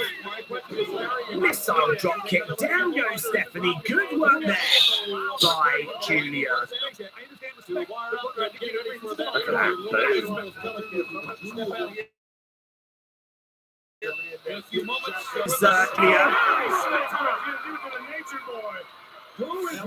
Opala said, all I want is Alexa Bliss against Liv.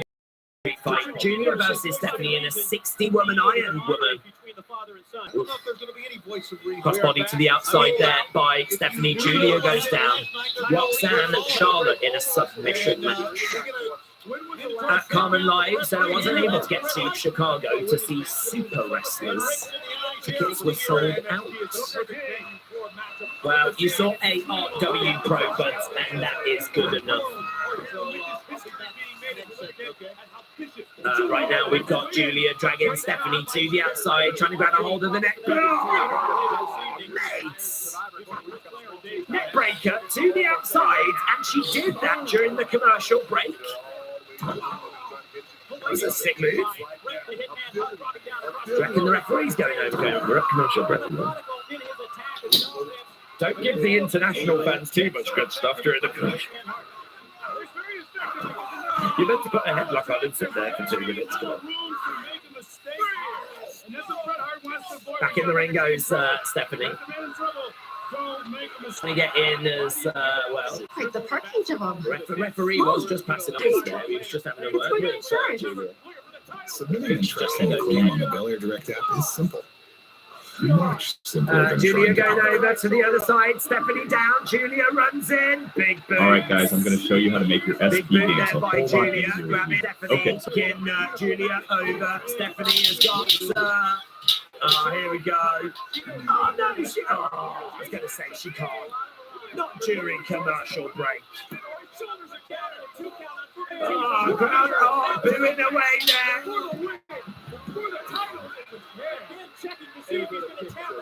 So, Stephanie Chance. Oh, Julia's doing it. Is Julia doing it? Julia's doing it. No way. Look at this. Damn! Look at the smile on Julia's face. Look at the smile on Stephanie's face as well. If they agreed that she would do that. Dude, that's a great moment.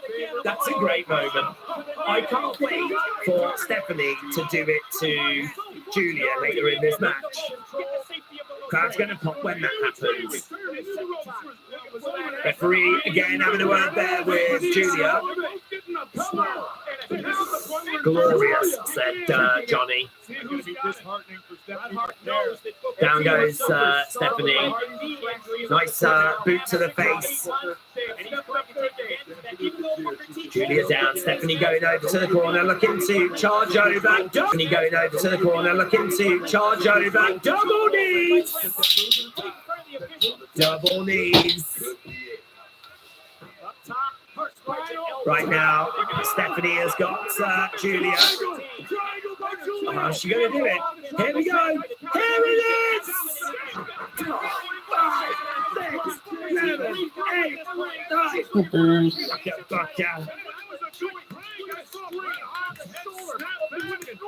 Yeah, man. Crowd love it. Crowd love it. 1, 2. Ooh. Booker Champs! Don't worry about the fact that might have been a 3, but Booker T Champs! Was that a 3? 1, 2. No one cares. Literally no one cares. The whole crowd was Booker T. Booker. No one was even watching the match. Here we go. Lovely suplex. Off the top. Stephanie down. Stephanie down. NXT champs breaking out. NXT. Right now, we've got both women back in different sides of the ring. Julia, crowd champion. This is awesome.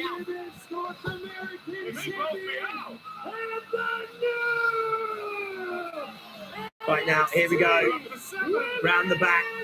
Lovely work there by Julia. She's got Stephanie on her shoulder. Drives her down. 1, 2. And kick out there by Stephanie. Stephanie kicks out. Stephanie getting picked up as Julia scoops her up. No joy. Stephanie on her feet. Forearm shot coming in there by Stephanie. Shot to the back of the head there by Julia. Back of the head by Julia. Here we go, charging over. Moves out. Julia. Here we go, charging over. No joy. Stephanie moves out the way. Do you know what? We're running out. We've only got 4 minutes. Dragon screw. Dragon screw by Stephanie. Julia goes down. Okay, now she's got her. 1, 2. Kick out there by Julia. These two are so effing good, said Kato.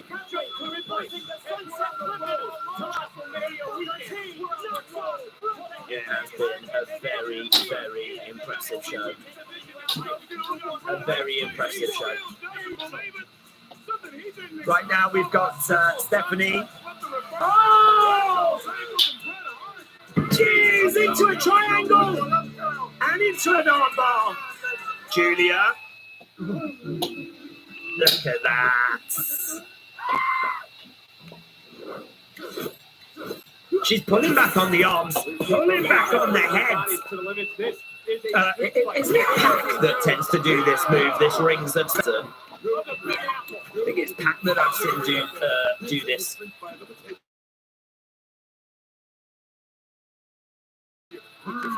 Right now, Stephanie being dragged into the middle roller, charging over. The Arrivederci knee strike only gets a 2. Shoulder up there by Stephanie.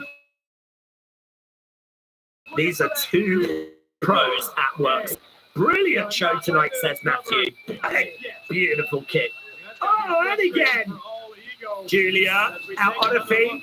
It's fine. Here we It go. happens to us. And again, driving her down onto her knee. She's going to go for a third. Here we go. Yes. Oh my God, Julia getting marked. 1, 2. Oh, she gets it.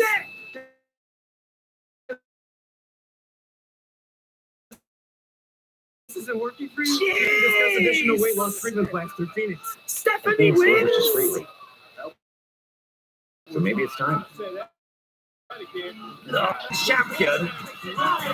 She's got both the belts. Stephanie beats Julia. Wow, Stephanie 2 belts. Do you know what? I'm so pleased that there's no outside interference.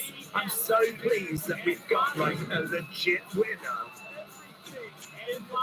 I really did wonder if there'd be some shenanigans, but brilliant match, really enjoyable match. The SVP, she hit it 3 times, got the win. Well, there's a lot for Kevin Nash to think about here. And got the win. And there we go. Now we've got I think the thing he really has to worry about bring it down. I think the thing he really has to worry about is his partner. Julia looking up at the heavens as the confetti rains down. Is she going to get attacked by like Jada or something like that, or are we just going to end it with this kind of celebration? Julia is on the outside looking at the ring. Stephanie stands there with her arms outstretched. Let's take a look at the recap. This is what happened this past Monday. Let's take a look at the recap. This is what Tell you what, happened it this is not past very Monday. easy to get those belts off her. It is not easy to get the belts off Stephanie. She is one hell of a talent. Oh, good. So much fun. We just delivered. Absolutely delivered. Every match delivered. I mean, it's hard. It's actually hard to say what was the worst, rather than what was the best match. What was the worst match? What was the worst match? I feel like every match had something going for it. It was a phenomenal show. Yeah, get your show scores in, but make sure you do that over on the second channel as well, because that's where the official result is recorded. So it's all well and good putting it here. It's good to get an idea here about Wrestling Days opinions. That's where we're actually going to get like the proper story recorded. So very good, very impressive show. You can vote for the match as well if you haven't already. That is up on screen. If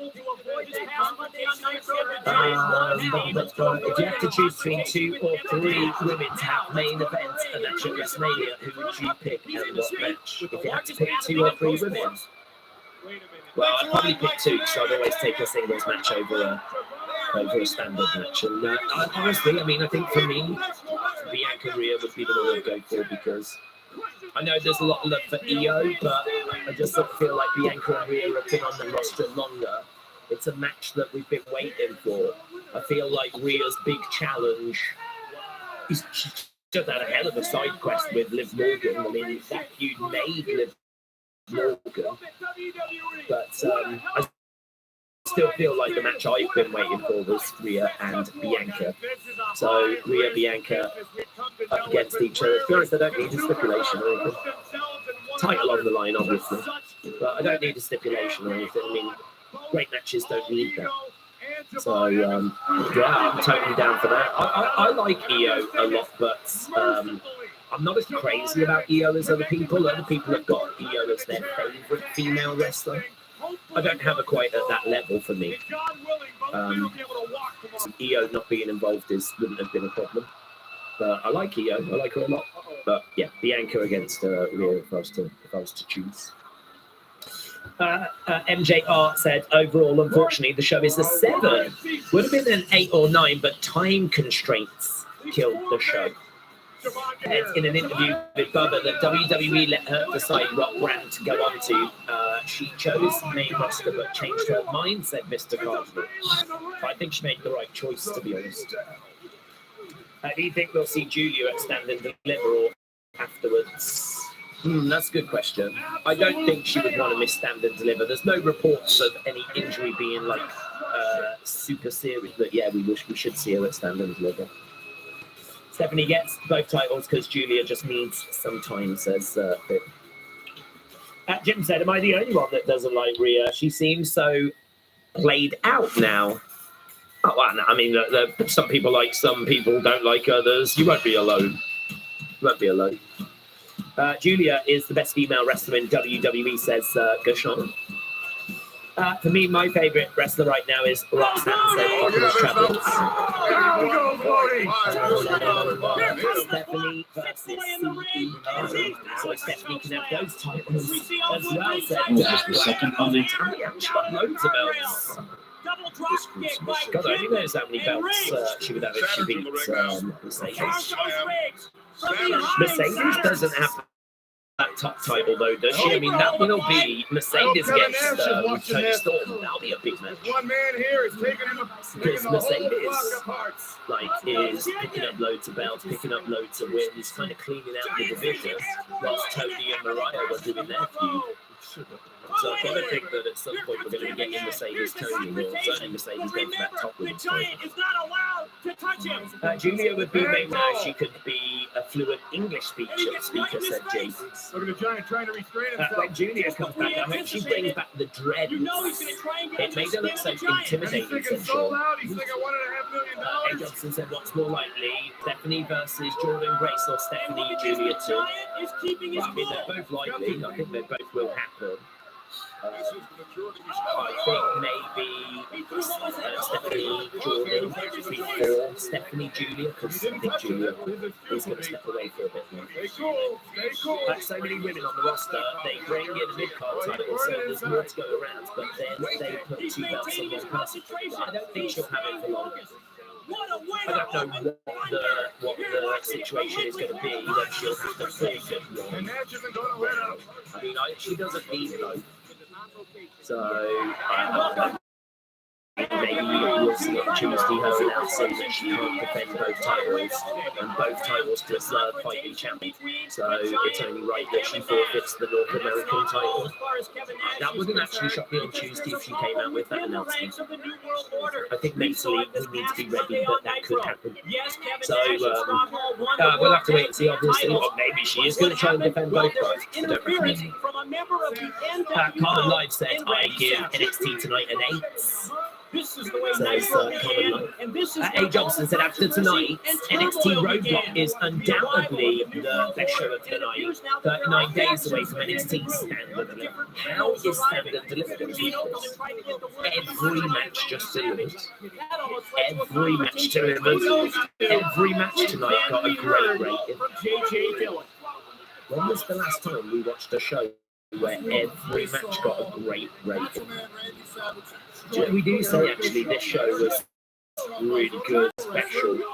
Actually, I think this one is, when did we last watch a show where most weeks on Raw and SmackDown, what match will get a great rating? It's usually the main event. I genuinely cannot recall a show where every match had a great rating.